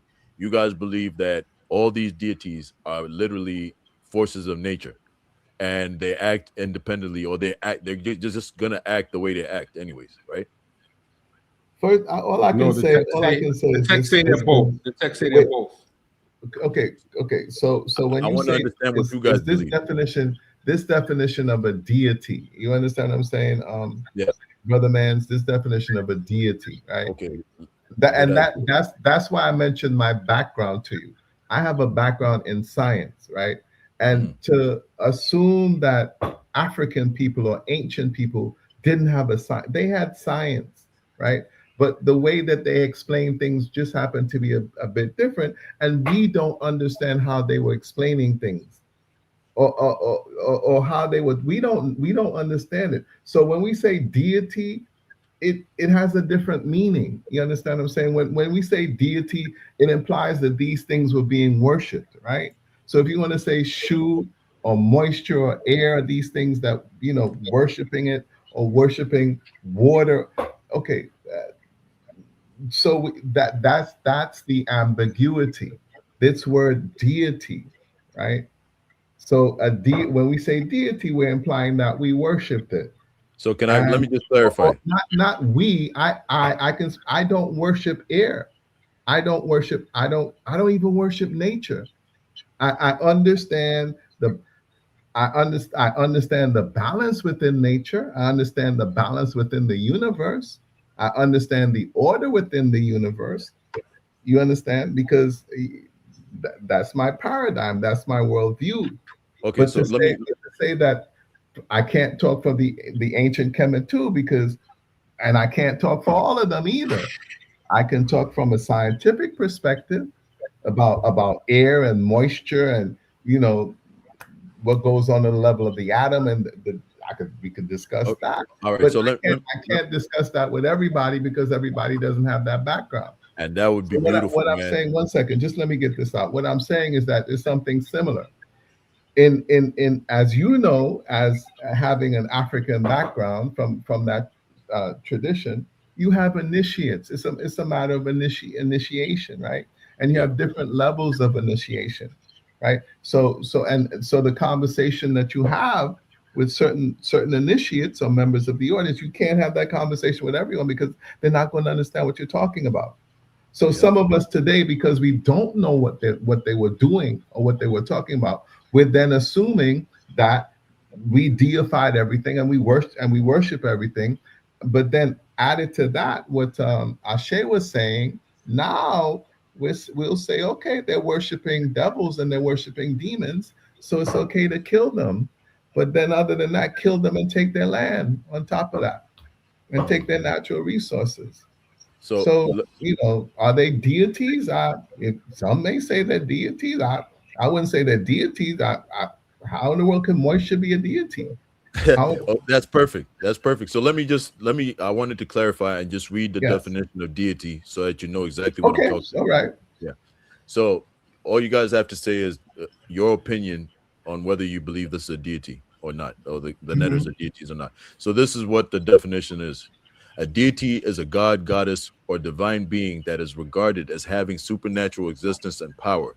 In religious studies, a deity is generally understood as a being that is worshipped, prayed to, revered, or believed to possess powers beyond ordinary humans and nature. So, do you believe that the netters fit this description of being a god, goddess, or divine being that is regarded as having supernatural existence and power, Okay. that is worshipped, prayed to, revered, or believed to possess powers beyond ordinary humans and nature? My question to you would be: are the netters everything? What is not a netter? Good No, point. Good okay, point. That's a good okay, point, Steve. okay, so say for instance, I don't know the answer to that. Okay, now Well, if I don't know the answer to that, would the term deity that I just described, would it fit the Netchers? Any of them? No, because if a Netter is everything, then everything can't be a deity. Right, but I'll say this, and then I'm going to let you guys close out. Okay. We use the best word that we have to describe things, and sometimes we use words that we know the ancients would not use. And the fact of the matter is, as the brother is saying, when we're looking at these things with not being initiated into the system, there's a danger in doing that. We're reading these things as academic texts, and they're not designed that way. They're designed for a mind who is initiated into something, who is initiated at least into an understanding of the culture. We are not necessarily privy to that. So we're reading things, and some of the texts literally don't make sense, because if you're not initiated, you have to know what they're really saying. Right. And that is what scholars call cryptic text, which means when you read it in the Medu Neter, it just don't make no sense. And they have come to the conclusion that if you are not initiated, it's not supposed to make sense to you. You remember me saying that? They will put everything. Listen, I probably halfway agree with you when you said it. I probably halfway agree with you when you said it, because I don't think you put it in necessarily in that kind of way. But I did. I did say that. All right. I'm talking to Jabari, you remember? Right, but some texts make sense because they're supposed to make sense. Some texts don't make sense because you're not initiated to understand what they're trying to tell you. It's just like when you're Mason, people who are outside are not supposed to understand those things. And when you're dealing with the afterlife text, there's a lot of cryptic things where they say you meet the hunker and you have to say this to him, and he says this to you, and all of that sounds very much familiar to Freemasonry, because that's what it is. They're taking these things and perverting them into these weird ideas, making you think that they made up something, and they didn't. They stole it from somewhere else. Their dress and attire is just as a high priest of Kemet, but they themselves don't understand what they're doing, and this is why people are running around. Yes, they themselves don't even understand 3/4 of what they're saying. Yeah, they tripping, and they're dressing really, just like a high priest would. And really, they're trying to recreate your tradition, brother Bands. Yes, your African traditions. That's what they're looking for. Let's be honest. And that's where they've been looking for hints at how to understand Kemet, right? Yes. Right. Yeah, so even you, brother Bands, don't take yourself out of if you don't want to be part of Kemet. You're definitely African. So you can understand your perspective, but you're also part. It is a part of you as well. And brother, that's why I'm actually, my stance in this is I feel that I'm defending African thought and worldviews and belief systems. That's where I feel that I'm standing, even when I'm supporting Brother Reggie. I look at Brother Reggie as he's doing something that's so great for the people of Africa. I feel that he's the only one that's standing up to these invasive ideas that are coming from esoteric backgrounds, et cetera, et cetera. Here's the sad part of that. I would appreciate it more if you were actually in your indigenous system and you came to me with that view.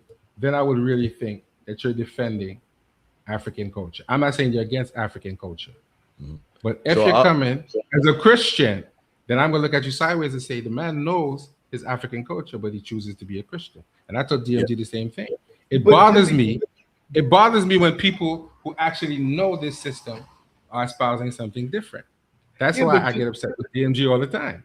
It doesn't mean that he's denying his Africanness. Exactly. I didn't say that, bro. But I said it bothers me when you say you're defending something, but you don't practice it.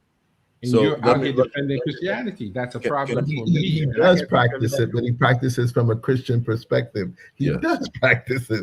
I don't like you, Steve. Steve, I don't like you right now. Steve, I don't like you. Steve, I actually rock with Steve. I'm gonna get you later, Steve. I'm gonna get you later. Hey, man, Steve is a good brother, man. Steve is a good brother. I'm gonna get Steve later for saying that. I'm gonna get him later. Don't worry about it. You'll come back later, and I'm gonna lambaste him for saying that. Because you're not supposed to tell a brother that. Brother Jose, to help you understand, I look at, so when I look at myself, right, I still look at myself as if I'm still in the same ship as my ancestors. We all believed in deities, right? We believed in the Almighty Creator. This is from so we had this deity called Mulungu. You heard me speak about this.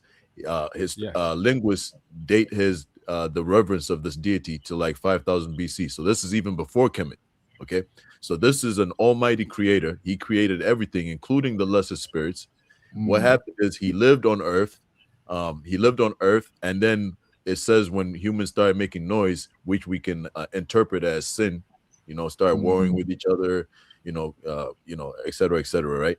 When humans started making noise, he decided to depart. He abandoned humanity. He was angry with humanity. He turned his back and said, you know what, I'm done. So I'm not involved in anything that's going on with humanity. Don't come to me for nothing. So he retreated to his abode and left the lesser spirits who human beings started communing with to help them in natural disasters and whatever it may be. And so that was the tradition that prevailed until you get the new gospel, right? So now you come and you get this new gospel saying, the God that left you, right, that abandoned you, who was angry with you, he's now coming back because he loves you, and he's coming to give his own life for you, to give you salvation. All right. You don't need to go to these lesser spirits that you've been going to as mediators. You know that they're not the Almighty. You know that they're not moral in a righteous sense that we would understand. And so we cut those out and we go directly to the source. And that's why I say it's compatible with African thought, and that's why Africans sometimes are even more Christian or spiritual than you'd find Europeans, right? So you say we got flim-flam by the white man? How did you get that? So you said because the missionaries came first. The missionaries came first. And let me tell you why we got flim-flam by the white man. Because the white man studied Aztec myths and came trying to pretend to be a deity because he wanted gold. So that's what they do. They flim-flam you with your own culture. And when you fall for that, that's not cool. A man can't flim-flam me and bring a deity that's super, super young, damn near on a breast, and tell me that is my deity returning. It doesn't go along with the original culture. The original culture never said the deity came back. It said he left his lesser spirits for you to contend with. So you do know what revelations are, right? When you get revelations. So look, talk about it so exactly. So in African religion or spiritual belief systems, it's not static, right? So you don't have like a doctrine like you do find with the Bible, etc., right? You find that they're static. So you do get revelations even within that. You find different clans split off, and then they, have certain spirits that come and give them new revelations and tell them how to live over here, how to farm this land, how to survive in this area. And so they keep getting new revelations. So with you trying to make it seem as though we have something static, that where if you get a new revelation showing you that, oh no, the actual deity, the almighty creator, Mulungu, which we even use the term Mulungu for God as Christians. So we're still using the same title, the same African title, Mulungu, to describe the almighty creator, even till this day, even though we're Christians. Because like I'm telling you, it's just a fulfillment of what we already knew. He left us at one point. He was mad at us. And even in the Bible, you find that. You find where God was upset with mankind. He sent a flood. He was upset with man. He was upset with Adam and Eve. He kicked them out the garden. He sent a flood. Yeah. So you find the same concept in the Bible as well, where God is so upset, and then he, he basically almost never abandoned humanity. But he never abandoned humanity. But he does come close to it, and you don't know because there was obviously a period of time to where he was upset and he left the earth from the garden. So from the garden, but right? God never really lived on earth, He did. He used to walk in the garden, man. He used to. You no, find it didn't say he Adam, lived there. So, it didn't say he lived there. No, it didn't say that, bro. It says the garden he is his came down and he walked. He walked. He didn't live there. So what? So if he's walking, if okay. He if you go, there. if you say he lived there. So, gentlemen, I have to depart. Gentlemen, I have to depart. Okay, you guys. Thank you, Steve. Listen, but But what I will say is now you're talking now. What you guys are talking about is a deity that is not the supreme creator being, because the supreme creator being cannot leave us because we are a part of it. The supreme creator being can't leave nothing because we all come from it. You understand the difference? All right. But that's a beautiful. So are you denying? So you're denying the Bantu, the Bantu story that goes back to 5,000 BC? Yeah, but God, no, the supreme creator being. And traditional African spiritualists have an understanding of this as well. The supreme creator being, everything comes from it. Yeah, but in the theology, because it's a different understanding. I'm sorry. Yes, I'm listening. Yes. Yeah. So in the theology, right, he actually leaves, he departs, he abandons the earth, right, and humanity because of the sin that we're doing. And you find that same sentiment in the Bible where God is walking amongst Adam and Eve in the garden. All right. So he's there. He's present in the garden. I understand what you guys and after that, yeah, okay, go ahead. I understand what you guys are saying. But what I'm saying as well is that this creator being created the entire universe. It creates universes. So I'm talking about something that's larger than, this earth. And I understand what you're saying as well. I understand what you're saying, but I'm saying ultimately this creator, my understanding of this creator is that it cannot leave me. It cannot leave anything because we're a part of it. You understand? We came from it. Right. But that is not the stance in the Bible, because the Bible doesn't specifically say that the God of the Bible created the universe. It doesn't say and that's also not the stance with the Bantu religion that goes back 5,000 BC. Okay, great. I accept that. Yes, I accept that. Yes. Listen, this conversation is getting very good, but the stream is very long. I know. I got to go. See y'all. Have a good evening. All right. I will talk to you again. I do get a little hyper, and I apologize. But hey, man, I apologize too, man, for raising my voice. I apologize as well, man. Okay. Salute to you. Peace and blessings, brother. So people, we're gonna end this stream. Tomorrow, we're gonna have one brother Nathaniel Hughes responding to Easy Band. She's gonna know his position. I know Easy Band's gonna be all in the bushes, all in the chat. He's gonna jump in like a roaring lion. So brother Nathaniel needs to watch himself, because Easy Bands, while we argue, Easy Bands ain't no punk. Hey, and you ain't gonna lay down and roll over for nobody, because you have your lines made. So we understand where you're coming from. So on that note, peace, my brother. I'll go see you tomorrow. I'm gonna go ahead and end the stream. Thanks everyone. Like, share, and subscribe to the platform. Have a blessed night, right? Peace, my brother. Peace, brother. Peace. I told you I wasn't stepping to. I ain't disrespecting you, son. You wanted to be one way. What? You wanted to be one way. But it's the other way.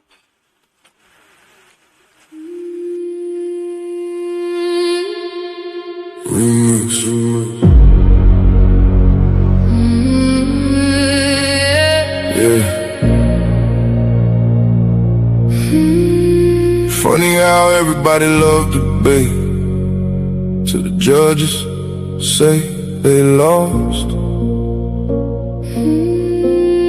Funny how everybody claim they want smoke till the scorecards come across.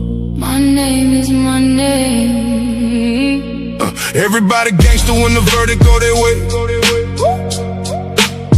Taking victory laps, posting on social media all day. But let them catch an L, now the judges all corrupt. Now the rules wasn't fair, now the platform messed up. When you won, it was justice. When you lost, it was rigged. When the spotlight was on you, man, you danced a little jig. Funny how the narrative changes overnight. You a scholar on Monday, by Tuesday ready to fight. Y'all don't want accountability, you want applause. Want championship treatment without championship flaws. See, debate ain't about feelings, it's about evidence, argument, and skill. Sometimes you climb the mountain, sometimes you fall down the hill. You want it to be one way, but it's the other way. But it's the other way. When you win, it's all love. When you lose, it's another day. You want it to be one way, but it's the other way. The same judges you praised last month ain't fair today. You want it to be one way, but it's the other way. The facts don't bend for feelings, no matter what you say.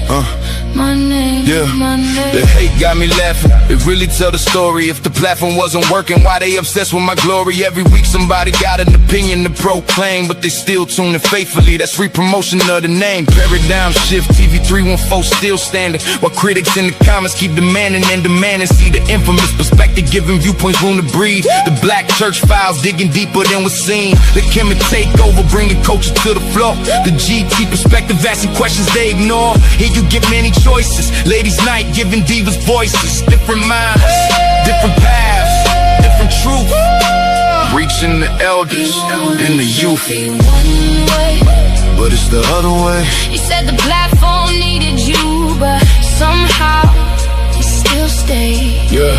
You wanted to be one way, but it's the other way. The show keeps moving forward even after people stray.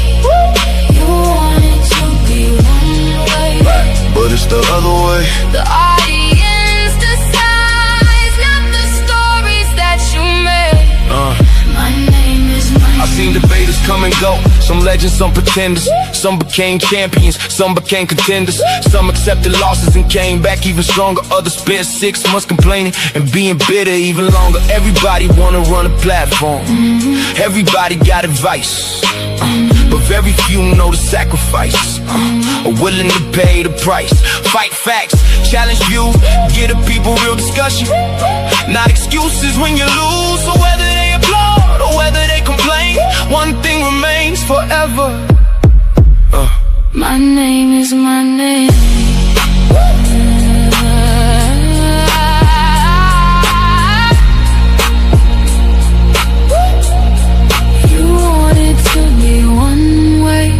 But it's the other way.